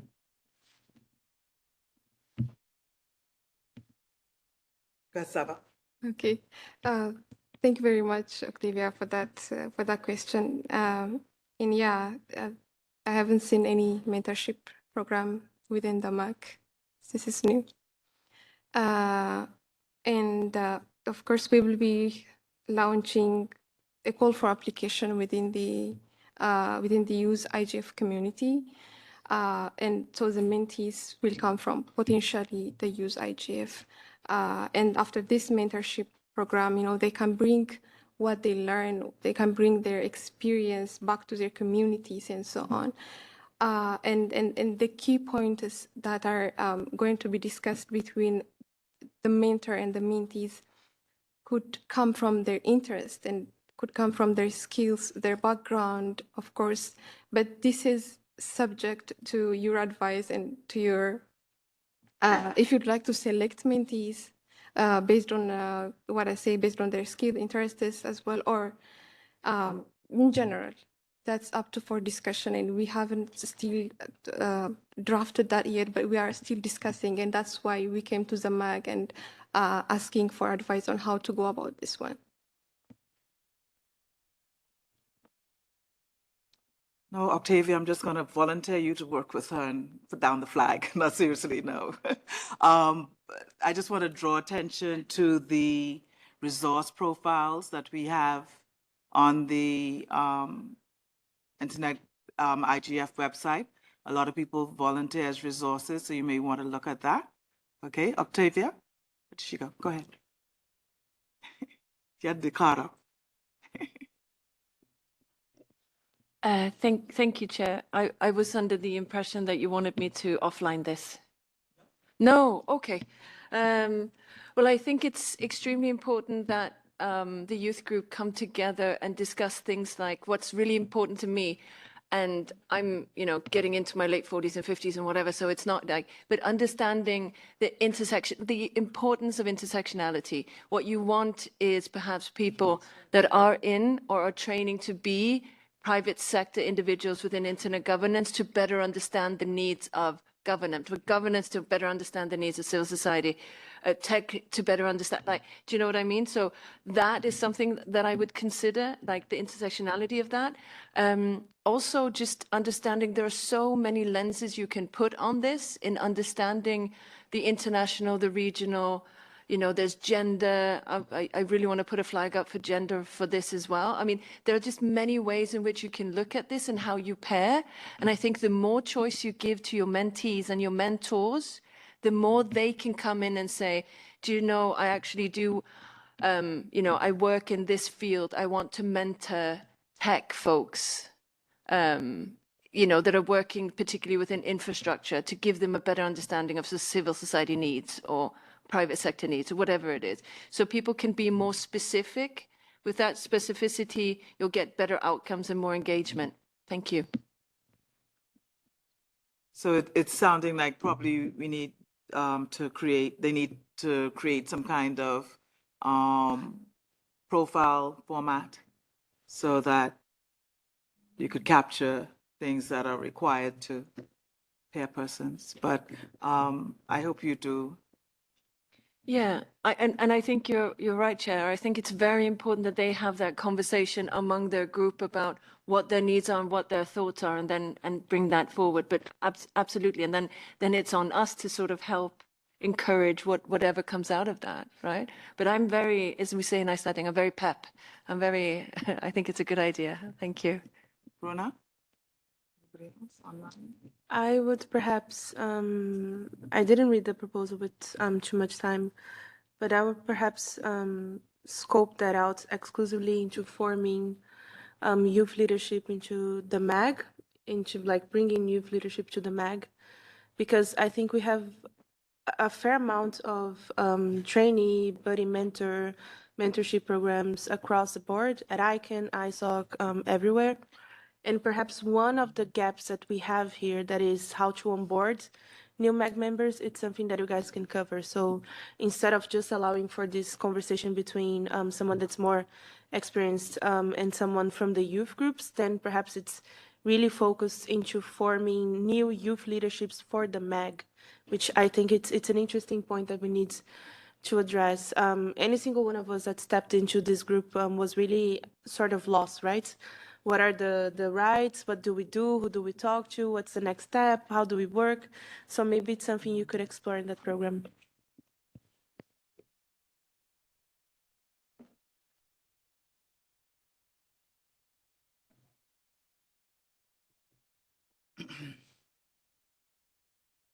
Thank you, Saba.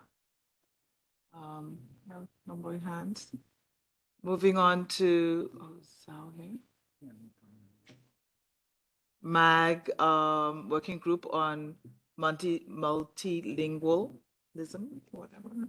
Zhao, is Zhao here? She was. She just left her. Oh, yeah, the stuff is there. Okay. Oh, here she is. You're up next, Zhao. Is she here? Yeah, Zhao, you're up next. You're up now, sorry. Yes. But Ringo, I just sent an email at noon. I think we need more people to join us, and so our member from Argentina showed their interest, and it doesn't matter. I think we get the ball rolling, and thank you for all their support. I think just it's easy and join us. Nothing, not too much to update. And Celine has helped us with the email too. So if you want to translate, just use some tool and proofread and send it to Celine, and she will help. I think it actually helps us to share with our China community. And I see the China IGF community is growing because we keep sharing information in Chinese. So actually it helps. I call on more members to join us. Thank you. Not too much.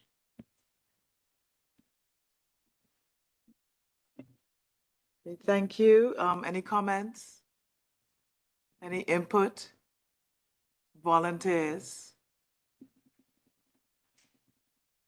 Thank you, Zhao. Going on to nobody? To PPF on cybersecurity. That's Karina, Octavia, Josephine. Thank you, Chair. The BPF Cybersecurity had a call last week, and we had a chance to present the proposal to the community, and we received quite a lot of feedback on refining it. One of the key ideas that came out was the issue of duplication and the overlap in cybersecurity capacity building and related initiatives.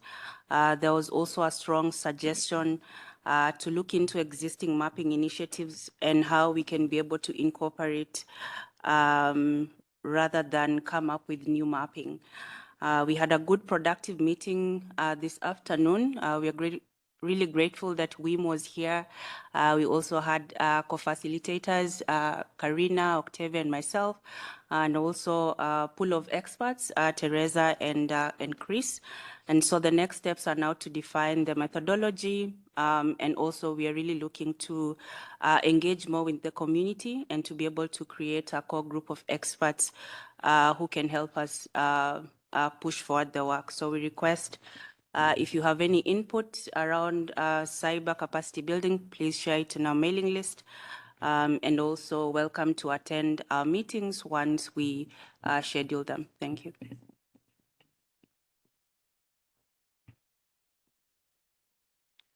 Thank you. Any comments, inputs?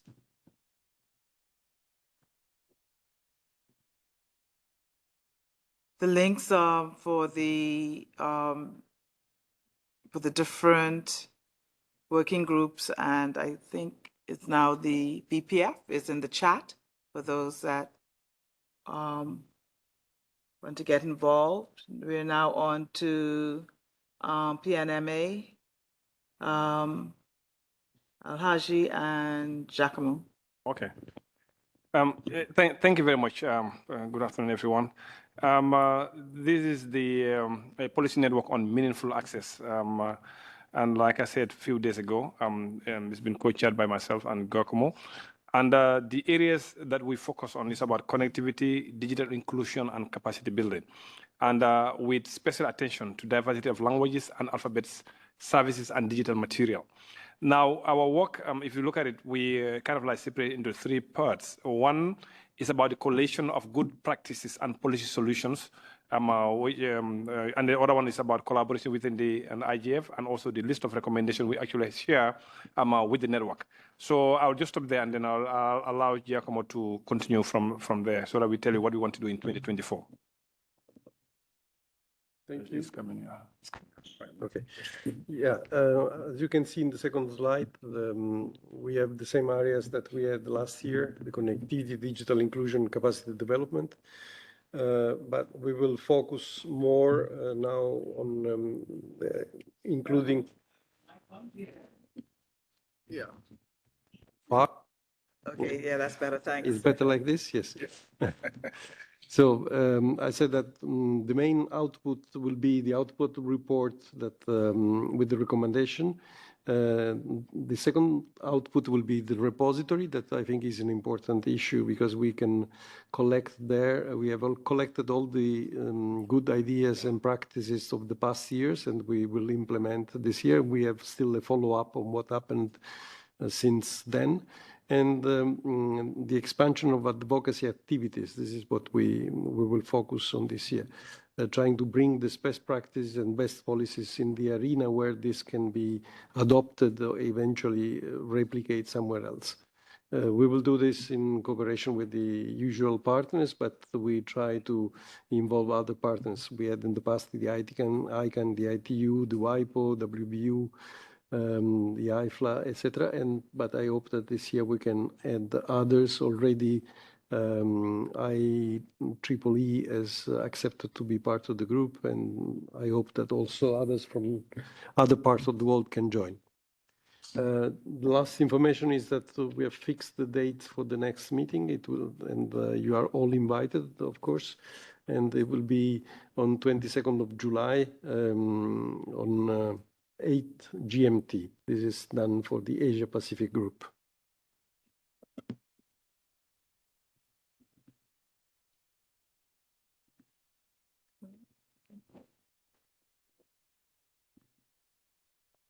Any comments or input? Questions?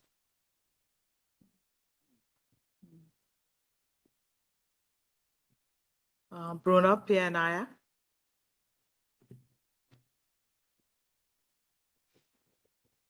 I was just looking at him, wondering if you want to do that one.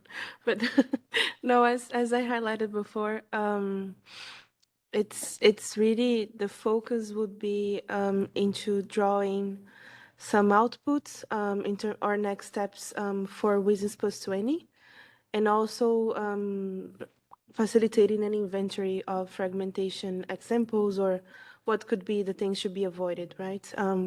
Just the reason why I'm talking about examples is because the PNIF talks about fragmentation in a rather more diverse way than the classic technical layer fragmentation way. And we do consider some things as internet shutdowns or governmental interference over access to content or certain platforms as a potential fragmentation of the user experience. So just highlighting that for everyone. On the WSIS plus 20, I think our goal would be to draw some input into the review as part of an effort to support an unfragmented and inclusive approach to internet governance processes and coordination. And on the inventory side, we also want to focus on providing positive examples of an open internet and examples of the things to be avoided. So this is a little bit of what we thought. Wim, anything to add?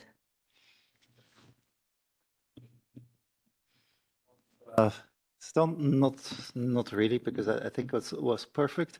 I just want to give the background of what Bruna said. We had a webinar, 90 minutes, last week also, where we actually asked the panel two questions, and had an interesting discussion afterwards.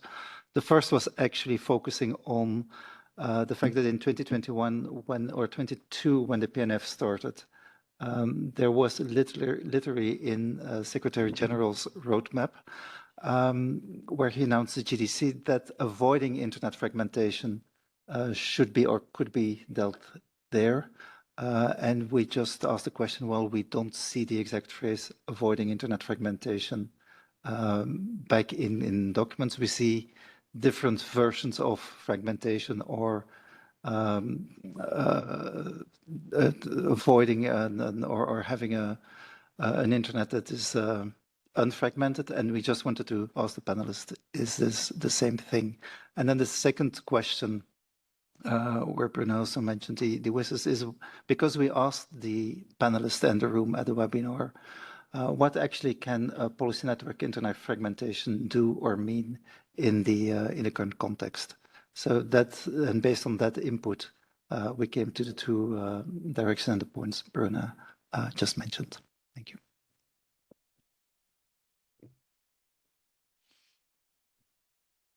Any questions, comments? Just to add something very briefly, if there is any MAG members going to the second year that would like to help with that work, that would be lovely. I'm the only MAG member helping with this work. My other co-chair is Shital Kumar, part of civil society. So if anyone else wants to come on board and help with this work, it's just for the remainder of this year. Then we check what else is going to happen. But for anyone really willing to engage on these conversations, you're more than welcome, and I'll be more than happy to share the load a little bit. And I believe Shital and Wim as well. Thank you. Thank you, Bruna and Wim. PNAI, Otis, is Otis on? Carol, Otis is not there, so I would have to present. Amrita here. Go ahead, Amrita or Otis. There you go. Thank you so much. As we shared in the last call, and if we can just skip through the slides to the second last one, I would not go through what we have been doing so far. This presentation will be up, but the previous one, yes, the one with the orange stacks, the next one, please. So this year, the PNAI is working on 4 subgroups. One is environmental sustainability and the value and the AI value chain, AI governance, interoperability, and good practices, where they are trying to still define the term interoperability and look at the good practices in different countries. Labor issues within AI's life cycle. It is new, but this is something which is important, which the group felt. Liability as a mechanism for ensuring AI accountability. They are being looked at from the Global South lens, and the subgroups are currently working in the documents. And perhaps if my colleague here who supports this, Mikey, could share the links here, we would request MAG members to go through them, especially those coming from Global South countries. If they have certain best practices or information, or even others who would want to share, they could share it. Once these drafts are by end of June are somewhat in shape, from August we would be having specialists coming in. These committees comprises of are multi-stakeholder in nature.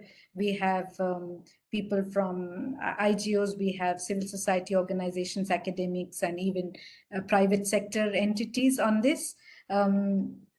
So we would want your comments on it, especially topics such as labor issues, etc., which are pretty new in the AI context. Having more case studies or references would definitely help. We would encourage you to join the monthly calls. I believe the next call would be somewhere around 24th or 25th of July, to attend it, or even go through the working group links.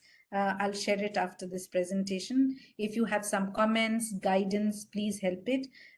We would really love more MAG members to be there, or even community members, because these technologies affect us in many ways. And it would be good if we have some kind of a more nuanced understanding coming from different parts of the globe, and just not from Global North. Thank you. I would be happy to take more questions.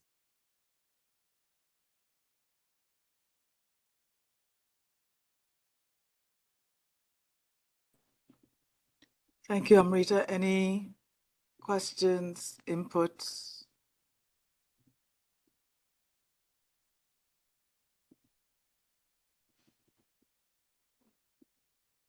I know all of these groups are hardworking, and I encourage persons to please at least give the courtesy of reading some documents, giving your input, because they're really working hard at them.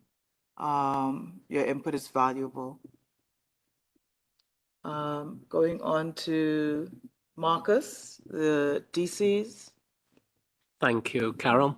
This is Marcus Kummer speaking in my capacity as co-facilitator of the Dynamic Coalition Coordination Group.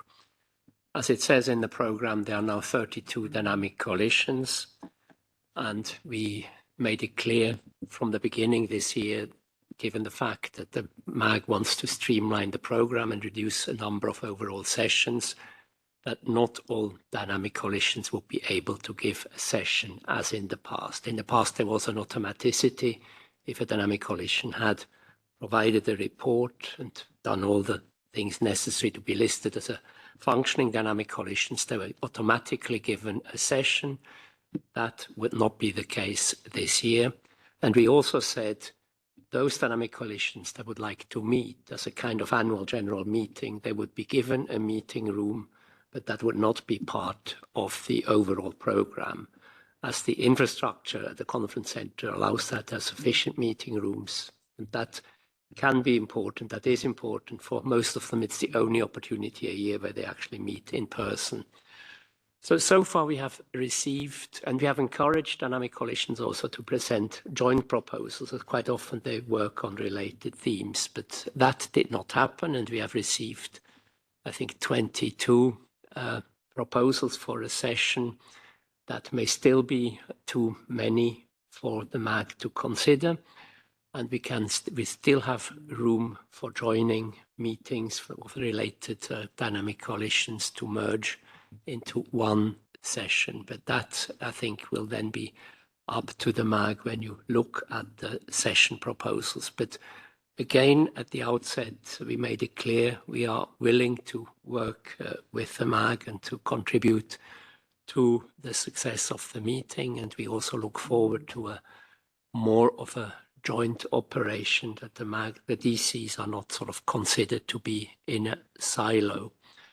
We still would like to have a main session where all DCs together produce a main session. We were grateful for the opportunity given 2 days ago to have this intersessional meeting where we could actually show that the DCs could also provide input into the 4 themes chosen by the MAG.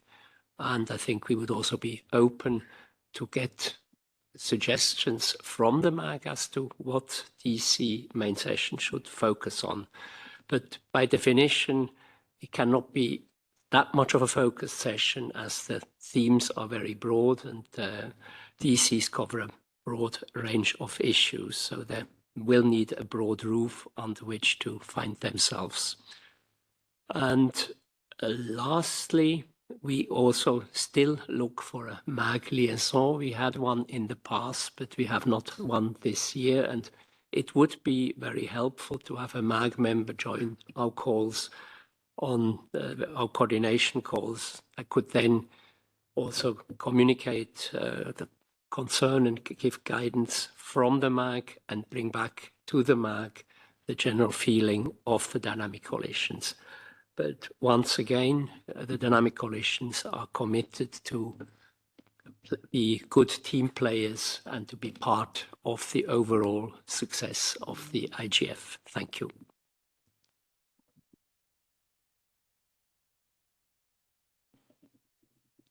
Thank you. Maybe the IGF Secretariat could send out an email asking for volunteers to be liaisons. Any comments, feedback, input? Okay. Ansha, NRIs? Thank you very much, Chair.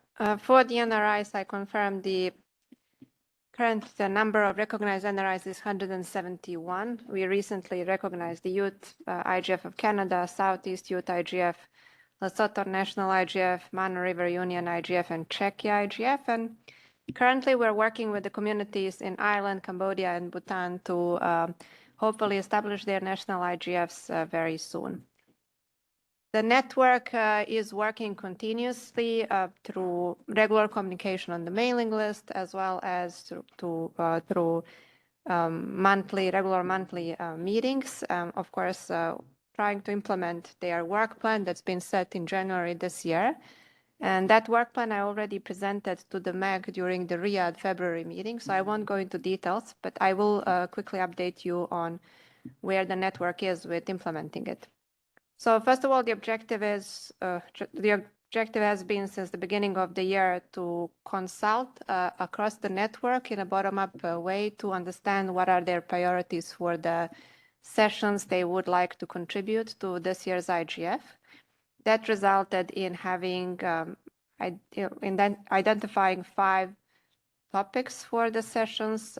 For the 3 collaborative sessions, the topics relate to tackling disinformation in electoral context, multilingual inclusion and universal acceptance for all communities, and regional experiences on the governance of emerging technologies. The work for these is under development. The session proposals are available at the IGF website, and soon the speakers, moderators, rapporteurs will be confirmed. For the main session, as said yesterday, the NRI suggested focusing on evolution of internet governance and multi-stakeholder model. I already yesterday shared a link to the draft session proposal the network is working on. The MAG is, of course, invited to work with the NRIs on further developing this proposal. The Secretariat will convey the decisions and proposals from this meeting with respect to other main sessions to avoid any overlaps, duplications, and to ensure that this session as well contributes to the value of the program. And then the final session that the network is currently consulting to develop a proposal is the traditional NRIs coordination session, usually happening on day 0 of the IGF. This year, the NRIs in a bottom-up manner decided that the topic could be what NRIs could do for WSIS Plus 20 review process. And in that sense, the invitation will follow, of course, as always, every year to the MAG chair, to the MAG members, extending it to the leadership panel as well, and to the community interested in working with the NRIs. And then final update is that we do work with the NRIs on other activities as well. So there are great partners in implementing, for example, the youth track. They are also valuable partners in implementing the parliamentary track. And Celine already spoke about the cooperation with the Central Asian IGF recently held in Uzbekistan. And next week, well, in 10 days' time, actually, we will be cooperating with the West African IGF on their standalone parliamentary track. And the work, of course, continues in that sense as well. So with that, thank you, and at your disposal for any questions.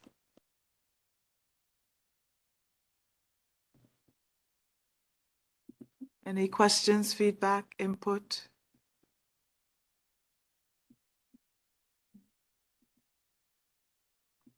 Okay. I just want to remind the intersessional persons when you're preparing your workshop, we're going to need some feedback, as Angela said, to avoid any type of overlap. There will be overlap. We don't want any contradictions. We don't want it to be too huge and people say, what? So probably by the next virtual meeting, you can have a skeleton of a plan of what you plan to present at IGF 2024. Okay.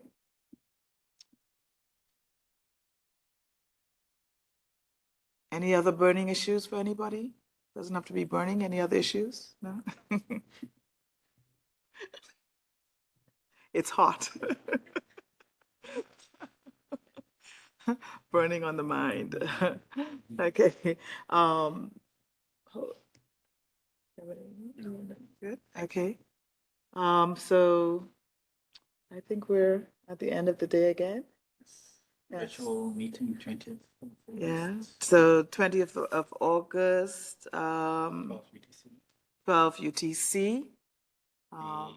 Mailing list will be made available. Yeah, mailing list will be out. Yeah, for the main sessions for people to sign. You can talk, you know. I'm going to give the mic to No, that's it. to Shangata. Bruna. Just wondering if we can afford waiting that long to define main sessions, because I mean, I understand everyone, or at least the ones in the global north, are going to go into vacation, but 20th of August seems like a long time from now, no? Yeah. So discussion will take place during the May. But we're probably gonna need a in meeting for the that. thing, and then by the 20th of August, when you report back in, you should have a structured plan, and then we'll also have the results of the workshop. You know, our communication, the Secretariat's communication with the workshop proponents, and how things stand with the schedule, so that at least gives us space to actually have a more involved meeting instead of just we're working on it. We're working on it. Yeah. Everybody needs to have a skeleton. Yeah. Can I make just a... Yeah, can I just make a follow-up request then? If possible, to the host country, if we can have just a highlight of like, we don't need the final topics. We just need something like 3 high-level tracks, sessions. One will be on innovation. The second one will be on, I don't know, peace and conflict. The third one will be on that, because I think that would allow for us to finalize the main sessions even better in that sense. Just a request. But please don't let that be stop you from preparing what you have, because as we said earlier, the host country will work with what you've already prepared, and it would be better for them as well if they can see what you have prepared to avoid any type of duplication or overlap. So I'm going to go Elisa and then Ross. Thank you. I hope this is going to be my last intervention. I would like to thank you all for chairing and being the great secretary that you are. And I have one question or remark to the host country that I hope it goes without saying, but I do expect gender and regional balance also in the high level sessions. So just wanted to note that here again, that I think we all think that it's really important also for those high level sessions, because in the past we have seen high level sessions with a bigger chunk of male representatives on those panels. So please do take note of that. And once again, thank you all for this meeting.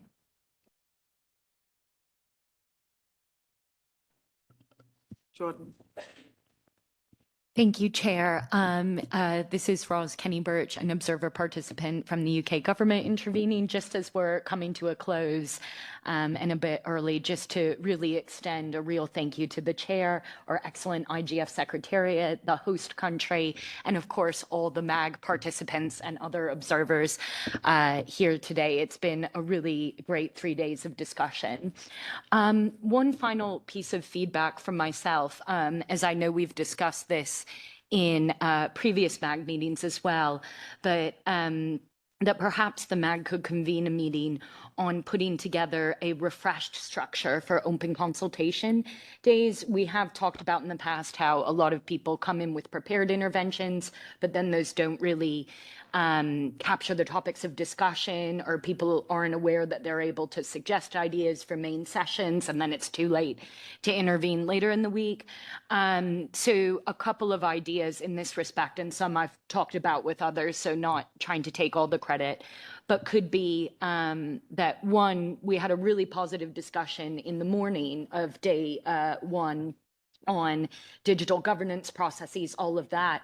And so it might be useful to ask for interventions on specific topics like that, and then plan a little bit of time at the end of the discussion for 1 or 2 actions for the MAG to take away from that discussion. That would be one proposal.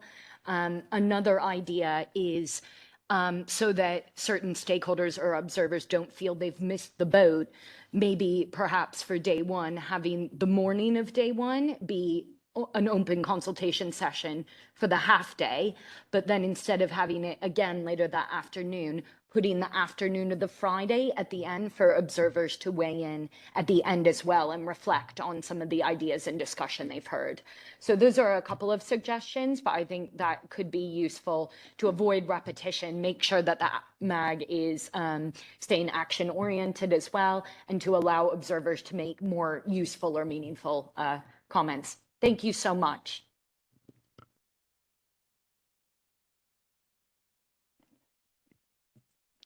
Thanks, Carol. I won't reiterate the thanks of everyone for all the excellent work, because hopefully it's taken for granted. But I did want to ask if the Secretariat is able to give us any insight on timeframe for any confirmation of 2025 host, if that's something we might know about at the August meeting, or just still work in progress. We just need to wait for a response from the Secretary General's office, and it really depends how busy Secretary General is and when you'll have time to look at it. Since yeah, you know how it goes. Yeah.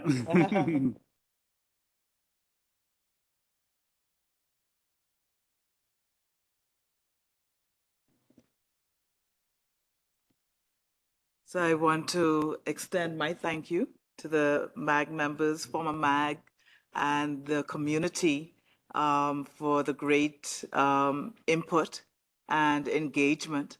You know, without you, we're just empty vessels making a lot of noise. So your input is welcome.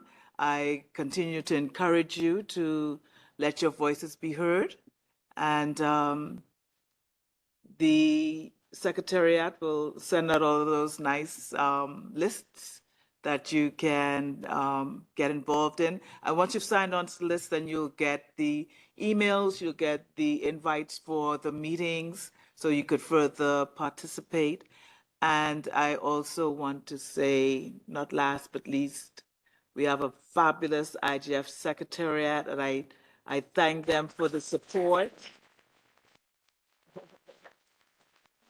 Yeah. They are truly unbelievable. They keep me on the straight line. I tend to, but they are very hardworking. So thank you very much. Thank you, Shangatai. And definitely not last, but thank you to the host country. And we are definitely looking forward to IGF 2024 in Riyadh. Thank you so much. Yeah. And a final hand to the chair.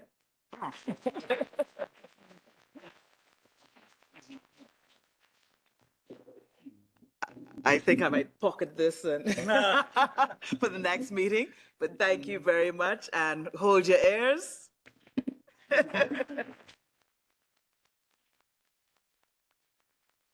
Safe travels, everybody, for those that are traveling, and enjoy your summer breaks if you're doing summer breaks. And I do accept chocolates.